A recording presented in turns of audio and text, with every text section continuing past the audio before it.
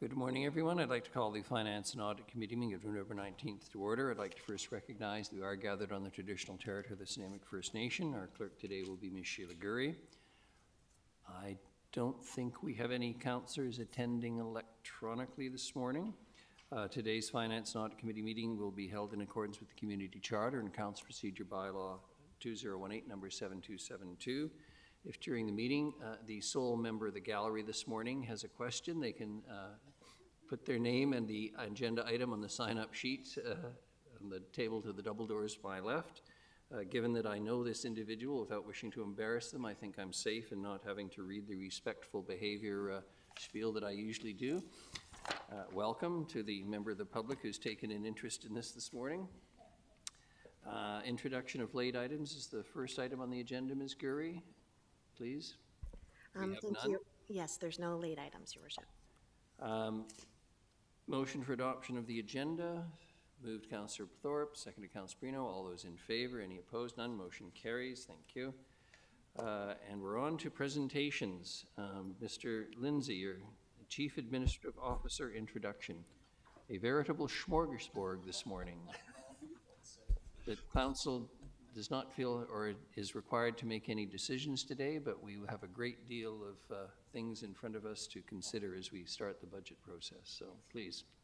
Thank you, Worship, and that's very well said. There's a significant amount of information that we're going to be presenting over the next few meetings as we get into your budget deliberations. And I just, first of all, wanted to take a moment to thank and acknowledge all of the work of staff that goes into getting us to this day. You're going to hear a lot from Ms. Fulla and Ms. Mercer over the next couple of days, but there's whole teams of people behind them in their departments, but also in every department of the city. And I joke from time to time that when council adopts your budget, we celebrate for about 5 minutes, and then the next morning we get up and start working on your next year's budget. And it's not very far off. It's a never-ending process, but I'm extremely proud of the work that our team does on this, not only in crunching the numbers, so to say, but also just in how it's been shared and communicated to the community. You get the budget books and our financial plans, which are often recognized, award-winning documents. But you're also going to see again this year our budget video, which I think is extremely well done. I want to give compliments to our comms team, who is instrumental in part of communicating what the city does and how budgets work, and the stresses that are on local governments right now. So I look forward to sharing that with you later today. I spend usually a little bit of this time talking about a year in review. I'm not going to do a lot of that today, Worship. I think this council's well aware of some of the major projects that were completed off in 2025 because of your support.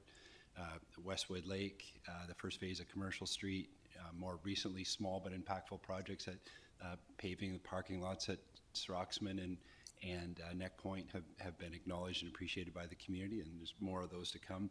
The actual business plans outline in detail kind of what's happened in the past year and what's each individual departments are looking forward to, so we can go into those more detail in coming days.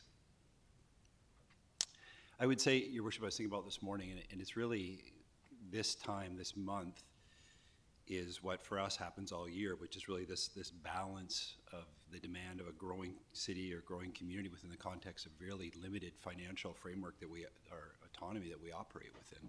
And that's the constant struggle and strain for local governments. You're going to hear today about, I don't want to steal anyone's thunder, but you're going to hear today about our starting point for budgets is always your previous financial plan. So your financial plan for what set us up for 2026. That's our starting point. I would say that staff have worked hard despite a number of drivers and pressures, and you're going to hear about those in more detail. We are still sitting slightly below what we were projected in your last financial plan. We can walk through the details with you and the community. The plans, and you're going to hear a lot about in the coming days, is how these plans are aligned, how your budget's aligned with the other work, with your policy initiatives and your integrated action plan. And I already had one question today about the status of that. Next Friday, you'll be getting the update on the integrated action plan, so that council has all that information in front of you before we get to the point of making decisions on council's priorities and the adoption of your budget. So that's coming soon. Your Worship, I think just a couple comments more, and this is something council's fully aware of, but just, for the benefit of the community, and I think a reflection on where a lot of these pressures are and why the pressures are in the budget. It's impossible to talk about this without talking about social service demands in our community right now. Budget drivers, again this year, you'll see RCMP, community safety officers, clean team pickup, impacts on our parks. All of those things are things that are translating to real impacts in our budgets. You heard just earlier this week, I guess, when we talked about grants for social services, a number of groups doing really important work in the community, but all of those groups are looking to the city for more support. So that continues to be a factor in our budget. The housing one, I think we should just talk about that for just a quick second. Housing continues to be a focus. Everybody knows that Nanaimo was given a housing order. We've met that order. We've communicated back to the province that we continue to meet our housing demands. We are not meeting it when it comes to affordable housing, but we know we need the support of senior levels of government to get there. But as excuse me, Mr. Horn, our Director of Planning, reminds me every day, communities are not just housing. There are many other things. They're services, they're businesses, and while we focus on providing more housing, at the same time, there's this demand for services that comes along with that, both in terms of hard infrastructure, thank you, but also in terms of the services that people expect when they live in higher density, which is those amenities that the community is often called upon to provide. Your Worship, like every year I talk a little bit about infrastructure and the challenges across the country for maintaining existing infrastructure. The FCM does a really good job of this, promoting it at a federal level, and they talk about how 8 to 10 cents of every tax dollar that's collected across this province goes to local governments. However, although we're getting a very small piece of the pie, we're responsible for maintaining the majority of infrastructure in our country. I think maybe if we wanted to end on somewhat of a positive note, I think the 2025 federal budget seems to at least turn their minds to this a little bit, and some acknowledgement that if we're going to build Canada and build strong, that there needs to be an investment in local infrastructure. That's part of that. There has been an announcement for a $51 billion Build Canada Strong Fund. I think, and I'm just paraphrasing and agreeing with what the perspective of FCM's on this, which is that's a good start. It's a good 1 point. It's not the long-term stable funding that local governments require, but I want to assure council and the community that we'll be prepared to respond to any grant opportunities that come up through that fund. We'll be watching it closely, and anything we can do to help increase our opportunities for revenue, because right now the framework that we operate under for tax revenue is antiquated at best. So any support from the federal government is appreciated, and we'll make sure that we're in a position to take advantage of that. So, Your Worship, just before I pass it off, I just want to say really look forward to the discussions in the next few days, both with yourselves and hearing input from the community. But at this point, I'm really very proud of the work staff have done to present what I think is a very balanced budget that maintains, or balanced approach, sorry, I should say, which maintains services. It certainly recognizes the current constraints and challenges in the community. It's well aligned with your integrated action plan, and I think overall responds to what we hear the 11 months of the year, which is the demand for more services, versus the 1 month of the year where we're talking about how to pay for those services. So with that, Worship, unless there's any questions, I'll turn it over to Ms. Mercer to kick us off today. Thank you. Thank you very much, Mr. Lindsay. I'm sure there will be lots of questions, but we won't, no one's jumping in right now. Ms. Mercer, the budget video, please. Thank you. Yes. So before we start our presentations this morning, we're going to show you a short video on the budget that was created by our communications team.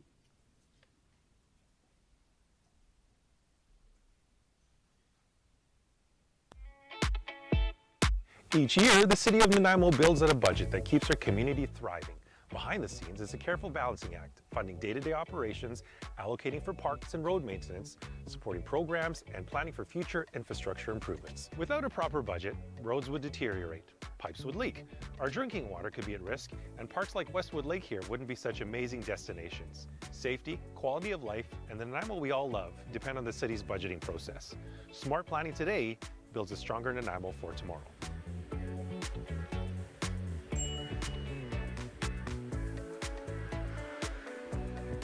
And we're here with Phil Stewart, the City of Nanaimo's Manager of Engineering Projects. We're standing on the corner of East Wellington Road and Madsen Road talking about infrastructure improvements. Phil, tell me all about it. Yeah, so this project is a signal upgrade at East Wellington and Madsen, and kind of one of the things that we do is we try to combine projects into one project. So in addition to the signal, which was the start of the project, we've added active transportation trail connections between the water supply trail down to some of the other active transportation links that we had over the last couple of years, and then also the signal at East Wellington and Bowen Road is up for renewal. So instead of doing them all as separate projects, we combine them into one project, a lot more efficient, and it's also cuts down on the time of the contractors here working and interrupting everybody's queue.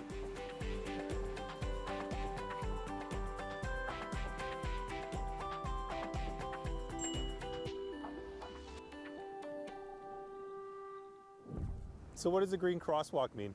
This is conflict paint, and it helps drivers be aware that there could be pedestrians or cyclists crossing in front of them. And we're here with Jamie Roser, Manager of Transportation for the City of Nanaimo. I'd like to know a little bit more about active transportation. What does the city do for that? So City of Nanaimo is using active transportation as sort of growth strategy for its transportation system. And so what we're doing with that is finding ways to make it safer, more comfortable, and more appealing for people to walk, bike, or take transit.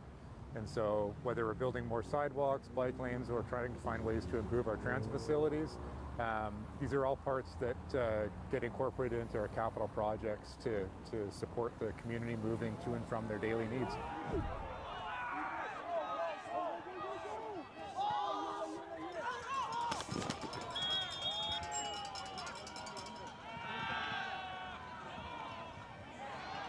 We're here with the City of Nanaimo Mayor Leonard Krogh. Mr. Mayor, nice to see you as always.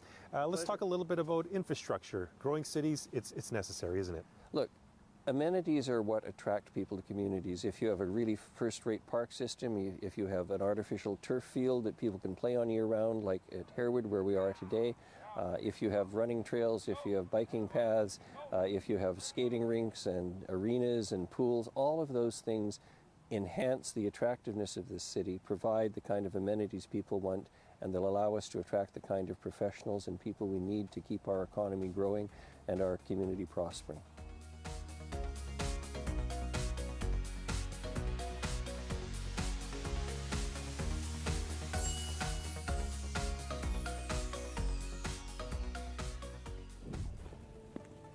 I love that sign. Tell me a little bit more about it. The Civic Arena sign was part of the Civic Arena, which we carried forward to the Ice Center for when we opened it just after we closed the Civic. The benches as well are nostalgia and a big part of our Nanaimo history. Nice. We're here with Darcy Osborne, our Director of Parks, Recreation and Culture for the City of Nanaimo. So Darcy, programming obviously would support facilities infrastructure, correct? Absolutely, yes. As a matter of fact, our facilities are extremely busy in the City of Nanaimo. We saw 1.1 million visitors alone to the Nanaimo Aquatic Center. We had about $2.8 million in program revenue in 2024 and saw over 10,000 registrations. And what's unique about that is that with our program registrations, we actually have a 20% facility development fund. And we take 20% off the top of all of our program registrations and put that into a reserve that will help with facility infrastructure renewal and upkeep and potentially new facilities. And it must cost to upkeep these buildings. Oh yeah, there's a lot of upkeep that is required to keep facilities operating, a lot of mechanical and infrastructure that we have to maintain. For example, you're going to see this coming year that we'll be redoing the roof at the Frank Crane Arena and Social Center in Bevan Park Plaza. And we probably want to note that Frank Crane Arena is turning 50 years on January 3rd. Wow, well happy birthday, right? Yeah.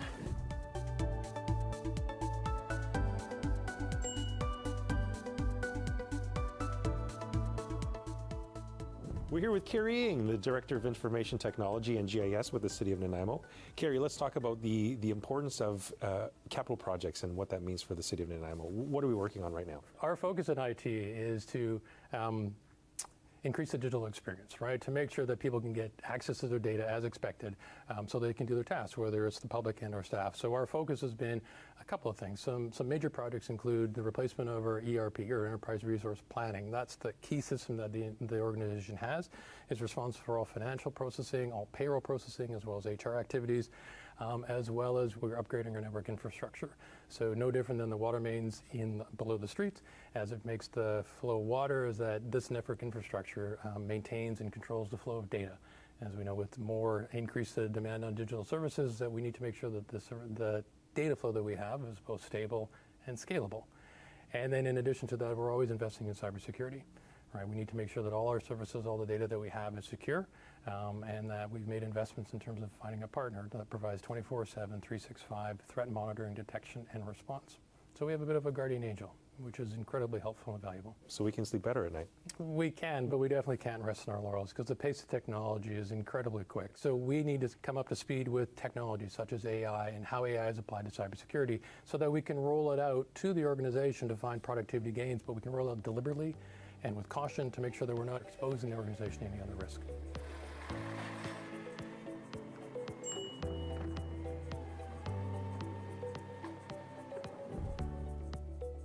We're sitting in one of the City of Nanaimo's garbage trucks with David Thompson. David, tell me a little bit about service levels.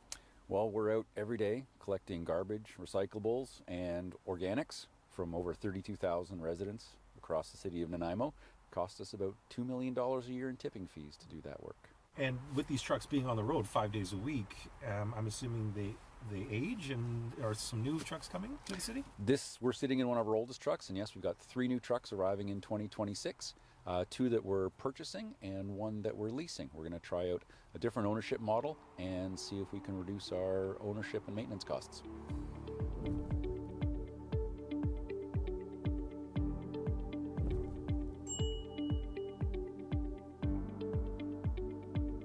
We're here with Laura Mercer, the General Manager for Corporate Services for the City of Nanaimo, and we're talking about budget. This is a big part of your department, and so let's talk about the budgetary process for the city. So there's 3 main components that go into creating the 5-year financial plan. And the first is operating budgets. So every year, staff build their budgets from scratch. So the city uses what's called a modified zero-based budgeting approach. And this is where we take wages and benefits that are outlined in the collective agreement, along with internal fleet and computer charges. And then every other line in the budget, so utilities, contracted services, etc., start at 0, and they're built up based on need. And the second component is project plans. So the majority of projects are a result of the 20-year investment plan. And these are informed by our asset management plans. And these identify projects that need upgrading or replacement. And then items such as the DCC bylaws or strategic plans like the city plan identify projects that need to be included as well. And then of course every year we have unexpected projects that pop up for inclusion. So these are all combined into a 10-year project plan, and then the first 5 years of that plan are included into the financial plan. Okay, and so you've mentioned the first 2 components, and for the third one, my understanding is it's about business cases. So let's talk a little bit about that. So business cases are developed when a request for a new service or a new resource, which is staffing, or things like that, are being requested. And so the business cases identify the need and the cost associated with it, and then council reviews those for inclusion, if any, into the financial plan. And so those 3 components combined create the 5-year financial plan. Now, in terms of business cases, there's some things that some people may not know about in terms of budget, and some of that is about, again, staffing. So let's talk a little bit about that. So, for example, we have 4 new RCMP officers included in the 2026 budget. Now, this came from an inclusion in 2025 that added 4 officers per year for 3 years.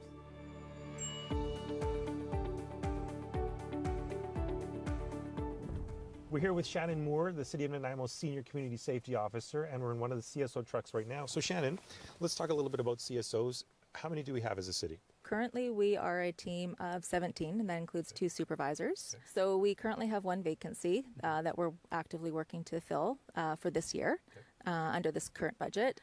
We work 7 days a week. We start 7 a.m. and we work till 11. Starting in January, though, our hours are going to push out a little further. We are going to start at 6:30 in the morning and go through till 1 a.m.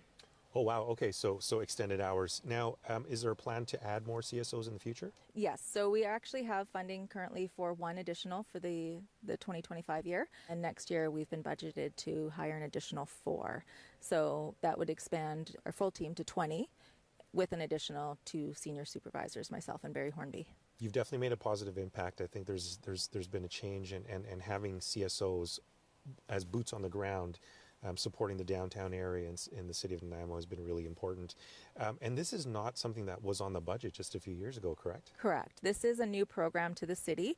Originally, both parking and general duty bylaw were responding to the social disorder of the downtown, and that was pulling away from their duties that they were hired to do. Together with the downtown businesses, they came up with a community action plan to address the issue, and that was where the CSO program came out of.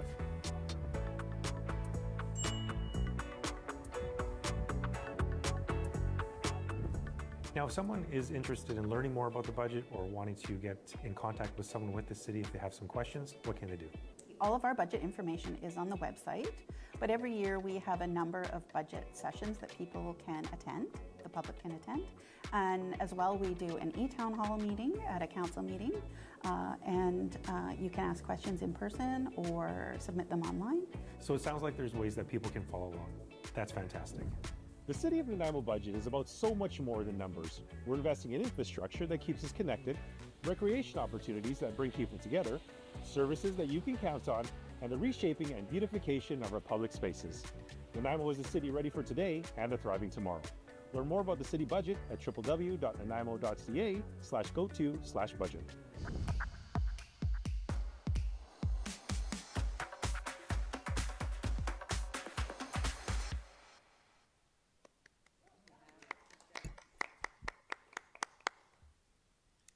Yeah, our communications department does a fabulous job on those videos. Well done.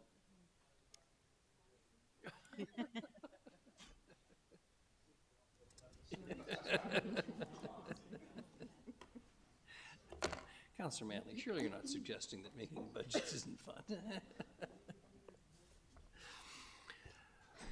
All right. Okay. Thank you very much. That was wonderful. Thank you. So this presentation that we're going to go through highlights the draft financial plan, and Ms. Fuller will walk you through the rate increases and what the budget drivers are for 2026, and then she'll finish up with some debt and reserve information highlights. So I will pass it over to her to walk you through all the critical parts of the financial plan. Ms. Fuller, welcome. Good morning. Good morning, Mayor and Council. The budget we're presenting today reflects the collaborative efforts of staff across the city who contributed to the budgeting process. The 2026 to 2030 financial plan will continue to advance the city's integrated action plan while ensuring we deliver high-quality services to the community. Today, we will provide an overview of the draft financial plan, 2026 departmental key initiatives, and the 2026-2030 draft financial plan. On the 28th, a number of external organizations who receive city funding will present to Council, and we'll also do a preview of the decision slides for December 3rd.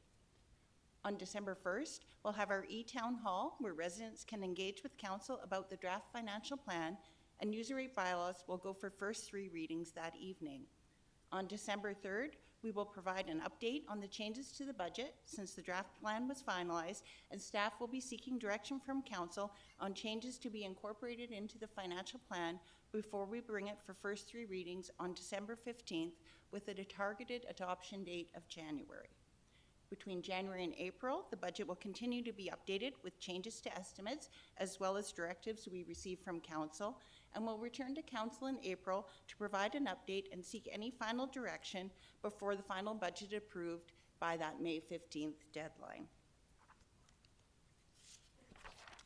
The draft 2026 property tax increase is 7.1%, which includes 1% for asset management to support the long-term sustainability of our infrastructure.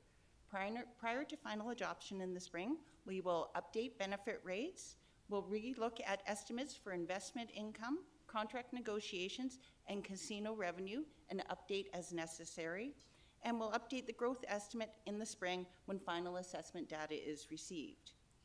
Looking ahead, future projected increases reflect the fact that the debt servicing for the VICC will be paid out in 2026 and 2027, and the debt servicing for Fire Station Number 4 ends in 2027 as well. They also show the 1% increase for the General Asset Management Reserve ending in 2028. However, in 2026, staff are undertaking an update to our 20-year investment plan and our asset management plan, and we're targeting to bring back that update as well as recommendations to Council in 2027. Staff anticipate that one of those recommendations will be additional property tax increases to increase the contribution to the Asset Management Reserve Fund to continue to address our infrastructure funding gap. Projected user rate increases for 2026 are 4% for sewer, 5% for water, and the annual rate for residential collection will increase to $253. Sewer and water both include a 2% increase to the contribution to their asset management reserves. This slide provides a recap of our recent property tax increases along with the 7.1% draft increase for 2026. When reviewing this information, it's important to consider significant service enhancements Council has approved over the past few years, many of which directly impact operating costs and staffing levels.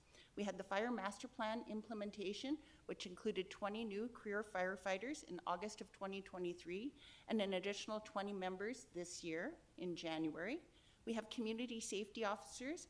12 were onboarded in 2022, 6 more were added this year, and an additional 4 are scheduled to join next year.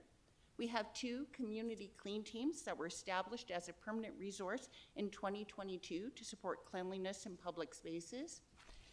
Our CMP member increases include 7 in 2022, 3 in 2023, 3 in 2024, 4 in 2025, and 4 more planned in 2026, totaling 21 new members over a 5-year period. In addition to these public safety and community service investments, Council has also added resources to maintain service levels as the city continues to grow. We are also managing the financial impacts of post-COVID price increases and new tariffs, which have both added pressure to our operating budgets. These decisions reflect Council's ongoing commitment to community safety, livability, and service delivery, and they help provide some context of the property tax increases that you're seeing. So when we look at our neighbors, as well as 3 cities below us and 2 cities above us in population, you can see how Nanaimo compares. It's important when you look at this slide to consider that not all municipalities provide the same services or pay for them in the same methods. You also need to consider the value of a typical home can vary substantially. For example, in Kamloops, the lowest value on this list, where the typical home is just over $716,000, and Delta has the highest typical home value at almost $1.5 million. So we can see 3 municipalities, 2 which have a significantly smaller population than us, were below us, and 4 were above us in 2025. So what will 7.1% mean for the typical home? For the average home that changes in value at the same rate as Class 1 properties, the estimated increase in property taxes for 2026 is approximately $218, and this figure excludes amounts collected by the city on behalf of other governments. When user fees are factored in, the total change will be approximately $262. Of the $3,299 in annual property taxes, $2,721 directly funds essential city services that residents rely on every day. This includes maintaining our parks and sports fields, recreation and culture facilities, community safety services such as police, fire, and community safety officers, as well as upkeep of our roads and storm sewer infrastructure. $40 will go to debt servicing, which includes the VICC and Fire Station Number 4.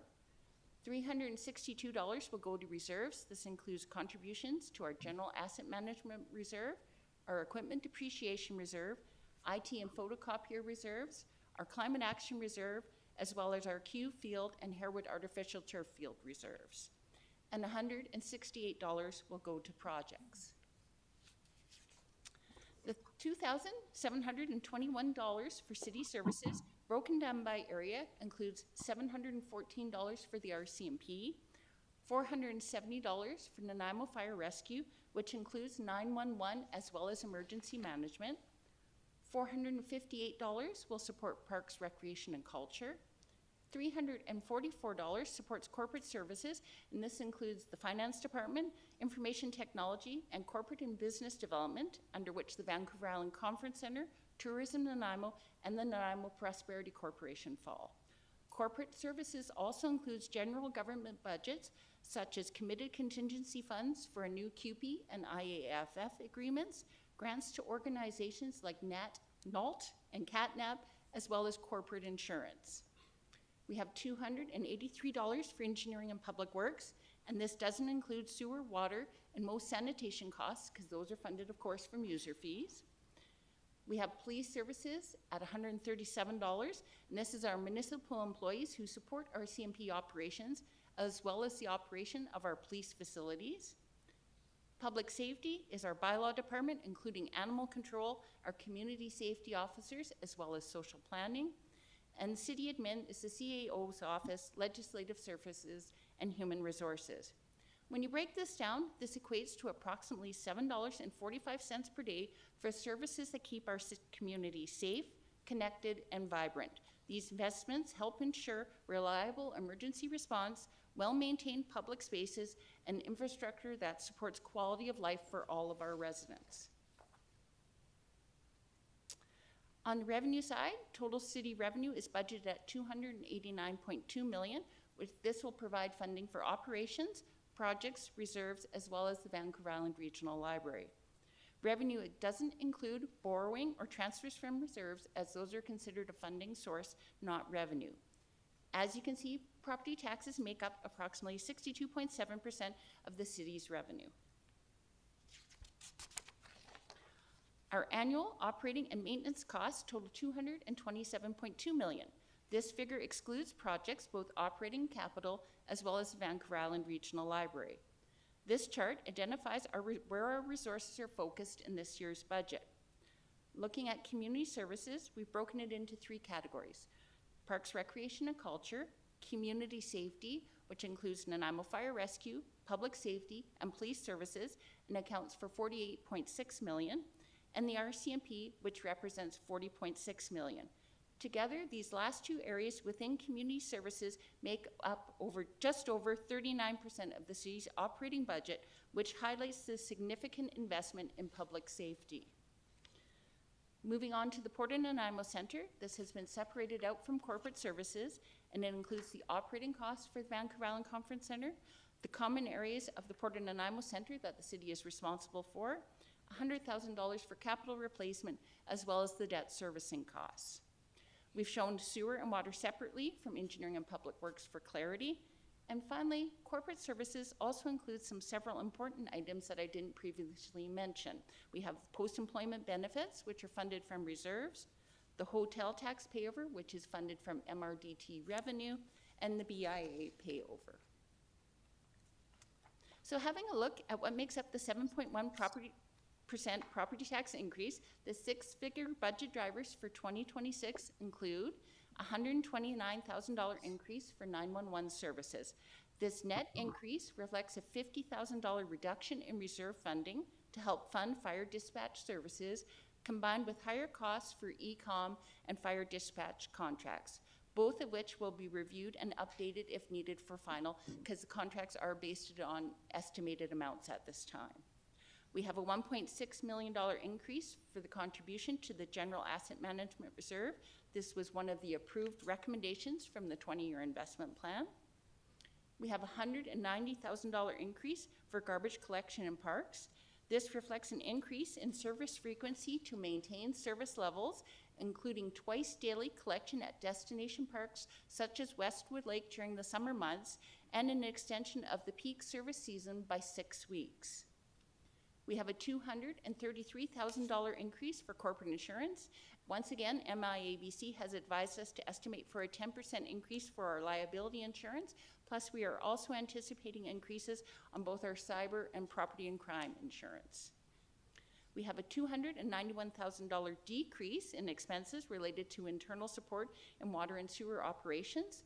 So each year, a portion of general expenses related to departments that support sewer and water operations or projects is allocated to those funds based on our overhead calculation. For 2026, the amount charged to the sewer and water funds has increased by $291,000, which means it's a decrease in expenses in the general fund. We have a $415,000 increase in IT software and subscriptions. This includes increases to our GIS and cybersecurity software, subscription costs for Unit 4, so that's our new ERP system that'll be coming online mid-year, and new password and property information report licenses. We have a $100,000 decrease for landscaping and parks. This is due to a variety of factors, including less trees are anticipated to be watered as a number of trees planted in recent years have become established and no longer need to be part of our watering program. We also have lower than anticipated costs related to several new areas that the city is now responsible for the maintenance on. We have a $105,000 decrease related to Nanaimo Fire Rescue clothing and footwear. So 2025 was a boot year, so every 3 year all the station boots are replaced. So we see an increase, then a decrease the next year. As well, in 2025, more turnout gear was scheduled for replacement. So we're replacing less turnout gear in 2026, so we're seeing a drop in costs there. We have a $1.2 million increase in project funding. So base funding for projects increases 5% a year as per the 20-year investment plan. So this helps to address growth in assets as well as inflation. Plus, we have the impact of a one-time funding reduction in 2025. So you will recall that in 2025, we reduced project funding by just over $795,000 as a result of moving phase 2 of the Commercial Street implementation outside of the 5-year plan. So 2026 funding for projects is based on a 5% increase to 2025 base funding before that reduction. I know, a little complicated. And then we have a $3.9 million increase for the RCMP contract. This includes 4 new members that'll be starting hopefully in April, as well as a full year for the 4 members that were added in 2025. For 2026, we have budgeted the contract at 92%, which is similar to what we've done for 2025. And for years 2027 onward, we're currently budgeting the contract at 95%, but of course we do revisit that each year as part of the budgeting process. We have a $130,000 increase for after-hour security and support at the Public Works Yard based on a new contract. We have a $104,000 decrease for new traffic signal management software. If you'll recall, for 2025, this was a budget driver as new software was being implemented, so we incurred commissioning and training costs. Costs will now only be the subscription and maintenance for that software. And finally, on the expenditure side, we have $5.5 million for wages and benefits. This includes a negative wage contingency of $750,000 to account for vacancies throughout the year in the general fund. It includes contingency for contract increases as the IAF contract expired last December and the QP contract will expire at the end of this year. It includes 4 new community safety officers as well as 2 new positions in police services. It reflects the progression along the pay scale of 40 new firefighters, so those 20 that were added in August 2023 and the 20 in January of this year. So for the first 5 years, there's a progression along the pay scale as part of the IAF contract. And it includes a full year for 10.5 positions that were added in 2025. Looking at the revenue side, we have a $121,000 decrease for aquatics. This reduction is primarily due to an extended 9-week shutdown at NAC next year to accommodate the dehumidification improvements project, and at that same time we'll also be installing a new water play feature, and this figure is shown net of the transfer to the Facility Development Reserve. We have a $100,000 increase in investment income. The city's mix of short and long-term investments has helped mitigate the impact of declining interest rates, resulting in investment income actually increasing rather than decreasing as we had previously anticipated. And we have a $100,000 decrease in reserve funding. This reflects that 2025 was the final year of the strategy to use reserves to reduce property taxes as the city recovered from the COVID-19 pandemic. Then we have other changes. So these are those budget drivers that are less than 6 figures, and they total a decrease of $290,000. Some examples include an increase in the net profit for Viera, so that's our fire training academy. We've shifted funding for the former Travelers Lodge from property taxes to reserves. We have reduced debt servicing costs as a portion of the VICC debt is paid out in 2026. We have lower pool chemical costs due to a new system that Mr. Bryson will address further when he does 2025 project highlights. And we have higher revenues in arenas, recreation programs, and summer programs.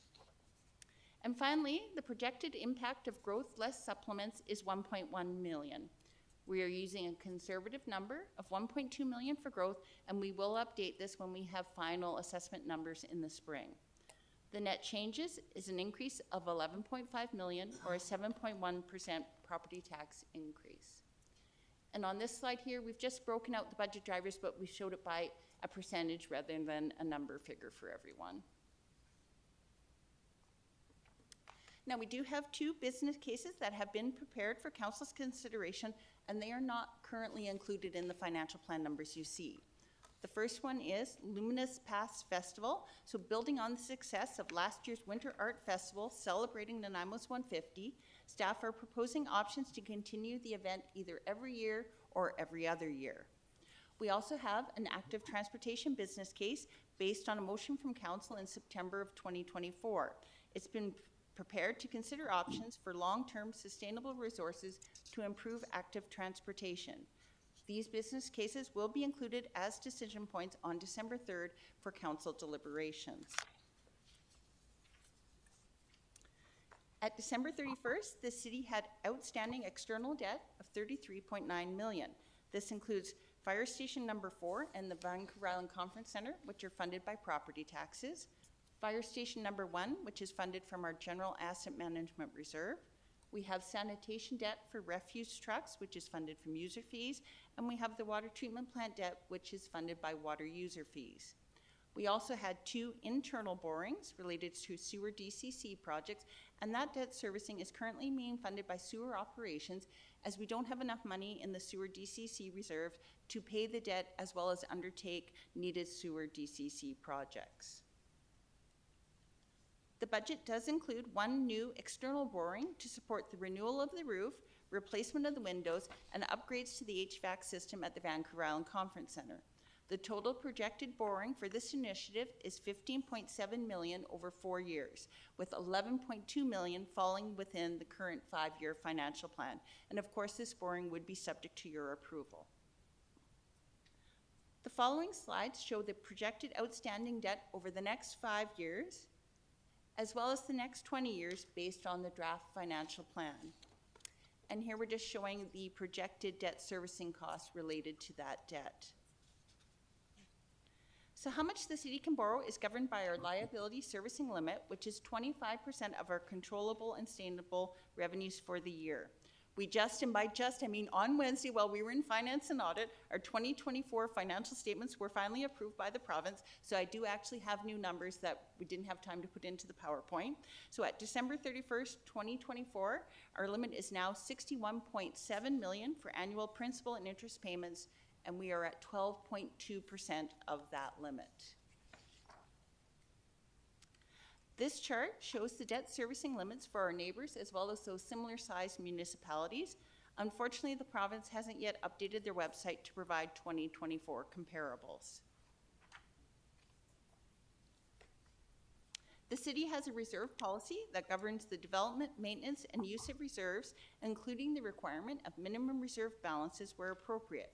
The financial planning process strives to maintain the recommended target minimum balances for all 5 years of the financial plan. The city has both operating reserves and statutory reserves are authorized by the community charter and/or a city bylaw and can only be used as authorized. The projected 2026 closing reserve balance is $159.4 million. This is made up of approximately 14% sewer reserves, 22% water reserves, and 64% general reserves. Now, DCCs, as you are aware, can only be used for projects identified in our DCC bylaw and the current projected closing balance is made up of approximately 35% or 55.6 million in DCC reserves. As we'll be talking about in the project plan presentation, reserves are a major funding source of the project plan. And we are happy to take any questions. Councillor, in order so far, Councillors Manley and Armstrong. Councillor Manley, please. Thank you. Yeah, just going back to the RCMP numbers, we've had 21 new members over 5 years. Is that correct? That's what I heard. Yeah. Through Councillor Manley, that is correct. Plus, there is also 4 more in the budget for 2027, because last year you approved a business case that added 12 members over 3 years, so 4 in 2025, 4 in 2026, and 4 in 2027. But I didn't speak to those 4 because we were just looking at a 5-year time frame in the presentation. And do we know how many of those positions have been filled? I will let Mr. Groot. Because we're still running at 92% or something like that, budgeting, or yeah, lower than that. Morning. Morning. Through the chair. Oh, sorry. Thank you, sir.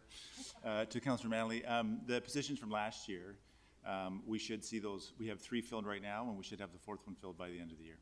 Okay, and the other previous years have all been filled then?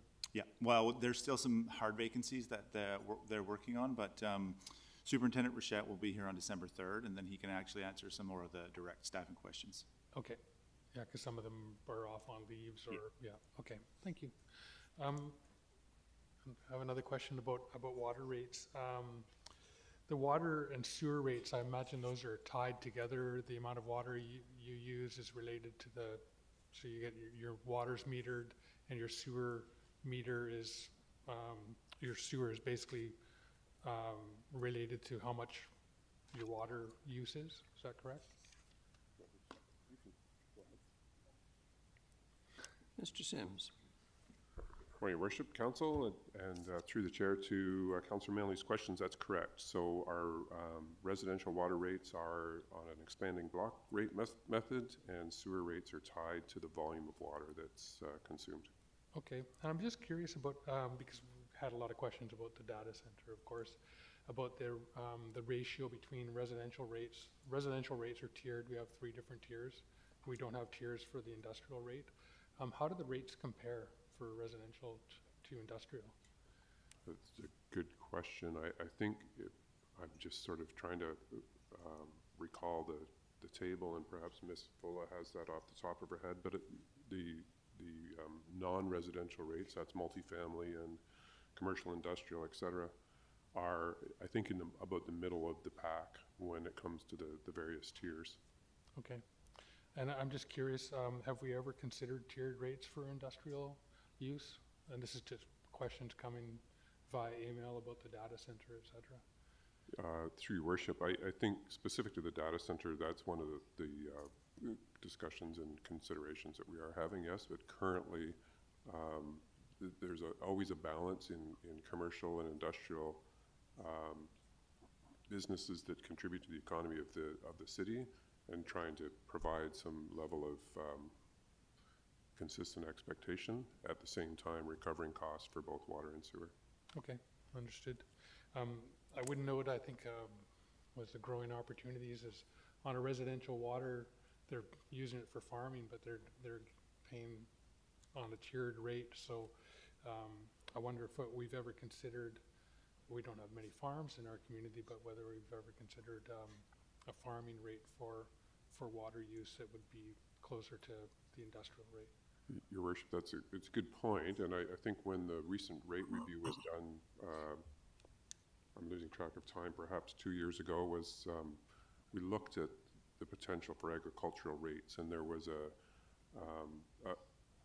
very small number of farms, and to try and have a specific rate for a very small number was really not administratively practical. Okay, thank you. Thank you. Ms. Mercer, you wanted to say something, or Ms. Fulla? Sorry. Yeah, no. Oh, you go. Ms. Fulla can go first.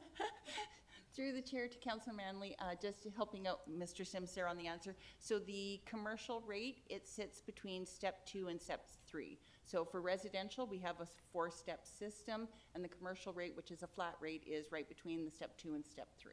Right in the middle of the pack. Okay, thanks.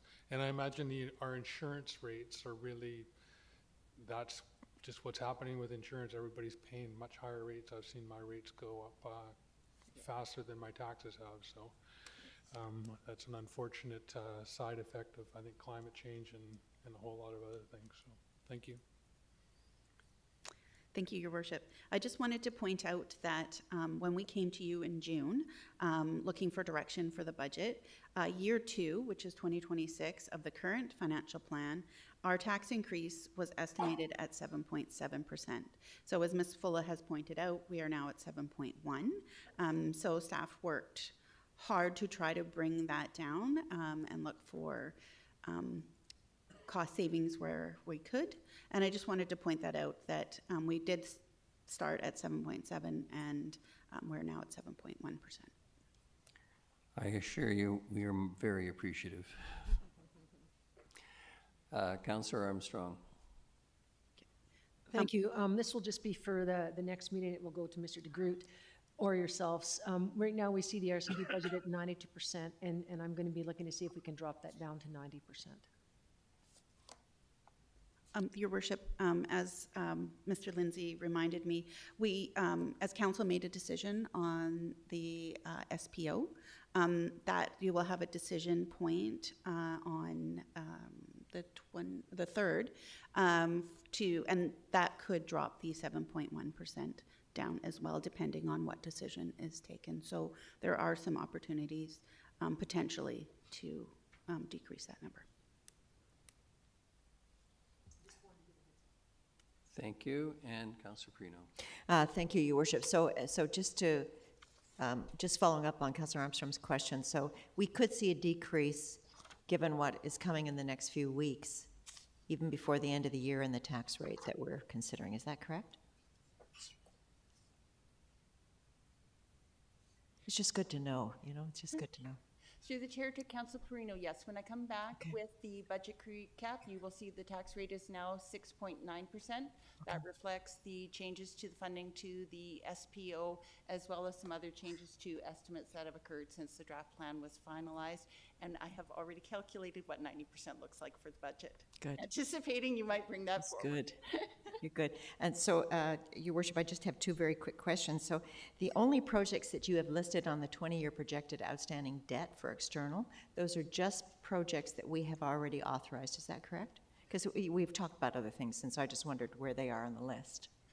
Through the chair to Councillor Perino, that only reflects projects that are in the draft plan, and of course Council has the option when they're reviewing the draft plan, they could move those renovations for the VICC out if they didn't feel it was necessary or they wanted to delay other major capital projects.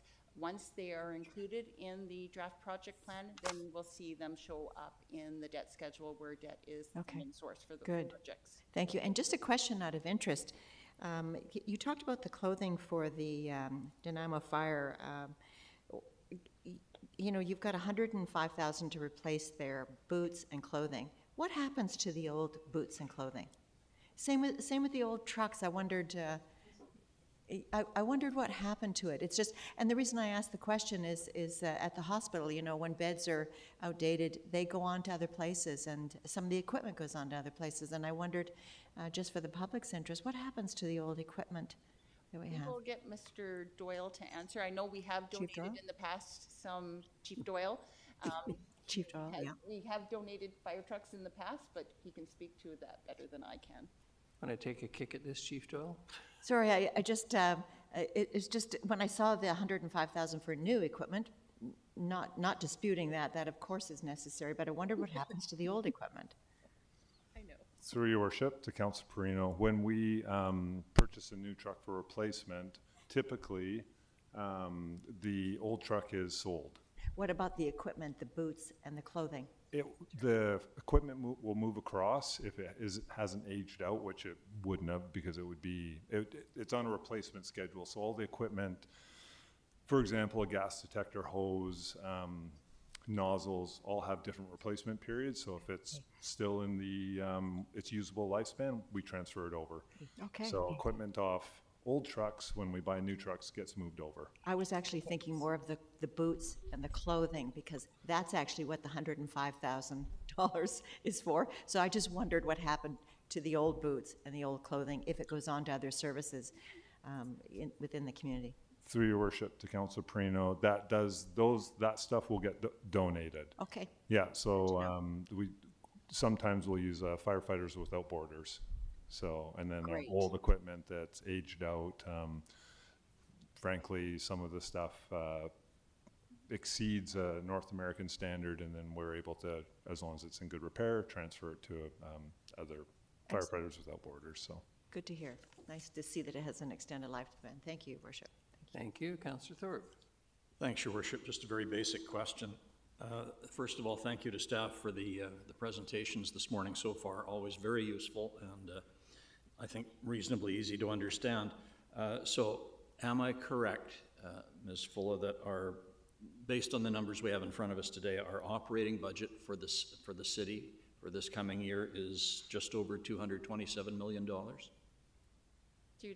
Through the chair to Councillor Thorpe, that is correct. That is our operating budget. Thank you. And because I trust your math a lot better than I trust mine, just to keep in the back of my mind for future possible additions to our budget or deletions, how much money would equate to a 1% tax differential? Through the chair to Councillor Thorpe, to keep numbers easy, let's go with 1.6 million. It's 1.6 million and change, but yeah, easy math is 1.6. That'll be very helpful as a benchmark. Thank you very much. I'm not seeing any other questions. Mr. Lindsay, please. Your Worship, I just want to reiterate what's already been said, but just to make it clear for anyone watching, you've heard this morning our starting point was 7.7% from the financial plan. There was work done to bring it down to 7.1. There will be future decisions made by council, but the one decision you have already made is around the SPO. So that's going to bring it down below. The current estimate is right now 6.9. So that decision's already been made. It's not a decision we're looking for council. So when you see the updated numbers, it will be below 7%. Councillor Gesselbrock. You're just a tiny little bit in the screen for a while this morning. Sorry. I'm just curious, when do we expect the report on options around change the funding around the SBO?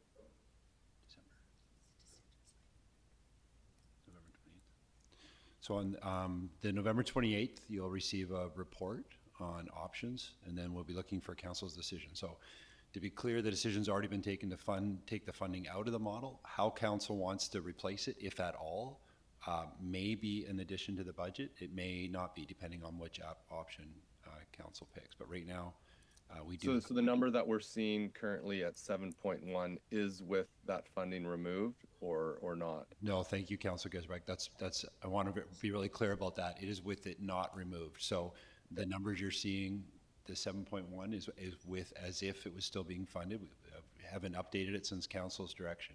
So with council's most recent direction, we now know it's sitting, we heard this morning, approximately 6.9, so below 7% with that funding removed. And so it'll be next week we'll receive the report with potential options of. Through your worship, that's correct. Great, thank you. Thank you. Not seeing any further questions at the present time. Thank you, Chief.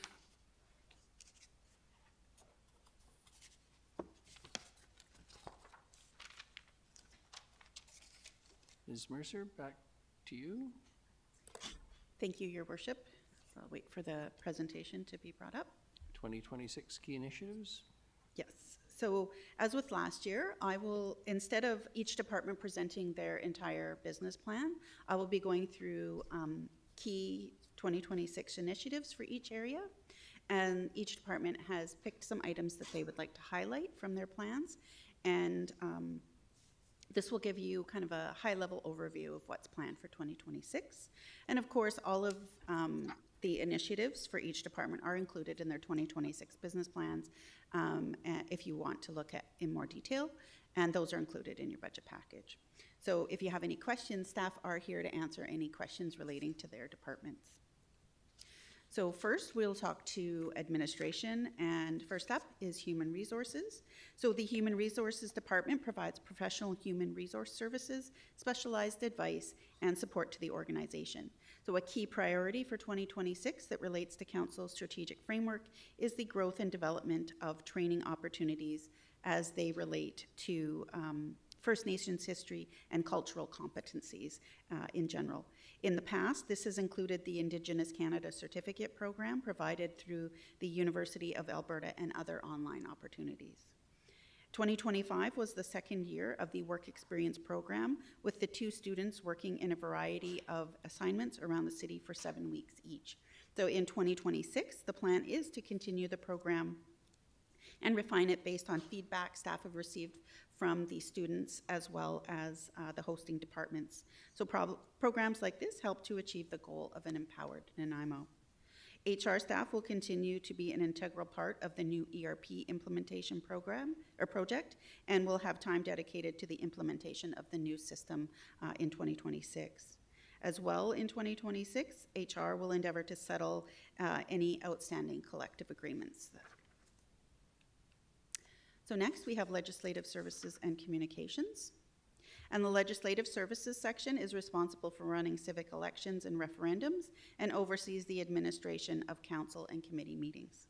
To achieve an empowered Nanaimo, Legislative Services supports the Advisory Committee on Accessibility and Inclusiveness by providing administrative and legislative support at the bi-monthly committee meetings, as well as running recruitments for any member-at-large vacancies that come up.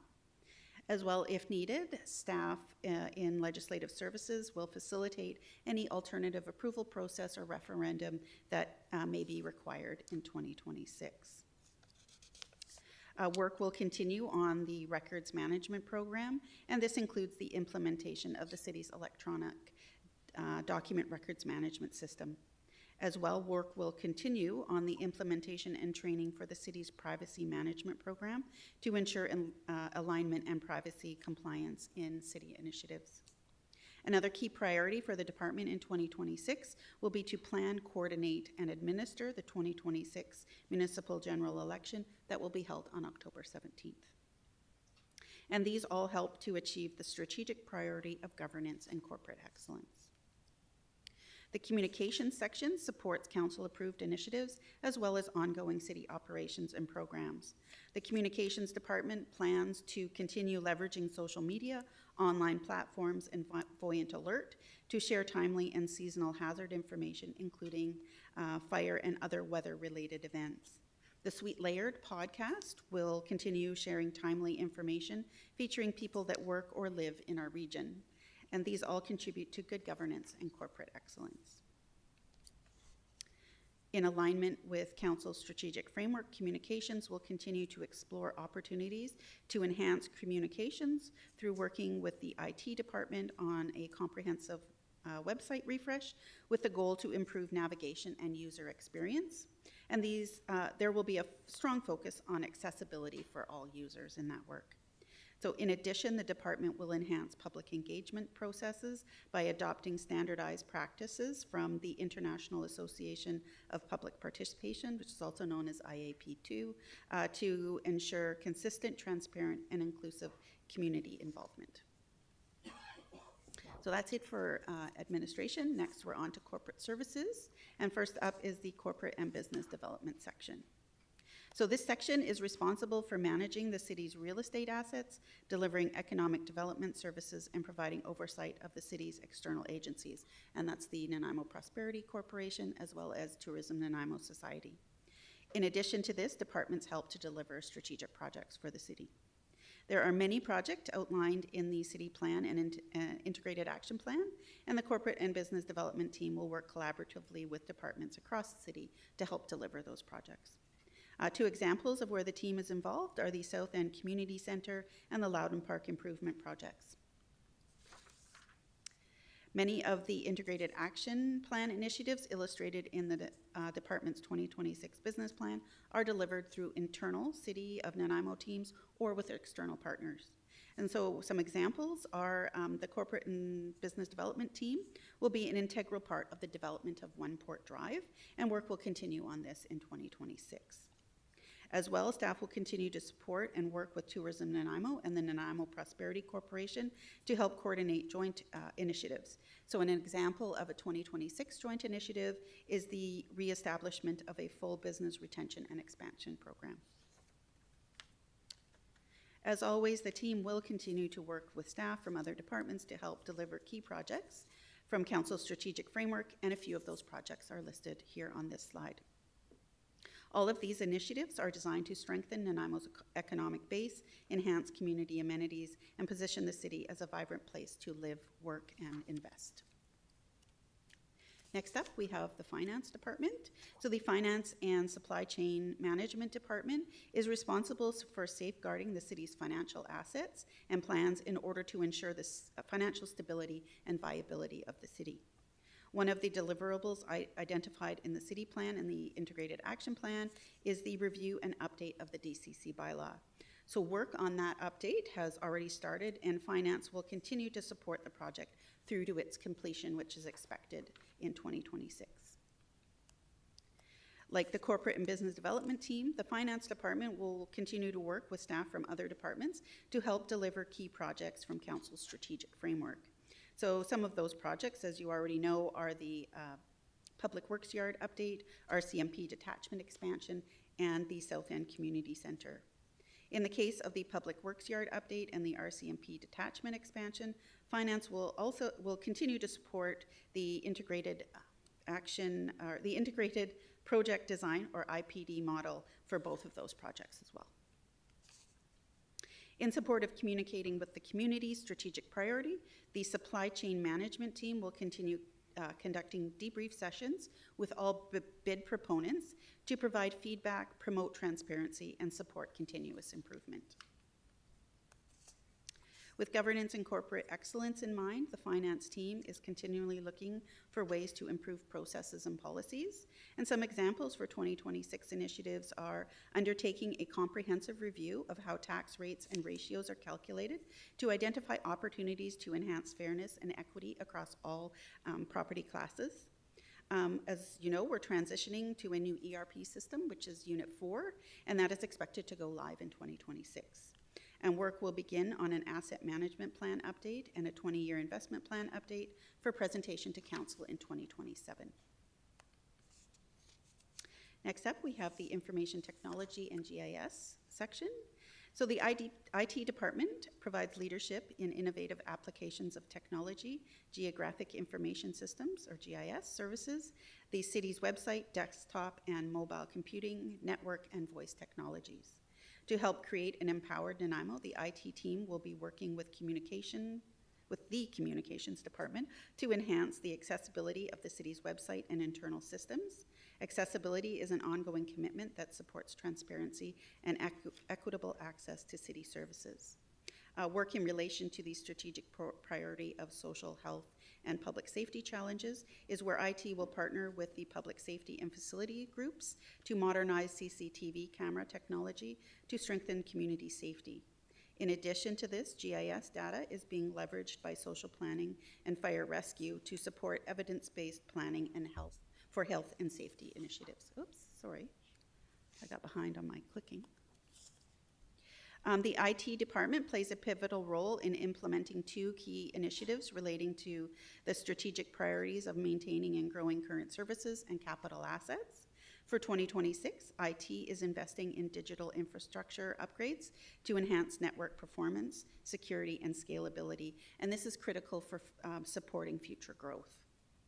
In 2026, the Vancouver Island Conference Centre transformation project will conclude and will deliver a modern AV and networking capabilities that will elevate the conference experience. Beyond maintaining reliable services, IT is introducing solutions that drive efficiency and digital transformation, and some examples of that are the city's ERP system will see the transition of finance and HR functions from paper-based processes to digital workflows, reducing manual effort and improving accuracy. GIS will be expanding advanced mapping tools, including 3D models to improve planning and public engagement. As well, currently over 140 staff use Cartograph, and this is the city's asset management software, and additional teams will be onboarded through 2026 into 2027 to optimize asset lifecycle management. With an eye to increasing governance and corporate excellence, the IT team is committed to compliance with industry standards and regulations to safeguard city data and digital records.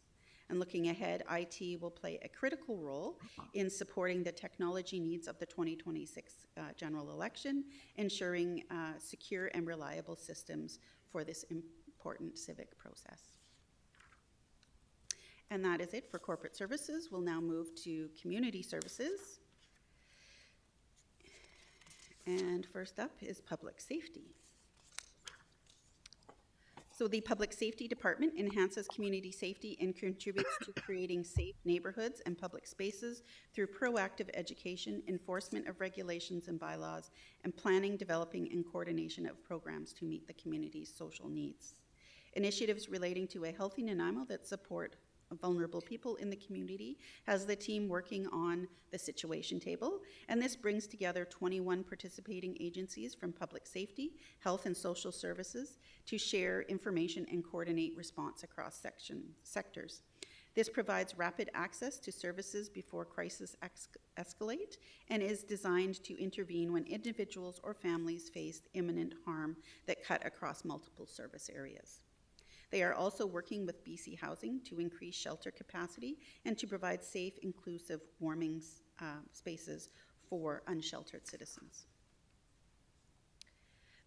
The city continues to support BC Housing's provincial homelessness response initiative known as Heart and Hearth.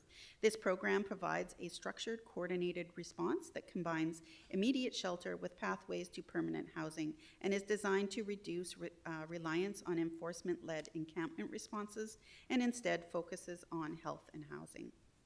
In 2026, the city will continue to provide a variety of low and no-cost support services, including emergency warming centers that provide unsheltered citizens with locations to be indoors during extreme winter weather, and a shower program providing hygiene services. Public Safety, through the Social Planning Group, also administers social planning grants. So these provide annual funding for projects that strengthen community well-being, distributing $85,000 annually to address poverty and improve social cohesion and community viability. The city has been allocated $1.8 million from Public Safety Canada to promote youth resiliency and prevent gang violence. These funds are used to provide safe youth gathering spaces, expansion of outreach services to provide basic needs, youth mentoring, culturally based programming, and enhancement of existing programs already serving vulnerable youth. And funding for this program will end in 2026. The city, through the public safety team, will also continue to provide rent supplements and funds the rent bank to support low-income individuals and families who are in financial hardship and at risk of housing loss. And all of these contribute to a healthy Nanaimo. To support the strategic priority of social health and public safety challenges, 4 additional CSO members will be onboarded in 2026, and these positions provide municipal response to the growing challenges with homelessness, mental health, and addictions in the downtown core. The city utilizes bylaws, inspections, and provincial guidelines to address hazards and social disorder linked to derelict properties. So the bylaw department and fire services collaborate on these matters to protect public safety and community livability. Improved record-keeping measures will ensure data is more reliable and consistent to allocate resources where they are needed most and to create a fuller picture of community needs. And this work helps to achieve the strategic priority of maintaining and growing current services. Public safety will continue to support enforcement of the Animal Responsibility Bylaw that was adopted in 2021. This bylaw modernizes how the city regulates pet ownership and animal issues, emphasizing responsible ownership, welfare, and community safety, and includes more than 80 regulatory sections. And now we are on to Nanaimo Fire Rescue. So Nanaimo Fire Rescue, or NFR, provides services to preserve life, property, and the environment, contributing to the well-being of the community.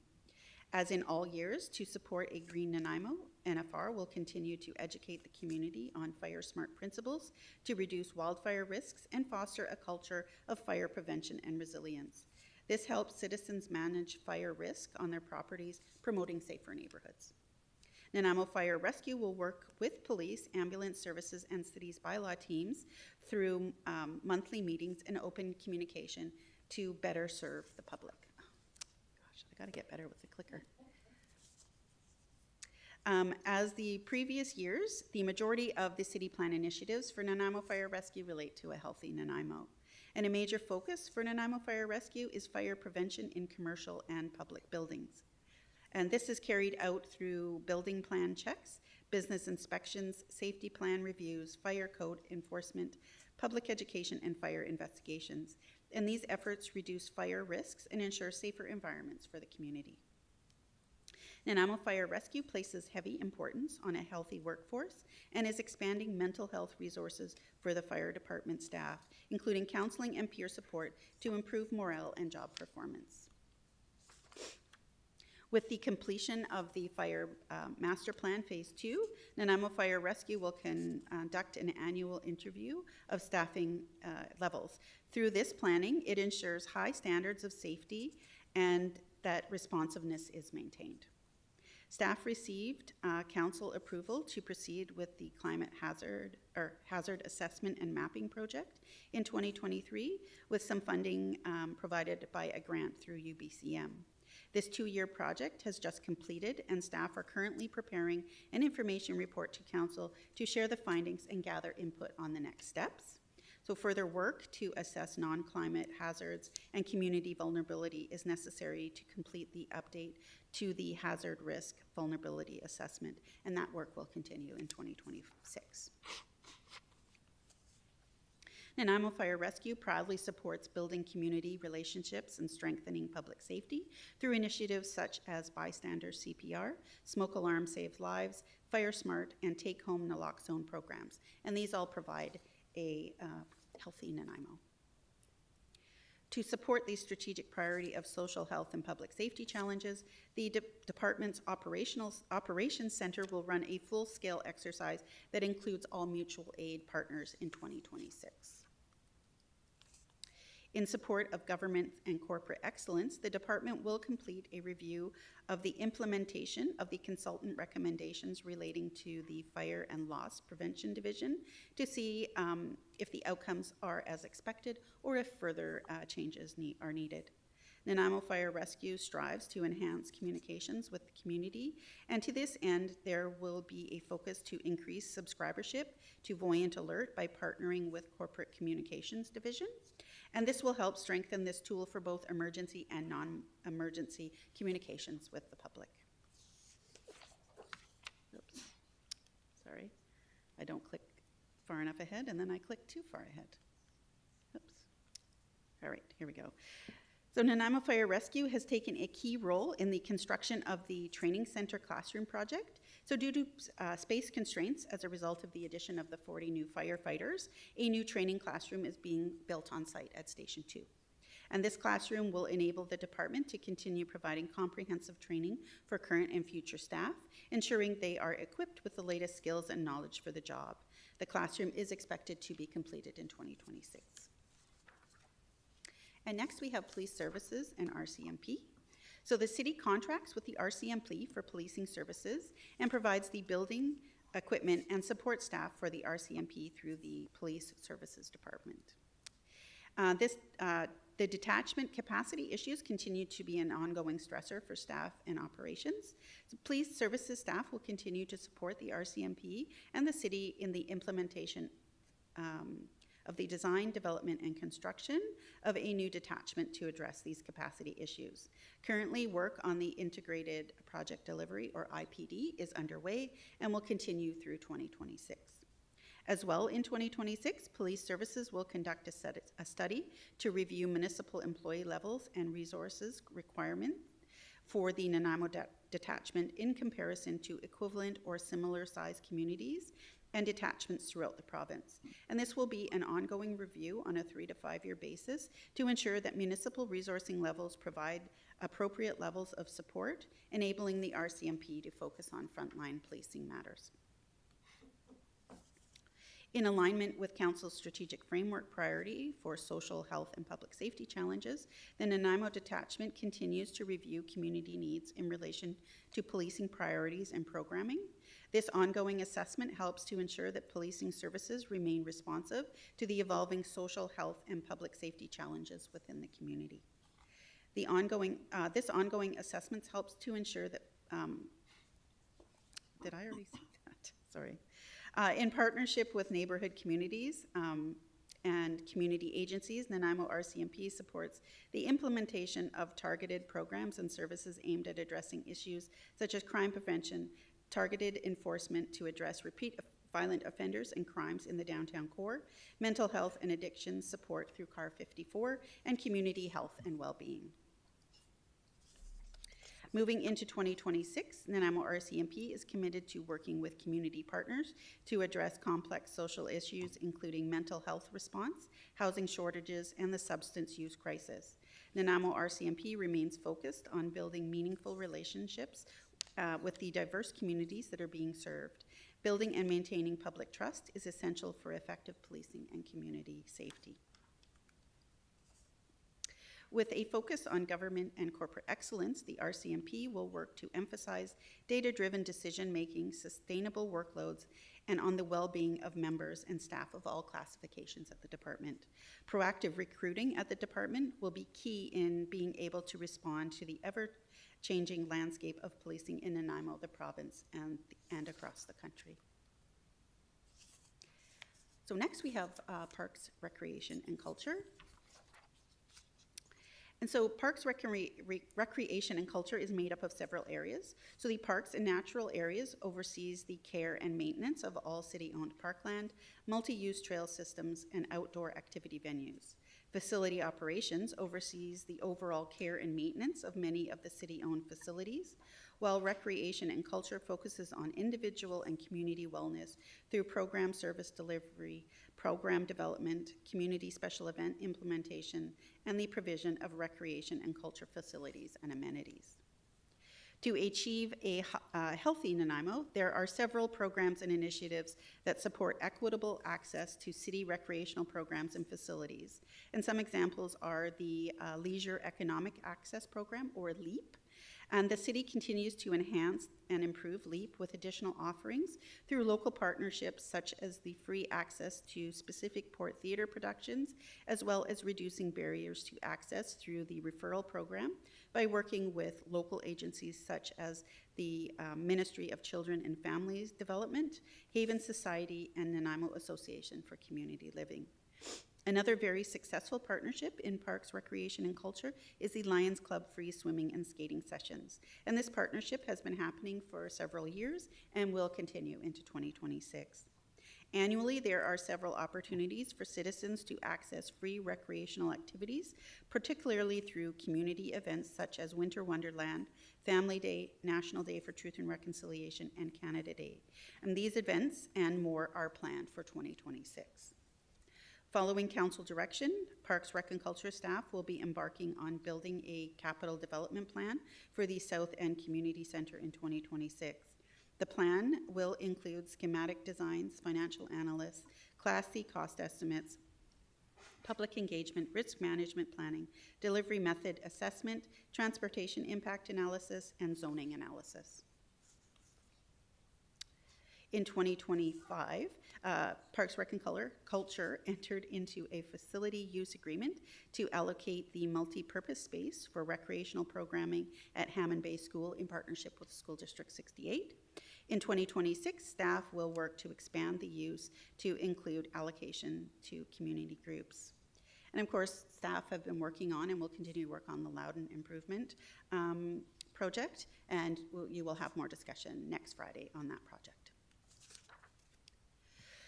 With an eye to creating an empowered Nanaimo, Parks, Rec, and Culture staff will continue to provide staffing support to the Advisory Committee on Accessibility and Inclusiveness, and will bring forward presentations and reports for discussion on accessibility and inclusiveness in parks, programs, facilities, and services. In 2026, PRC will strive to not only seek guidance on project designs such as the Maffeo Sutton Park Washroom Amenity Building and the South End Community Center, but to return to the committee with results and outcomes from previous engagements. The Culture and Events staff have completed a communication strategy with the goal of increasing awareness of the depth of city support through culture and event grants for a diverse range of new and long-standing cultural projects, events, and organizations. And this will help to spread the message that culture adds to a community's sense of belonging and its livability. And these culture grants allow organizations to help create a vibrant city, and participation is a great way to unite a community. And this communication strategy will be rolled out in 2026. Neck Point recently saw the opening of the newly paved parking lot. So Parks crews will continue to implement improvements from the Neck Point Park Master Plan, including improved pedestrian access and signage. The Stadium District also has several construction initiatives underway, including bleachers and media booth at the Quinnipiac Stadium and wash cars at Soroxman Stadium.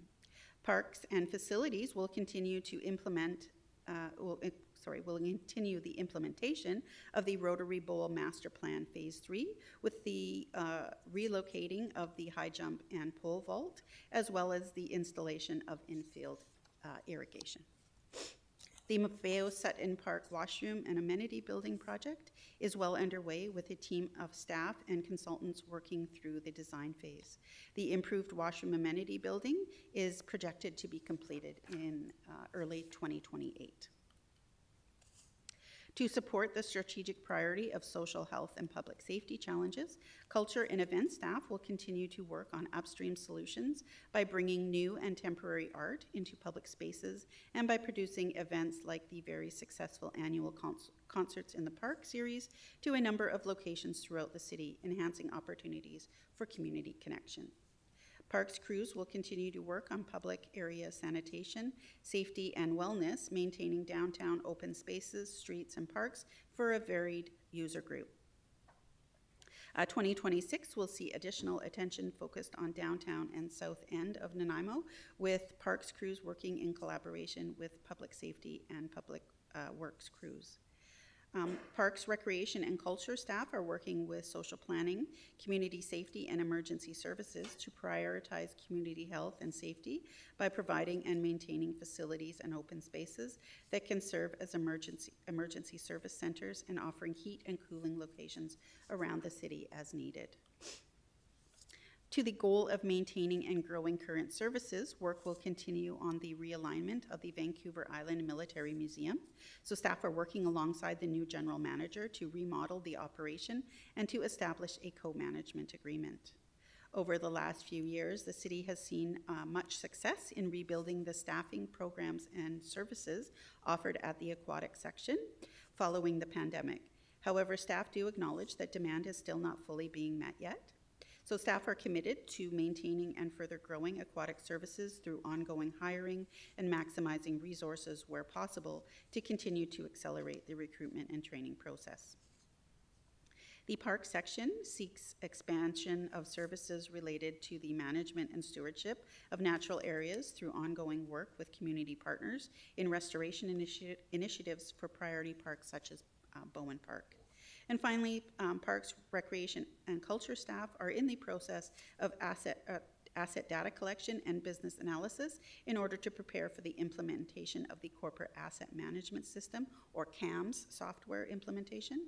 The CAMS software will map, track, and manage assets and infrastructure within parks and facilities. There are many parks and trails capital projects and upgrades scheduled for 2026, and some projects of note are the Maffeo Sutton Park Washroom Amenities Building, which we've already mentioned, the lighting of the ENN Trailway from Dorman to Rock City, and Westwood Lake Improvements Phase 3, which will see the beach improvement design. There are also many civic and recreation facility capital projects and upgrades scheduled for 2026. For example, the Nanaimo Aquatic Center has several projects scheduled for 2026, and these include the Phase 1 of the water feature replacement project, significant HVAC upgrades, which will result in a several-week shutdown in late summer or early fall, the Nanaimo Aquatic Center lobby upgrades, which will provide improved accessibility and public and staff safety. And finally, conversion of the unused concession space into much-needed office and meeting spaces. To support the strategic priority of communicating with the community, the special events staff will host pre- and post-event meetings with groups organizing large-scale events in city parks and open spaces, such as Maffeo Sutton Park, Bevan Park, and the Stadium District, to ensure that event organizers are set up for success through event plans and community connectivity. Staff are working with Tourism Nanaimo and the Sport Tourism Committee to identify potential bid opportunities, evaluate grant submissions, and identify areas of strength and opportunity within the city to improve the city's position as a sport hosting destination. Parks, Recreation, and Culture specializes in community engagement and will see a number of opportunities in 2026 to connect with the community for feedback on initiatives and projects such as the South End Community Centre. And staying with communicating with the community, PRC staff are working with communications and emergency services staff to expand the Voyant Alert notification system to improve and deliver external messaging in a timely manner regarding changes or interruptions to programs and services. With the goal of governance and corporate excellence in mind, Parks, Recreation, and Culture staff are looking at ways to improve interdepartmental communications as it promotes efficiencies in processes that affect the public, resulting in prompt and appropriate response to concerns or complaints received. Ms. Mercer? Yes. Noting the hour, I think we'll take the break here. Okay. Thank you very much. Okay. You've got a long presentation.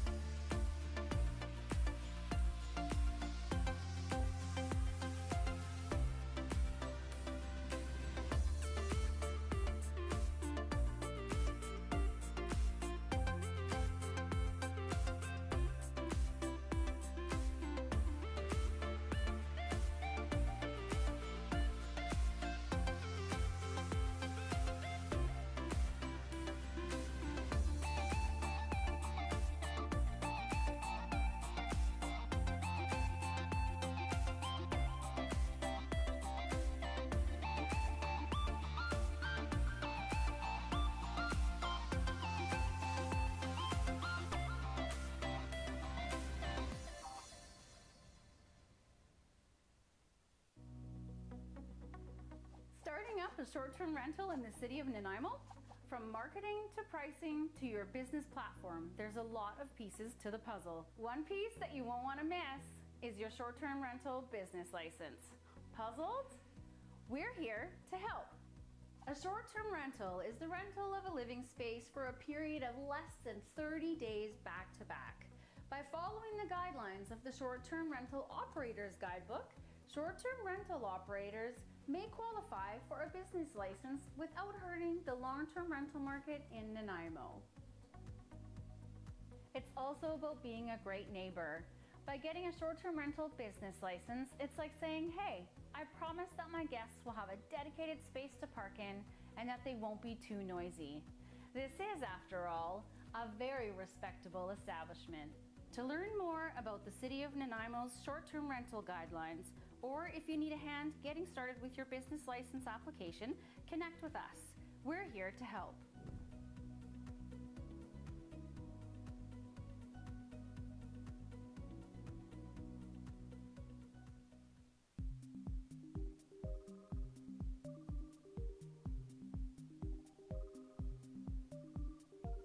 This is the 2018 redux of the lighting at Nanaimo's historic bastion.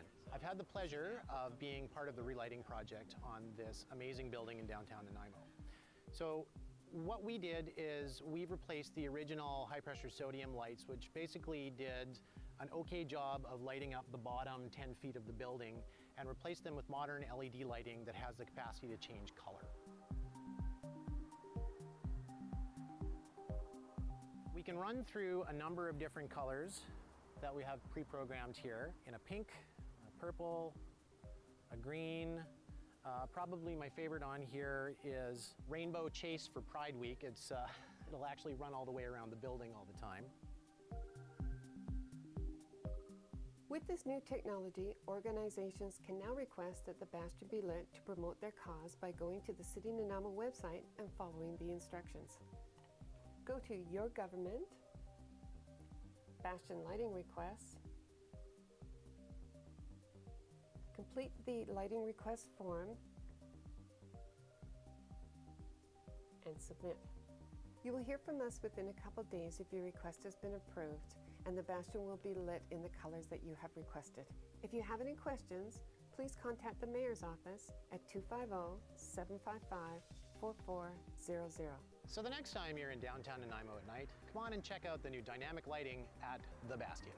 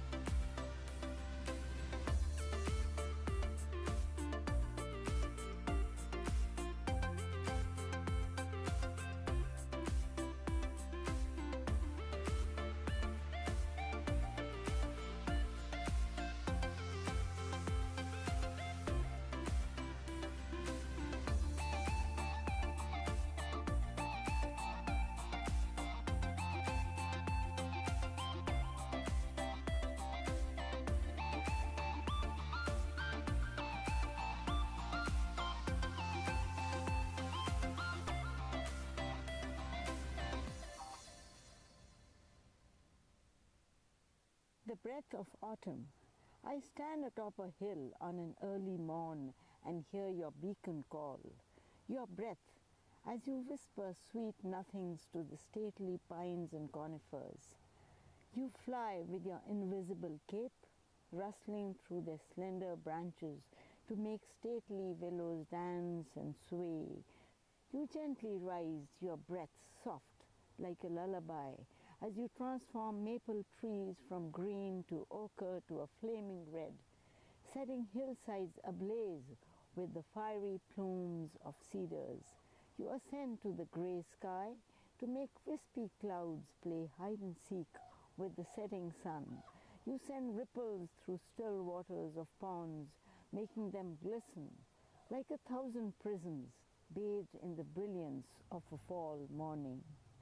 Come dusk, you blow harder, and the leaves of the sprawling oak tree pirouette and glide in the air like little ballerinas, then sink onto the ground below. A family of furry squirrels scurries down the rugged trunk of the old dogwood tree to nosedive into a pile of crinkled yellow leaves that were once skittering down the cobbled sidewalk. Welcome, autumn.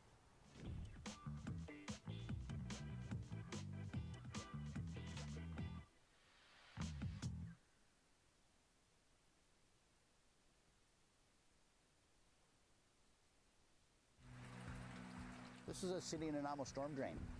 This is also a City of Nanaimo storm drain. The only thing that goes in this is rainwater. Anything other than rainwater ends up into the ocean, which ultimately affects the marine life. There's many different styles of catch basins. These are just two, but they both collect rainwater. One has a fish stamped on it. That's telling me that it's unprocessed and it goes directly to an environmentally sensitive area.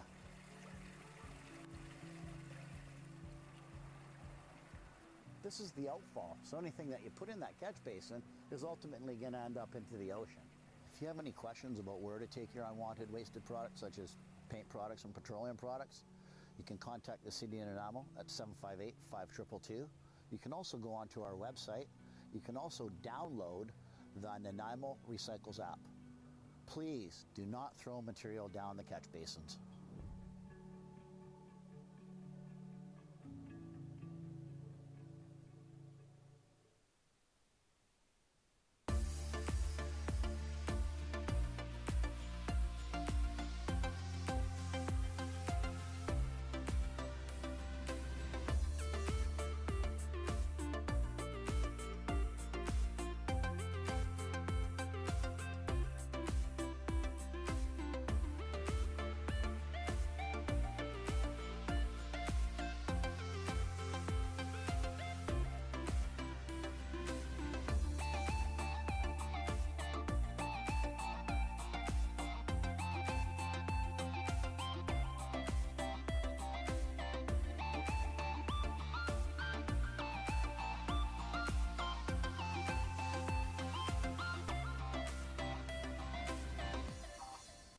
It is fall.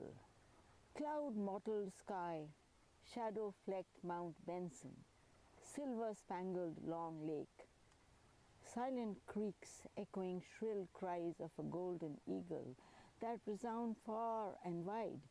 Sparkling streams meander lazily, their mercurial waters networking the lush green fabric of a city called Nanaimo. Come summer, bushed heavy with blueberries and blackberries, skirt trails that wind through forests of oak and age-old cedars. Ducks and herons play hide and seek among the tall, swaying bulrushes, pock-marking still waters of a pond. Daisies smile and nod through overgrown ferns and nettle, all silently waiting, an expectancy that hangs in the air, a yearning for something new, a new season, a new makeover of nature. It is fall.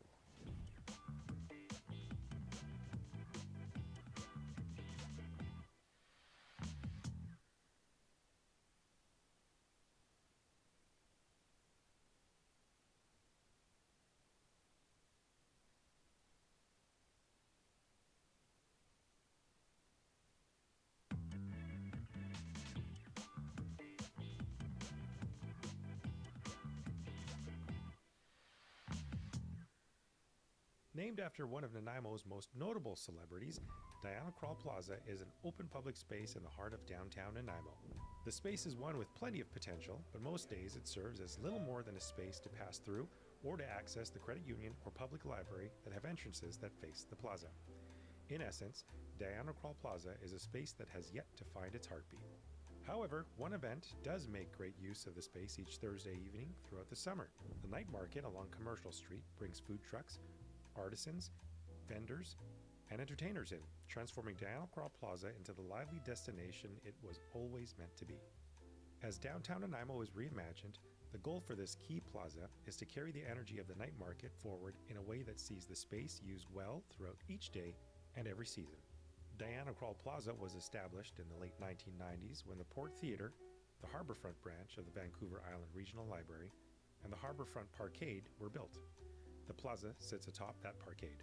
This was a new approach to open space in Nanaimo, but the problem? The plaza was, and typically still is, empty.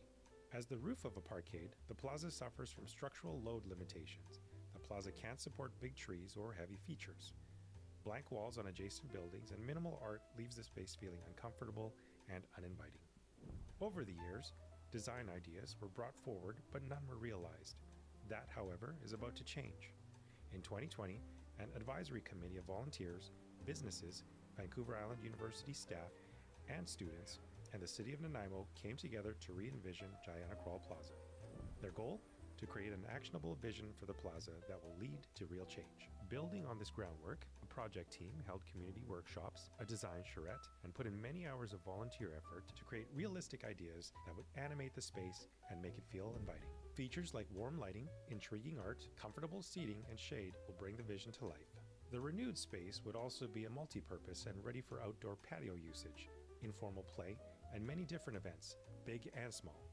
Now armed with ideas to greatly improve both the physical and social character of Diana Krall Plaza, the design development for the first phase is underway, and with it, a new rhythm is being created for the heart of downtown Nanaimo.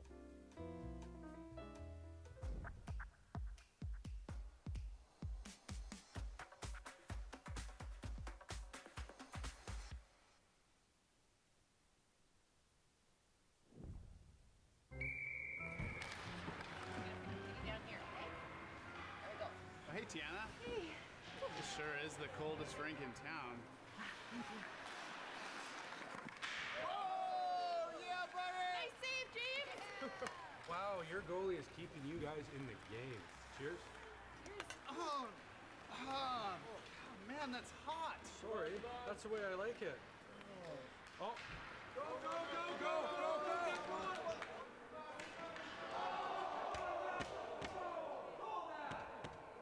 Penalty shot!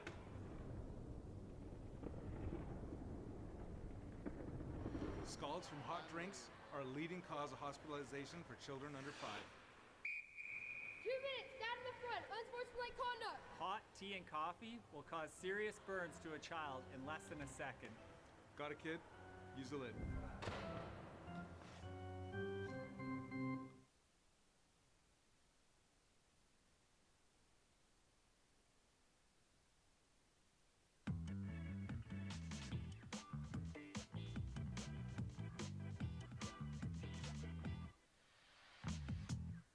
Downtown Nanaimo is home to one-of-a-kind shops, bustling cafes, and popular community events like the Commercial Street Night Market.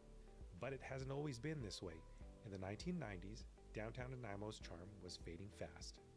Over the decades, as Nanaimo expanded and grew outwards, development of large retail malls and the relocation of office spaces were luring commerce and activity away from Nanaimo's city core. In the late 1990s, with a definite need for new ideas and solutions, a group of downtown business owners partnered with city councilors and staff and formed the Downtown Nanaimo Partnership. With the goal of reinvigorating the heart of downtown Nanaimo, the Downtown Nanaimo Partnership looked to develop a new conference center and hotel. This solution would have local appeal while making Nanaimo's downtown a national, if not international, event destination. A variety of locations were considered, and a declining block of Commercial Street was ultimately chosen for the conference center. An adjacent lot at 100 Gordon Street was earmarked for an accompanying hotel. In a multi-project referendum in 2004, the community voted yes. Nanaimo's most ambitious public investment project broke ground and construction of the Vancouver Island Conference Center began. In 2008, the VICC, complete with new Commercial Street storefronts, opened its doors. However, the hotel remained noticeably absent. This missing piece of the project meant that the conference center wasn't able to reach its full potential. After several failed attempts to partner with a hotel developer and see a new hotel come to be, the city and its partners developed a downtown revitalization tax exemption program to encourage renewal. The city invited offers from prospective developers and finally found the right developer.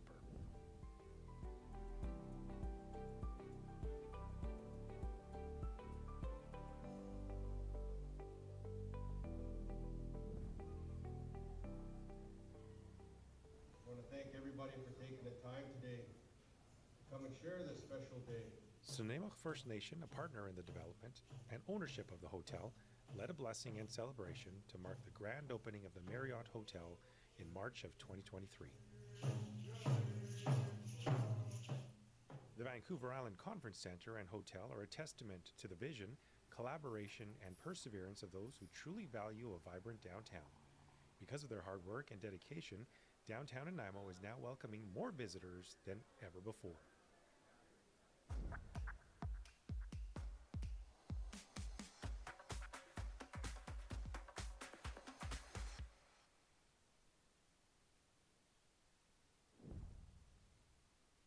Ushering in twilight in fall. Far out in the west, the sun has long gone, reclining on a bed of fading scarlet and red. The evening light gets fainter. It is nor day nor night. It is twilight. The rolling hills and reclining valleys are painted in mystic mauves as the evening mist rolls in to wrap the furry silhouettes of conifers and pines in its embrace. There is a strange silence, so captivating. I close my eyes, feel my heart. We have engineering and public works, and we'll start with engineering. So the transportation section of engineering is the initial point of contact for businesses, residents, and visitors to Nanaimo who have inquiries or concerns regarding mobility within the city of Nanaimo. Secured bike parking is considered a barrier to increasing cycling in Nanaimo. So with council's financial support of $75,000 of capital funding annually, staff are working with a vendor to establish secure bike parking in key areas. And this is to minimize operating costs to the city. The work is being structured through a cost recovery service agreement. Road safety is at the heart of everything the transportation team does, and building on the success of the active school travel toolkit, staff are now developing a road safety toolkit to help residents take simple, practical steps to make their streets safer for themselves and their neighbors. And through both of these initiatives, a more connected Nanaimo can be achieved. One of the initiatives that the transportation team is working on that promotes an empowered Nanaimo, as well as a connected one, is transit stop improvements. Most transit stops in Nanaimo fall under city jurisdiction, and in 2023, a business case was approved to accelerate upgrades. Staff have secured new contracts for shelters and benches and are working with the RDN to update stop locations and install more accessible infrastructure. The municipal infrastructure section looks after the city's asset management and longer-term needs for water distribution, sanitary sewer collection, and storm drainage infrastructure. The green priority actions listed here relate to sanitary sewer and will help optimize and manage the system while building capacity for future growth. The collaboration with the Mount Arrowsmith Biosphere Region Research Institute, located at VIU, to develop accounting for ecological assets and creating a natural asset inventory will help improve our collective understanding of the ecological value of significant watercourses in the region. The city has been metering water use successfully for decades. However, many of the meters are quite old, and there is a need to upgrade the system to maintain reliability and efficiency. An advanced metering infrastructure review will provide the city with guidance on what the future system could look like and how to implement it. The major capital project section is responsible for the delivery of the majority of capital projects for the city.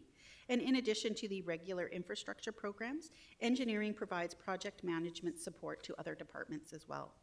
Some examples of improvement projects for 2026 are the off Bowen Road activity mobility route, 3rd Street pedestrian upgrades, downtown transit hub, and design commercial.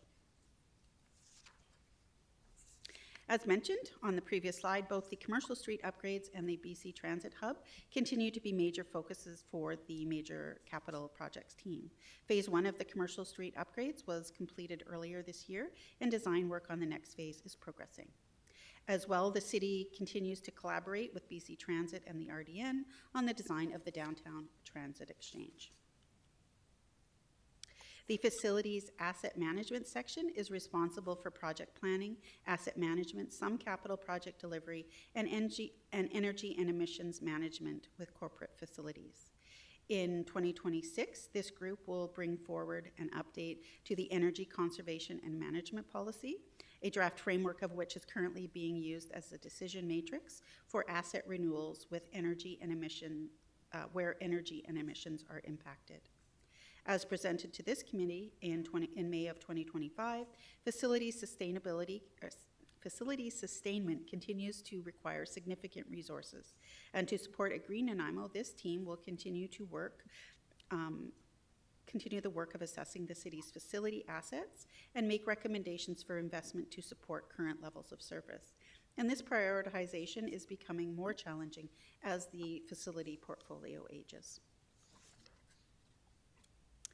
Now we're on to Public Works. And first up, my notes, I can't. There we go. So the city, through the solid waste management section of Public Works, provides weekly curbside collection of garbage, recycling, and commingled kitchen yard waste organic materials. And this section is responsible for events in 2026, such as the trunk sale and reuse rendezvous that continue to engage the community and expand opportunities for reuse of household items. Throughout the year, city staff promote zero waste education by connecting with the community at events including the Downtown Night Market, Canada Day, and other events. This is in addition to regular updates through the media with tips and other useful information. Sorry, yes. I will get this clicker right before the end of this presentation. The city operates and manages a water supply and distribution system for consumption and fire protection to the residents and businesses of Nanaimo, Southwest Extension, Snuneymuxw First Nation, and the District of Lantzville. The department will continue to deliver initiatives that will ensure a consistent supply of clean, safe, and affordable drinking water while planning for growth, protecting the environment, managing aging infrastructure, and being resilient for climate change impacts. The sanitary sewer section of Public Works provides and maintains a safe, functional sanitary sewer collection system for residential, multifamily, commercial, and industrial properties. The department will continue working with the RDN on sewer main service and manhole repairs and upgrades to reduce inflow and infiltration within the city's wastewater system. As well, they will continue to work with the building department to ensure wastewater cross connections do not happen during new residential and commercial construction. The drainage section is responsible for infrastructure such as pipes, ditches, culverts, catch basins, and detention ponds to convey rainwater to natural water bodies. In 2026, one of the drainage section's main goals is to continue to support and work with city partners, along with the Department of Fisheries and Oceans and the Ministry of Environment, to promote stream health in Nanaimo. Streams that will be worked on in 2026 include the Departure Creek and Cottle Creek to reduce silting and improving fish habitat. The fleet section provides support, oversight, and maintenance of the city's transportation and mobile equipment inventory. In 2026, the fleet section will continue to purchase electric vehicles and equipment where feasible and utilize GPS data to reduce vehicle routing and emissions. And lastly, we have our planning and development section. So this department is responsible for community planning, sustainability planning, business licensing, building permitting, subdivision, development permits, rezoning, as well as approval of development-related engineering works and environmental protection. To foster a green Nanaimo, at its meeting of September 9th, 2024, Council adopted a lead in gaps approach, and this means the city takes an active role in addressing select critical barriers for e-micromobility and EVs, with focus on e-micromobility. This includes preparation of a business case for consideration for the 2026 to 2030 financial plan to provide long-term sustainable resources to improve active transportation networks for Council's consideration. In addition, the city will leverage external funding and partnerships. Oh, sorry. Yeah, thanks. And leverage external funding and partnerships to expand and improve electric vehicle charging infrastructure in the role of a facilitator, partner, and/or landowner. Implementation of priority action number 69 was delayed and impacted by recent provincial legislative changes and staffing vacancies. Work is underway in 2025 to update the city's zoning bylaw, which includes consideration of pre-zoning for affordable housing in urban center and corridor designated areas. Staff anticipate Council will be receiving a report outlining the scope and timing of that project in early 2026. Next, we have the Woodgrove Area Plan, which is currently in Phase 3, and that's the Policies, Actions, and Monitoring phase. Engagement of the Phase 3 results is scheduled for January 2026. Support for neighborhood associations in alignment with the Neighborhood Association Supports Policy is ongoing through initiatives such as the Neighborhood Association Grant Program, which saw Council increase funding for in 2025. As well as the Neighborhood Association's annual engagement event and priority requests. Both of these initiatives work toward achieving a prosperous Nanaimo. To contribute to a healthy Nanaimo, in April 2025, the city opened its first intake period for the Property Assessment Clean Energy, or PACE-style home energy retrofit financing program. To date, 27 homes have been approved for up to a $15,000 interest-free loan to support energy-saving retrofits such as electric heat pumps, solar energy, and building envelope improvements. Council also supported an application to the Federation of Canadian Municipalities, or FCM, to support a loan loss reserve that would allow an expansion to the city's home energy retrofit financing program to include a third-party financing option. And the third-party financing program expansion will be rolled out in 2026, pending the outcome of that grant application. As well, the city continues to support the implementation of supporting housing MOU with BC Housing. The MOU supportive housing projects that have opened are at 285 Prideaux Street and 702 Nickel Street, with development approvals underway for projects at 250 Terminal Avenue and 355 Nickel Street. And our last slide, the two empowered Nanaimo initiatives listed on this slide are ongoing initiatives to support heritage conservation. And with that, that is the end of the presentation, and staff are here to answer any questions that you may have regarding any of the items talked about today. Thank you very much. Councillor Thorpe, please. Thank you, Your Worship. Through you, if I may, I have three, I think, fairly minor questions or curiosity questions. And I'll reference, first of all, two items from the Parks and Recreation section, Ms. Mercer, on page 48, slide 48, I believe it is. Priority action 98, explore the need for additional dry floor facilities such as the development of a field house. That's something new to me. I'm wondering if staff could comment further on that or where that might possibly be located. Through the chair, if I might ask Ms. Davis to join us. Thank you.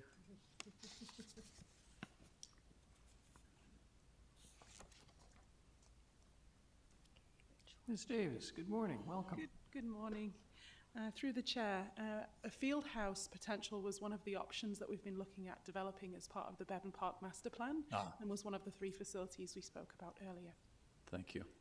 And while Ms. Davis is here, if I may, Your Worship, also through you, slide 56 under Parks and Rec key initiatives, the bottom bullet, convert aquatic center concession into much needed office space. So I didn't realize that was under consideration. So is that something which is a fait accompli and would be losing some lease revenue there as a result? Through the chair, there has been a real move away from concessions within facilities, and particularly that one was causing quite a few problems within the Nanaimo Aquatic Centre. I'm sorry, what was? The concession at the Nanaimo Aquatic Centre was causing a few problems. There's been a real need for staff space, and so that has been identified as an opportunity for expansion. The concession has not been operational for a number of years now. Oh, I didn't realize that. Thank you. Thank you. And a third question through you, Your Worship, and this one to Mr. Sims.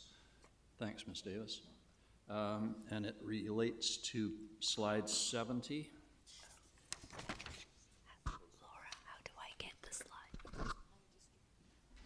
Which is water supply and distribution. I think this is probably a good news story, Mr. Sims, but under water supply, I believe the city's efforts in recent years to see a conservation of water have been very successful. And there had been talk a few years back about the need to at least start to study for raising the dam or improvements to our dam system up at Jump Creek. Could you just, I don't see that listed anywhere. So is that no longer part of our long-term planning, or at least a priority for the short term? Worship, I think that's an excellent question. Thank you.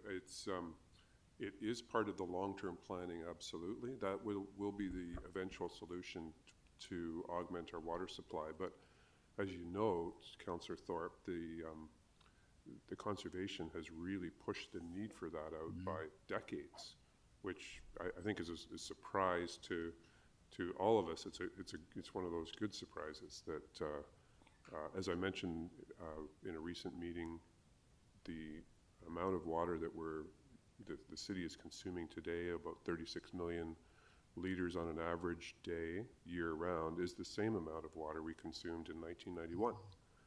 And but our population has gone up almost double to 110,000 people. So that type of conservation builds in a huge resilience, not only to climate change, but also major investment in infrastructure. So the increase in the height of the dam or the replacement of Jump Lake Dam and the expansion of it, while it is still part of our long-term DCC, our Development Cost Charge program, it's going to be several decades delayed from where we originally thought. Well, that is a good news story, so thank you very much for that. That was my only questions, Your Worship. Thank you. Thank you. Councillor Gesselbrock, please. Thanks, Mayor. Through you, I appreciate the presentation and so the key initiatives that are being looked at.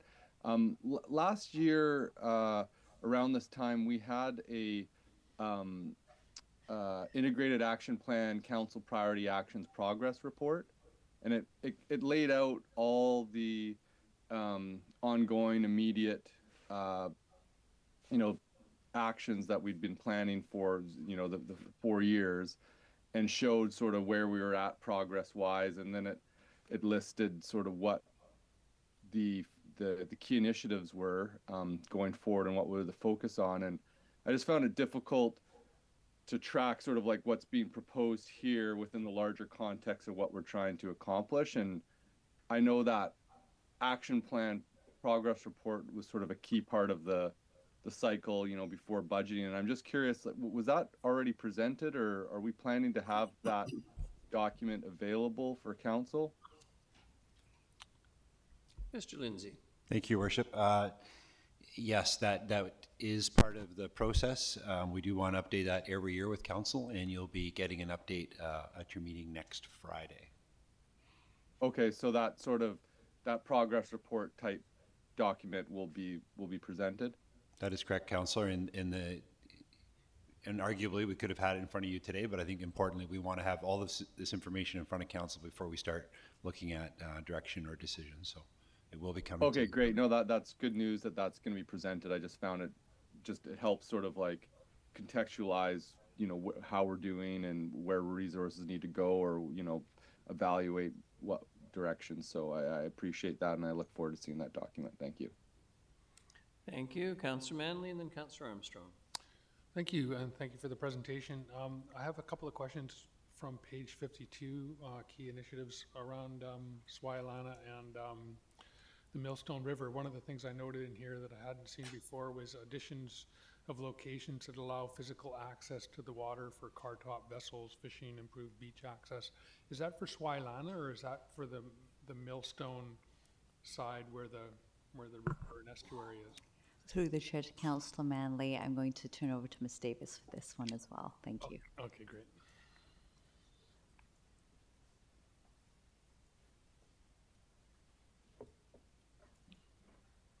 Ms. Davis.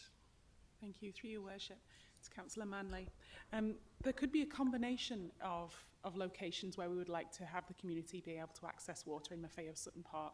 Certainly, Swilana Lagoon would be a great place to improve access for swimming. And when it comes to kayaking and other opportunities, that would be more on the Millstone side of the park. Okay. Yeah, there's a kind of a rock bank there now. Would that be a dock, or what are the thoughts about potential there? There has not been a great deal of thought given to it yet. It's just more we're placeholding some future projects here. There's the desire to be able to provide access to the water so you can overlook the estuary there and the Millstone. So it might not be actually physically getting to the water, but providing some opportunity to have more access to the viewpoints. Okay. I have another question. We have the Maffeo Sutton Park washroom upgrades, which include a green room, and for festivals and things like that. Is there any? There's been discussion about this before, but the bandstand there is. I noticed that festivals will set up tents in front and put the PA system in front and everything in front, because when you actually put speakers underneath that bandstand and you put musicians under there, it's like playing inside of a tin can.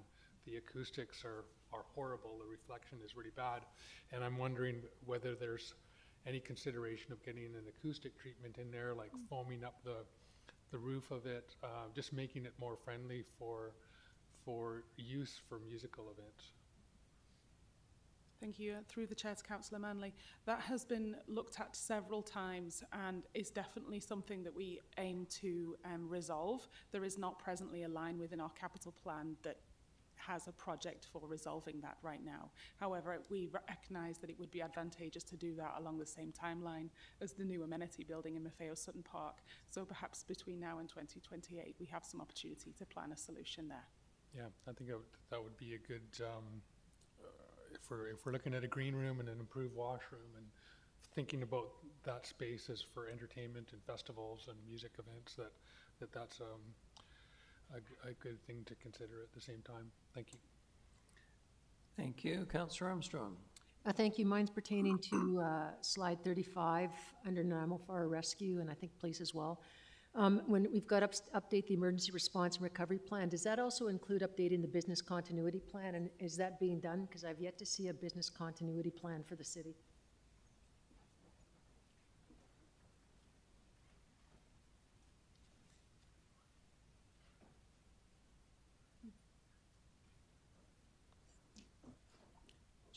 Chief Doyle. Through your worship, Councillor Armstrong, yes, Mr. Lloyd has been working on updating the business continuity plans with each department. Great, thank you. And will that be available for review, or is that going to just be an in-house document? I don't see why it couldn't be, through your worship, I don't see why it couldn't be available for review. Thank you. Through the chair to Councillor Armstrong, there's some aspects of the business continuity plan that might have to be redacted because it has phone numbers for... No, I understand that, as well as some emergency stuff that wouldn't be in there, but I just was wondering if it's available, because I've been asked that from some community members. Yeah. Thank you. Thank you. I have a few questions if Council's finished. Under strategic priority implementing city plan key initiatives under public safety, IAP action number 66, implement the downtown community safety action plan. I'm just wondering what specifics someone could provide and where we're at. I think this would be a lovely opportunity to update the public and also let them know what they might look forward to. Mr. LeBerge, good morning. Welcome. Morning, Your Worship and Council. Thanks for the question. The main priorities in the Downtown Safety Plan, of course, was to develop the community safety unit that was implemented a couple of years ago with 12 officers, and through funding of council, we increased the capacity of that team from 12 to 18 this year, put an additional supervisor on the team, and in the spring we'll be onboarding another 4 officers, so that'll be to a total of 22 officers. So that'll enable a number of things, broaden the not only the scope of the work and the area that they cover, but also the hours of work. The supervisor will be working 10-hour shifts and working weekends with the officers with the new onboarding, and we're extending our hours from 7 a.m. to 11 p.m. to now 6:30 a.m. to 1 in the morning. So when you look at the coverage of outreach type of work, it's actually the city that are providing the most robust resources on the streets of any of the teams that are out there. So I think there's great value in that program.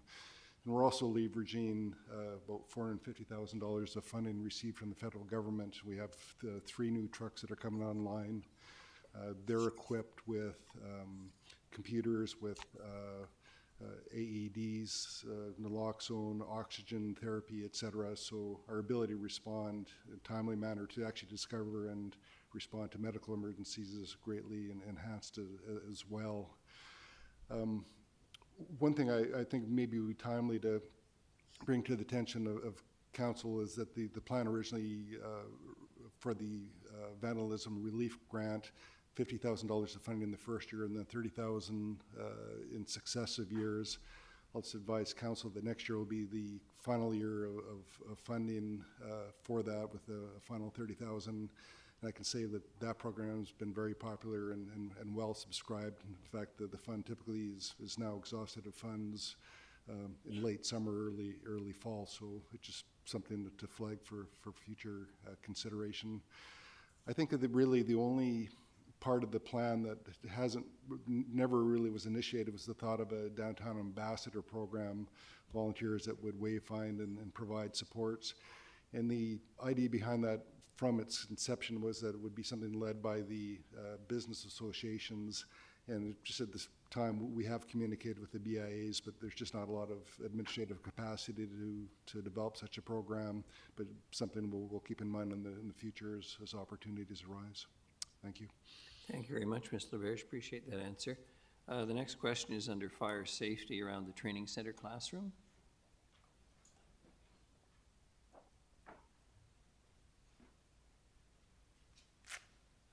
Chief Doyle, what's the estimated cost, and just to confirm the completion time? And if you could talk a little bit about, as far as I'm aware, that remains a, how shall I say, a little bit of a moneymaker for the city, our training here. Is that correct? To your worship, the classroom, in fact, most of our work for Vieira happens off-site. It happens around the province, or actually, in fact, mainly around the province, and in fact, some across Canada. We do a little bit of work on the East Coast. We've done in Halifax, Quebec, a little bit of work in Alberta, but the majority is with British Columbia Fire Departments. In terms of on-site training, we don't run on-site training for VR because the work happens. The model is that we have trainers and consultants and contractors out there doing the work in their departments. So we train people in the regions that can perform the work there and deliver accredited training. So to get back to the classroom's actually for Nanaimo Fire Rescue firefighters. The training, as you can imagine, I think a lot of people would assume that firefighters just kick down doors and break windows and cut cars apart. And while that may be true, and squirt water on fires. So, and you can see from the pictures, we do that. However, there, along with that, especially as the fire services modernize, there's also a large component of classroom work, whether it's hydraulics or techniques or videos or calculations they do in classroom and out of classroom training, experiential and theoretical training. So when we did the master plan, to accommodate adding the staff without adding new facilities, we, as you know, we shoehorned every square foot of space to accommodate that. Unfortunately, that resulted in us losing our smaller training room at the training center. And that's what this classroom is anticipated in replacing.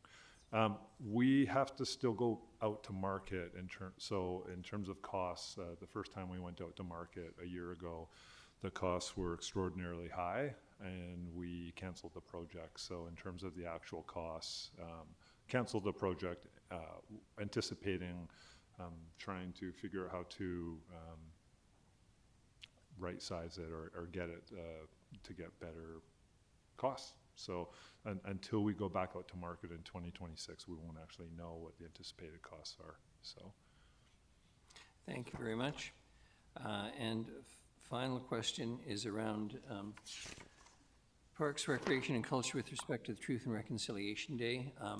Received a certain amount of criticism from a couple of folks about the city not appearing to either care or take enough interest in activities around the National Day for Truth and Reconciliation. I'm just wondering if there's any plans or indication that we would have greater participation, cooperation, et cetera, with Snuneymuxw First Nation around this. Ms. Bopal Singh. To you, Your Worship, this is one where we follow the nation's lead as they evolve and do their own things internally. There's indication that they may like to shift back to having more of a joint event. We are always mindful of not stretching the resources and the priorities of our fellow partner government, and we continue to work and evolve. I do know that there was at one point, I think in my absence, some criticism that the city continued to support family and sporting free access on that day.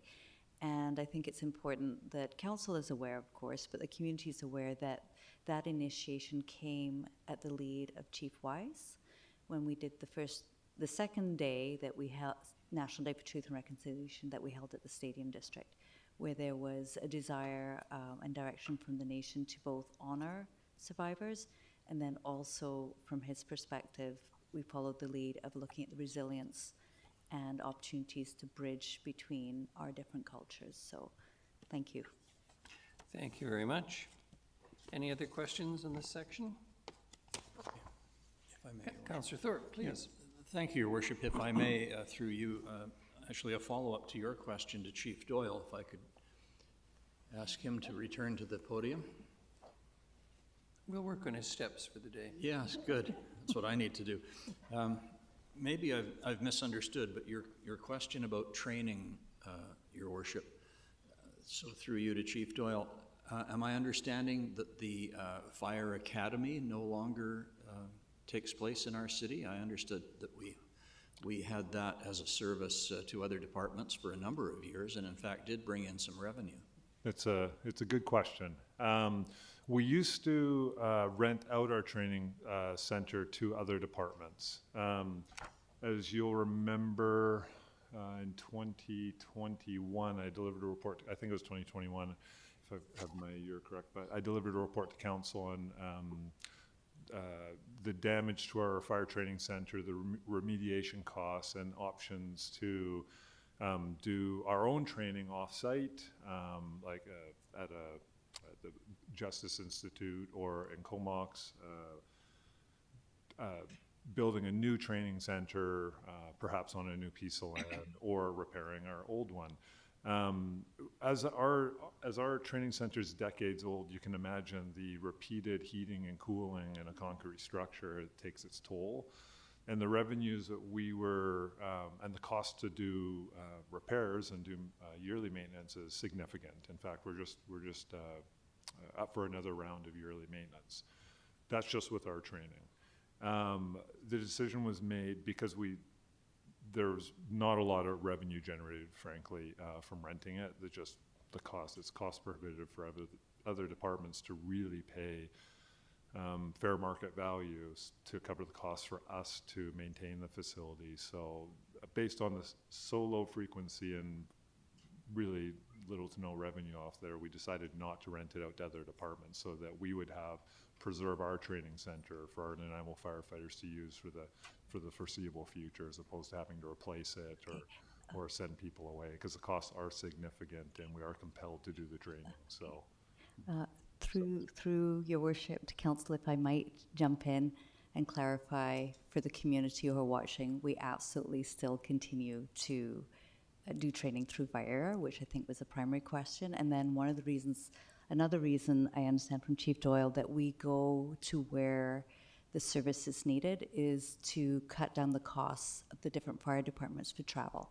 Yeah. And so we continue to bring in profit and revenue from the expertise through our training school, but the model of going to where they are, training on their equipment and reducing their travel costs is a win-win for us and for VIRA. Through the chair, thank you. Yeah. Thank you. That really clarifies things for me. I appreciate that. To Ms. Paulson's point, that our model of going to the client is very cost effective for both them and us. There may be a day in the future where we could reconsider that, but we just recently had a meeting where we had to kind of speak to our regional departments and just explain why that facility isn't available, because the fire service generally is struggling. We're lucky to have a training center like that. Not everyone is, so people are looking for ways to perform that training, but it's difficult for all communities. So, thank you. Thank you very much. If no further questions on this section, Ms. Mercer, Ms. Fulla, 2026-2030 draft project plan. Please.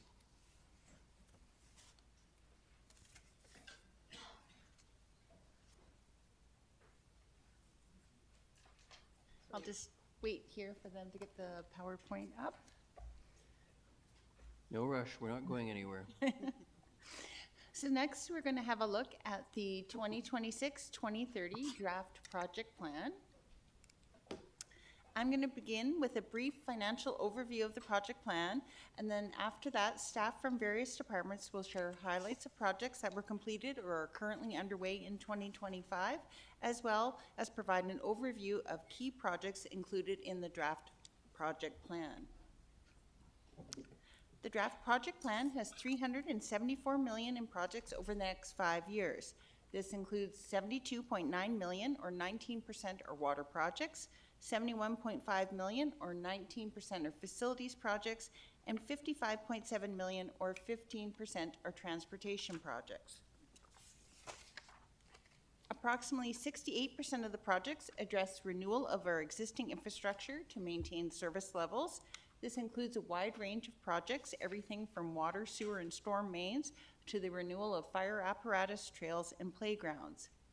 16% is related to DCC projects, including those projects proposed to be included in the new DCC bylaw to address growth.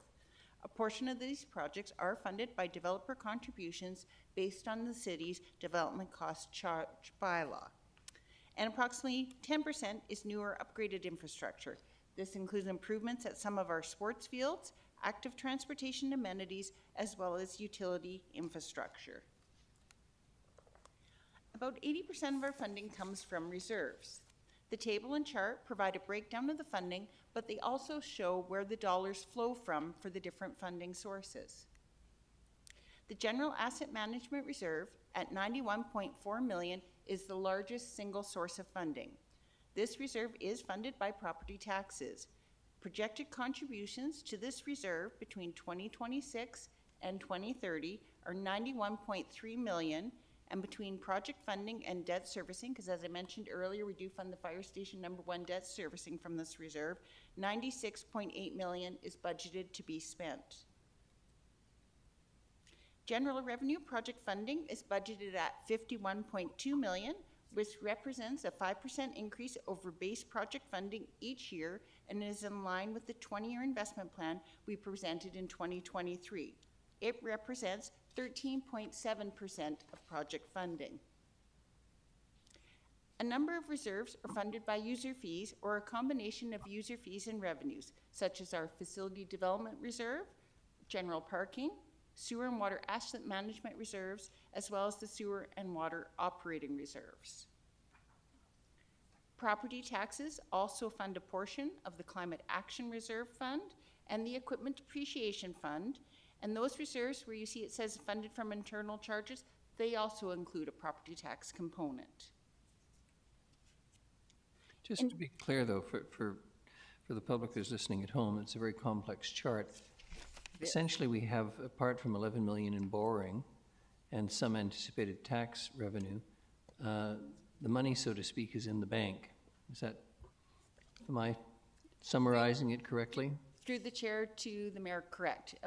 The bulk of our funding comes from money that is sitting in reserves, and there's contributions going into those reserves, either from property taxes, from user fees, development contributions from our DCC bylaw.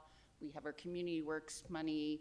We still have a bit of Growing Communities money, so those are funding the bulk of our projects. The reason I raise this is, and this is very much for the audience who's listening or anyone who may be paying attention or the media, $374 million is a big number. And I don't want the public to think somehow that we're going to have to pull $374 million out of their pockets over the next few years in order to pay for this. This is the result of sound fiscal management, wonderful staff over the years, and the work of previous councils as well as the existing one in ensuring the money's available so that we can undertake all these projects in a timely way without excessive borrowing or tax increases. Correct. Of the project funding you see in front of you, only 3% is debt financing, and that is for the VICC project that we spoke about. That'll be occurring later in the 5-year financial plan. Thanks very much. Sorry to interrupt. General revenue project funding is budgeted, let's skip a page here. You don't want to hear that part again. In 2025, as I mentioned earlier, there was a one-time reduction in base funding of just over $795,000 as a result of moving Phase 2 of the Commercial Street Implementation Plan outside of the 5-year financial plan. 2026 funding is based on a 5% increase to 2025 base funding prior to that one-time reduction. And finally, I wanted to touch on the Community Works Reserve Fund, which Councillor Manley was asking about the other day. In July 2024, Council approved signing the 2024 to 2034 Community Works Fund Agreement. In the past several years, this reserve has been used to fund both new infrastructure as well as the renewal of existing assets.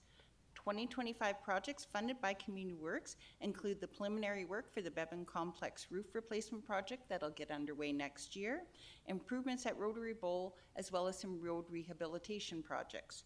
For the 2026 to 2030 project plan, funding has been allocated to support a wide range of initiatives. This includes improvements at Loudon Park, replacement of the Bevan Complex roof, redevelopment of the Sid Clark Sports Field, mobility upgrades in the Country Club Urban Center, as well as the Millstone Trunk Central Sewer Project, just to name a few examples. Councillor Armstrong has a question. Sure, okay. Thank you.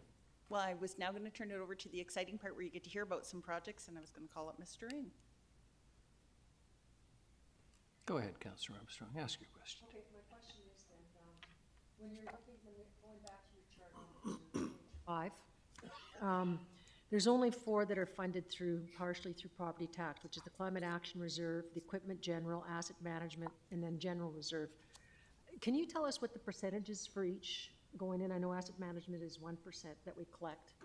Is there a percentage that we collect for those other reserves? I'm sorry, I didn't catch all of the questions. Okay, so when we look at your chart on page 5, yes, there's Climate Action Reserve is funded by taxation as well as other government. Equipment taxation, general taxation, and asset management taxation. We know that our asset management, we put 1% a year come time collection time. Is there a percentage that's allocated to those other 3 come collection time? Through the chair to you, Councillor Armstrong. So in the budget, you put aside $165,000 a year that goes into the Climate Action Reserve Fund. So that is a dedicated amount that goes in. The Equipment Depreciation Reserve, that is based on, we have a set rate that goes in for our fire fleet, and then the net profits from the operations of fleet go in there. So for every city fleet vehicle, they pay either a monthly or an hourly rate, and then once we take off the expenses, the difference goes into there to fund their replacement. The Facility Development Reserve, as Ms. Osborne spoke about in the video, that is a 20% piece of the registration fee that goes in there. Parking is based on the parking profits, so any excess after we pay our parking expenses. But yeah, really the Facility Development Reserve is the only one with a fixed amount, other than of course our asset management reserves, where we have a set amount that goes in for sewer, water, and the general asset management reserve. Thank you. And that's the only one where we actually set the percentage amount. Yeah. Thank you.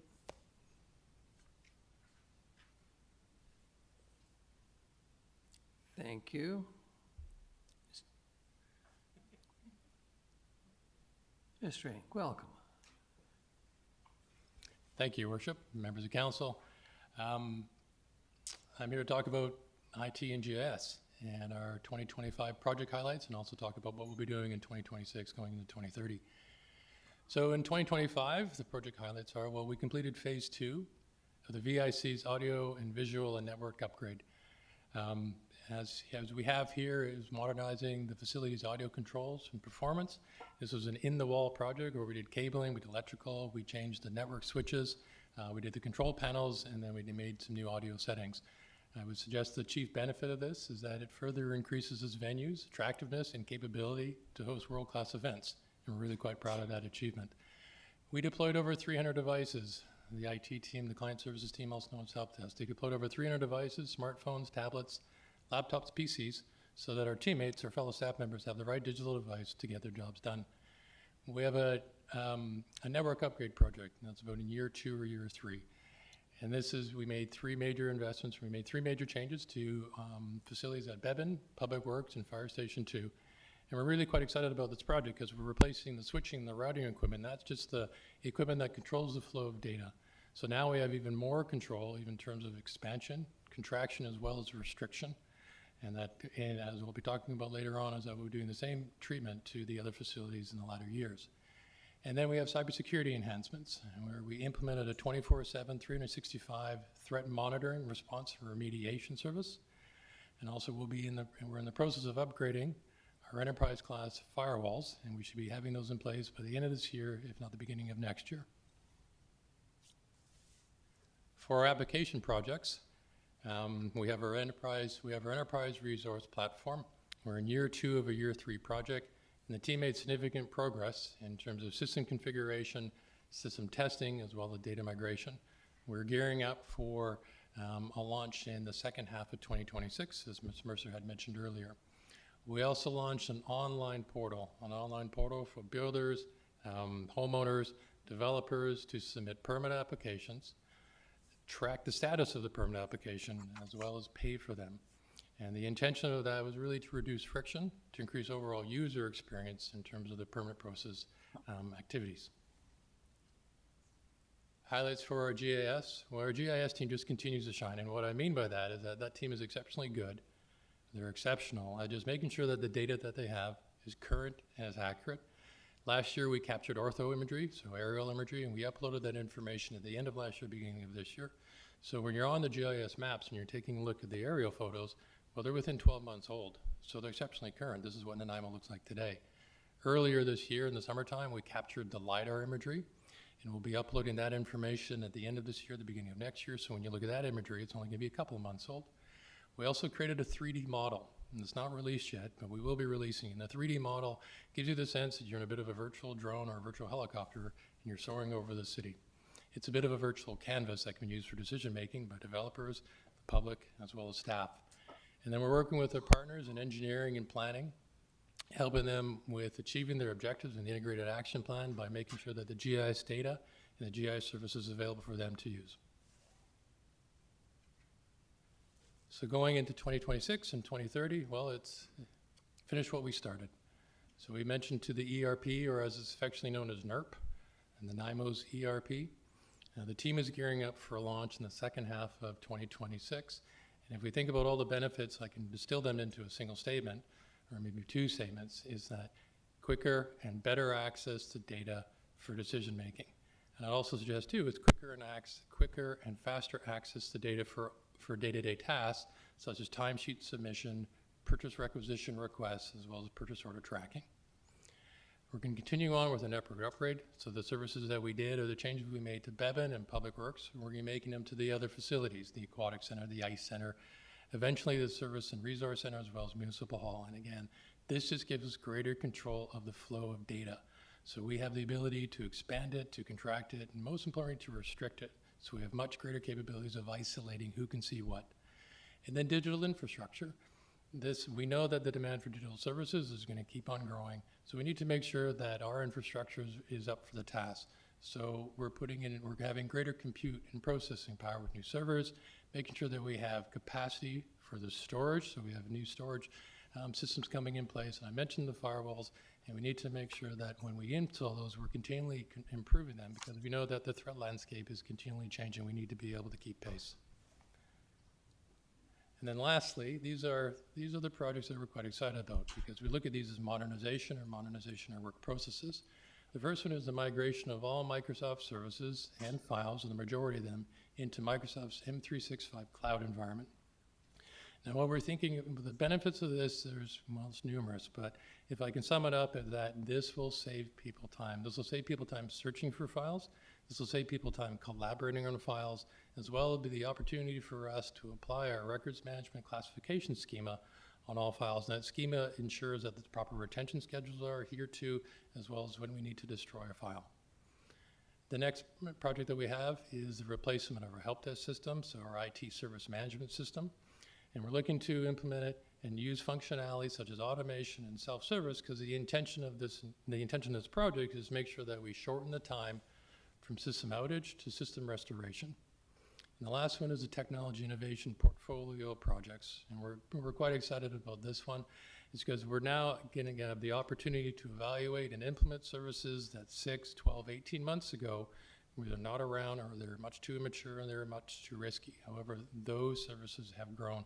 Those services are being used by private enterprise, and those services are being used by many of our peers. I am talking about AI and AI-powered functionality tools.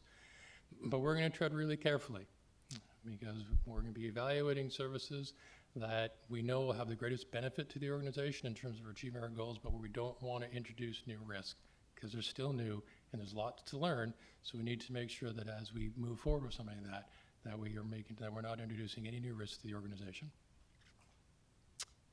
That's it for IT and GS, and thank you for your time.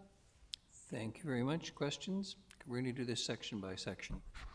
Councillor Perino, please. Thank you, Your Worship. This is complicated. It's complicated and expensive and so important, but I just wanted to go back on slide number 11, and you talked about the permit and approval upgrades. So when we'll just say a homeowner wants to do something, you know, a renovation to their home, so they can actually do it online. They can follow it through, pay for the permits and so forth. And what about when they have problems and so forth? Does the system answer it, or do they have to then engage with staff? How does that work? I just wondered. So through the chair to you, Councilor Perino, thank you for the question. That is the intention.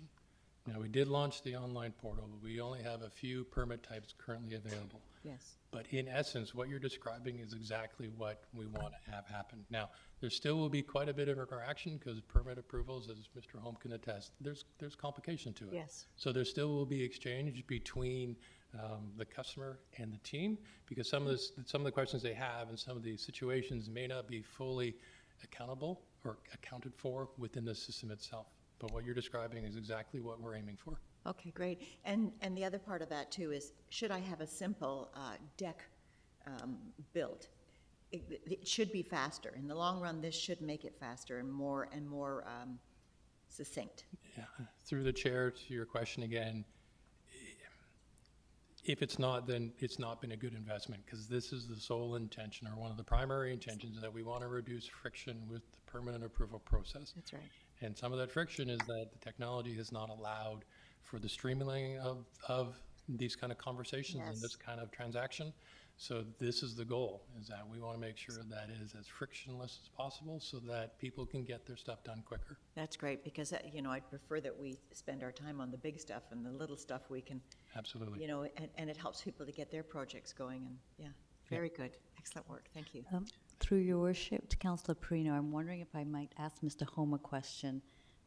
My understanding is this type of system will help staff who spend a lot of time following up with applicants who do not submit complete applications. So over to Mr. Holm. Mr. Holm. Yeah, thank you. To shine and make the public feel good. Thank you, through your worship, to Councillor Perino's question and the follow-up from Ms. Bhopal Singh. As Mr. Ings clarified and pointed out too, really this will help to really make crystal clear what the requirements are for applications, and also to ease the interaction and the submission of applications. So definitely make it easier, less friction. I think Mr. Ing mentioned for applicants to submit applications, really clear on what's required. It's really the information exchange and clarity there that will help to speed things up. And on smaller applications, it will be clear. On larger, complex applications, it'll still ease the information submission. There's still through complex applications, there's obviously more interaction with staff. But yeah, the idea is definitely to make it clearer for the applicants, to help them submit complete applications, because it's one of the challenging things that we are dealing with now. The more we can help them to kind of serve themselves and serve up the information that we need, the faster we can issue the permits. So, thanks. Excellent, excellent, thank you. Thank you. Councillor Manley. Thank you. I had some similar questions and very impressed with the answers, so I appreciate that. I think streamlining the systems and making it really clear for users to follow through on processes is very important. I just had a couple of questions actually about the AI powered. You mentioned like trying to make sure that you check into the security of these kind of systems? Are those sort of concerns related to what kind of information AI is gleaning, where that information is stored, how it might be used in other kind of learning processes for other companies? Is that correct? So through the chair to you, Councillor Manley, correct on all counts. Okay. And we're treading very carefully on this because there's still quite a few unknowns. And when we have conversations with our peers, they're treading carefully as well. First and foremost is, where's the data being stored? Is the data being used for the large language models? Is the data being used for other purposes that we're not aware of? How do we control the inclusion of sensitive or proprietary or personal information? Further is how do we embed AI products to defend against AI products? Right. How do we embed AI services within our cyber defenses? How do we embed AI services within our privacy defenses to combat those that are being generated by AI-powered humans, most likely bots, or bots driven by humans? It's a brave new world, isn't it? It is exciting, but at the same time a little bit terrifying. But what I like about our approach is with the legislative services team and IT, and we do call ourselves Team Legit, with those two teams is that we do take a very careful approach via privacy impact assessments. So all the services, all the technologies that we deploy, we put it through the ringer in terms of making sure we understand where is the data being shared, how are we securing the data, and in the event of data being uploaded inadvertently, what is our processes? I've note just talking to grant writers who are writing grants that they're competing with other agencies for the same pool of money, and if they're using AI is learning about their application and then potentially feeding those ideas to another organization, to be used in their own application that's in competition with them. So it's a lot of complexity around these kind of things, and I can see how the city would want to be concerned about how you're using this technology. And then through the chair to you, Councillor Manley, thank you for the comments, because it's not just about purchasing tools per se, but getting consultation, having conversations with the experts, having conversations with individuals who can provide feedback, provide guidance and training. Because the one thing we do, we can roll out the tools, but if we don't do the proper training, then the adoption will be low, or even worse, we'll be doing things inadvertently and exposing the organization at even greater risk. So again, treading very carefully and making sure that we deploy the tools, have the necessary guidance, and most importantly, the necessary training. Thank you for the answers, and thank you for your due diligence on this. Appreciate it. Ms. Gurry has something to say, please. Yes, thank you, Your Worship, and through you to Councillor Manley, and thank you, Mr. Ng. Just further to what he was saying about the privacy impact assessments, they're a requirement under the legislation, which we fall under the Freedom of Information and Protection of Privacy Act. So before we take on any new program or activity or update an existing program or activity that hasn't had one previously done, or purchase new software for a program or activity, we are now required by the legislation to do a privacy impact assessment. And so that involves seeing what kind of personal information could be involved, how we're securing it, who has access to it, where it's stored, all of those vital components. And our IT department is just been excellent in looping us in and staying on top of this and being part of what we call legit legislative services and an IT collaboration. So I just wanted to add to that it is actually legislation, and we're required by legislation to undertake those impact assessments. Thank you for that. That's important information. I think important information for the public to understand that we are looking out for their data that's collected for taxation, etc. Thank you. Thank you. If no further questions on this section, Mr. Ng, much appreciated. Excuse me. The next is Project Highlights, Engineering and Public Works. Mr. Stewart, good morning. Welcome. Good morning, and thank you for having me. Let's start off with a few highlights of some projects that were completed this year. Midtown Gateway, we did the final phase, and it was wrapped up just this fall. This has been a project that's been ongoing for quite some time. I've been at the city for 13 years, and I started working on this project when I got to the city. So, and a lot of other staff have spent a lot of time and energy with this one, so it's really exciting to kind of see it wrap up and see it functioning. We've talked, Commercial Street was mentioned quite a few times already today, so I won't go too much into that, but it was wrapped up, the first phase, just this fall.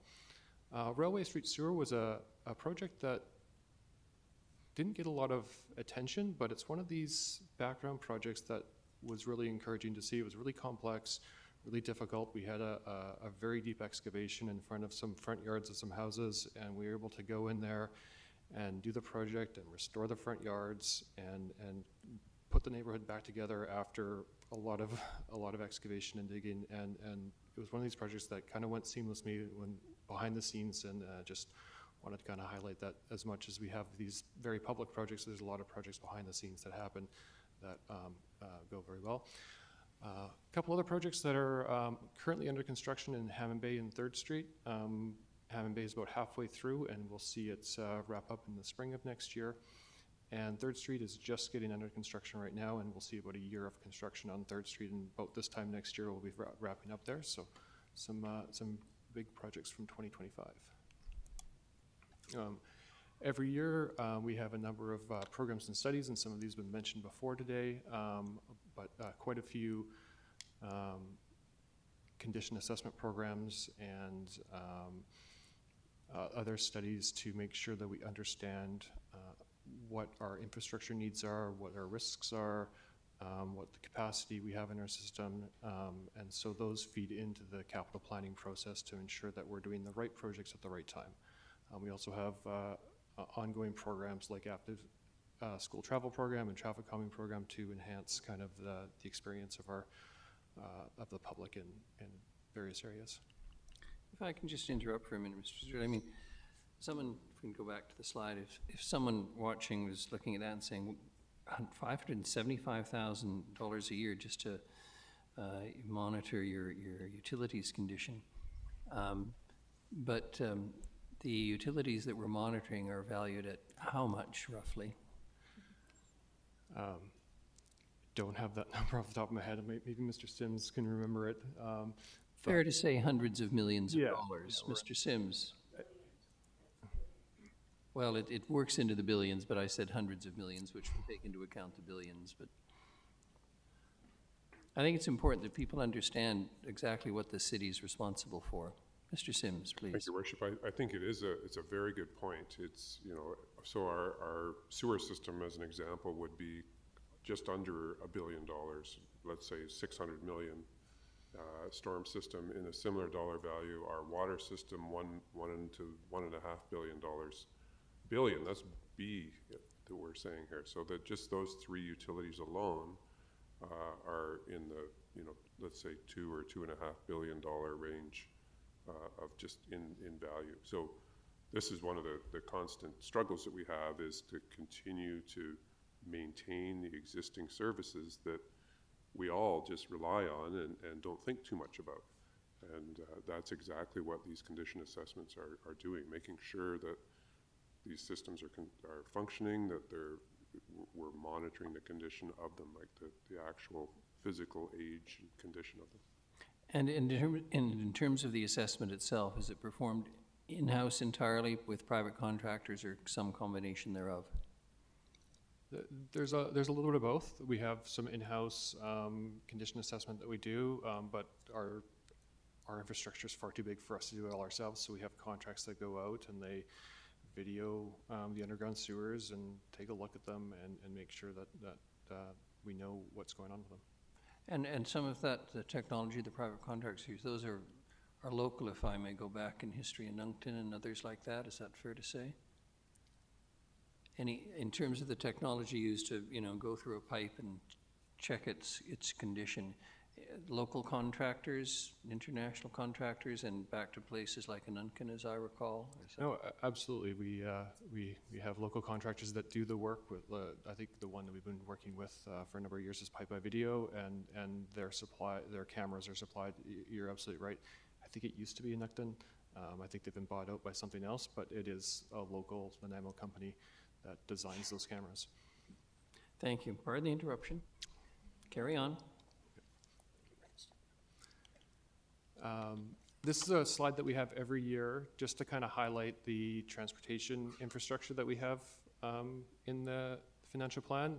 The interesting thing is that the percentage of renewal versus new infrastructure is actually very close to the slide that Ms. Fuller was showing earlier about the overall infrastructure. So about 2/3 is maintaining our existing assets, making sure our signals, our streetlights, our sidewalks, and roads continue to provide the level of service that we enjoy right now. And then about 1/3 of the funding is expanding that into new active transportation or new roads.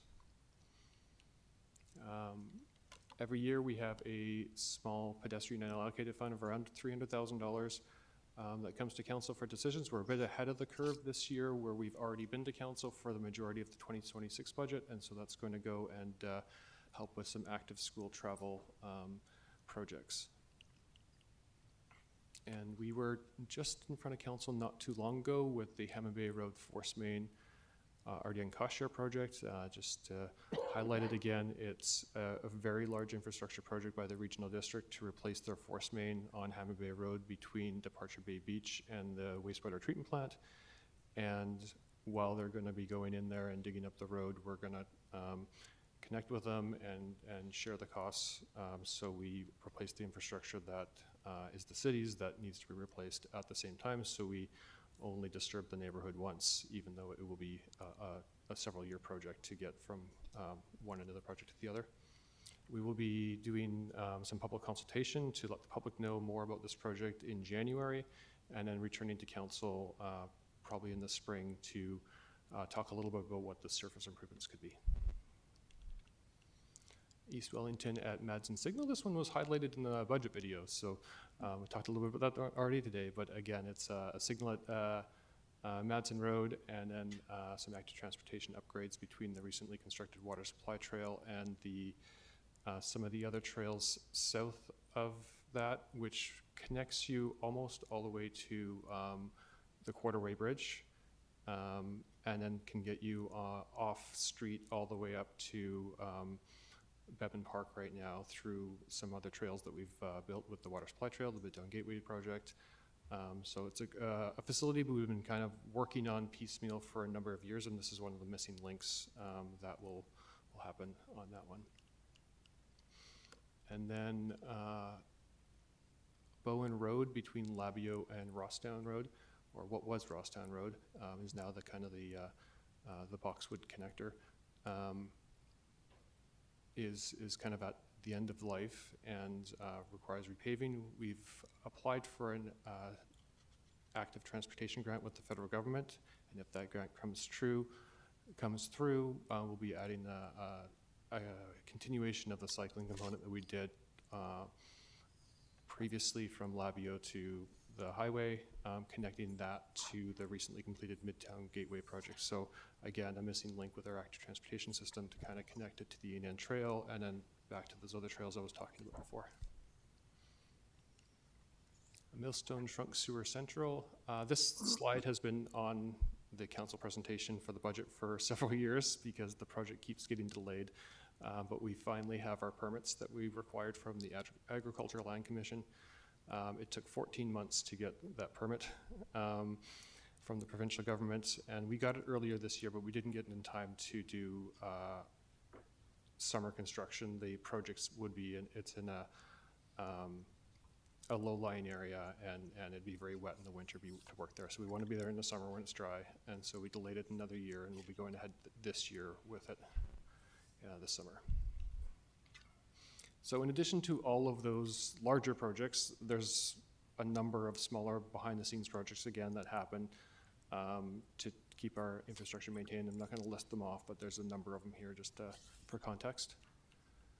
And then going further out in the plan, this is one of the larger projects on the horizon, the Country Club Urban Center Mobility Upgrade Project. And it's one of these projects that started with, asset management. Of course, we had signal upgrade that's required. We have road rehab that's required. The road's not in terribly great shape.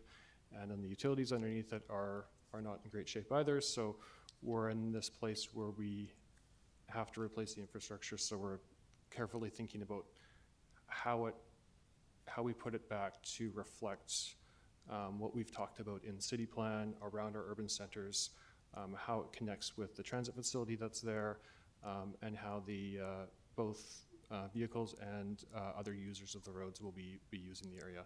Right now, we're out talking to businesses around the area about the potential upgrades with a broader public consultation scheduled for early in the new year, and then back to council in the spring with more conversation about the project. Thank you. I'm looking at the time, and Councillors Manley and Armstrong have questions, so maybe let them ask their questions, and then we'll break for lunch.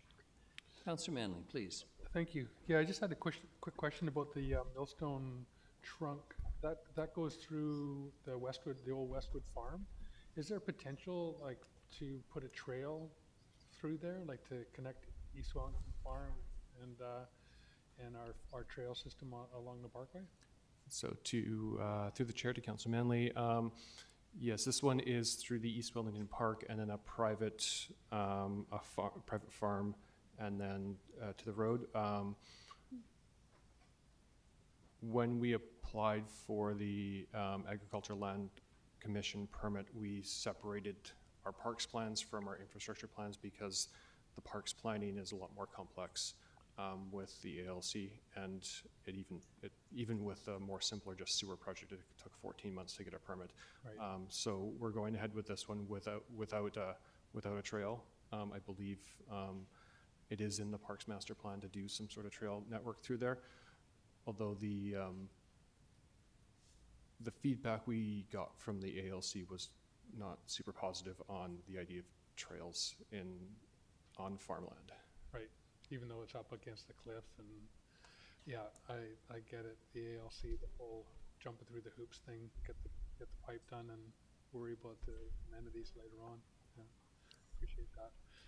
Just noting about talking about the pipeline maintenance and hearing, I think, a story about a pig being lost or stuck in a sewer system. That's like robotics rolling through sewer systems and stormwater sewer system to check the integrity of pipes and things like that. I can't remember where that story was from, but it was just noteworthy about a robotic unit being stuck in a sewer line and having everything kind of clogged up. But I can imagine that whole process is not cheap at all. So thank you. Councillor Armstrong? Thank you. My question's around the Country Club Urban Center, because I still have a lot of concerns about that roundabout with the number of students there. Will you be talking to the school district and also the bus drivers and the accessibility committee who have concerns about such a busy intersection where pedestrians are going to be at greater risk because of the roundabout? Through the chair to Councillor Armstrong, absolutely. Part of our consultation process will be to be connecting with RDN Transit and the schools and the broader public around the project and the components. Just one other thought too, because I know in Calgary they had a lot of issues. It might be worthwhile talking to their engineers who had to start looking at putting lights in because of the issues with pedestrians getting struck. Worship, if I can just jump in, I recall you may recall from the presentation that we did on this particular project a while ago, allowing the roundabouts actually facilitates the transit exchange, and it stops quite a bit of looping through the smaller neighborhood adjacent in behind Country Club.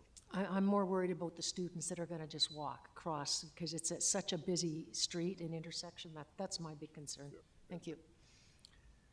Thank you very much. We'll reconvene at 1 o'clock. Oh, well, we'll miss you. Miss you too. Excellent.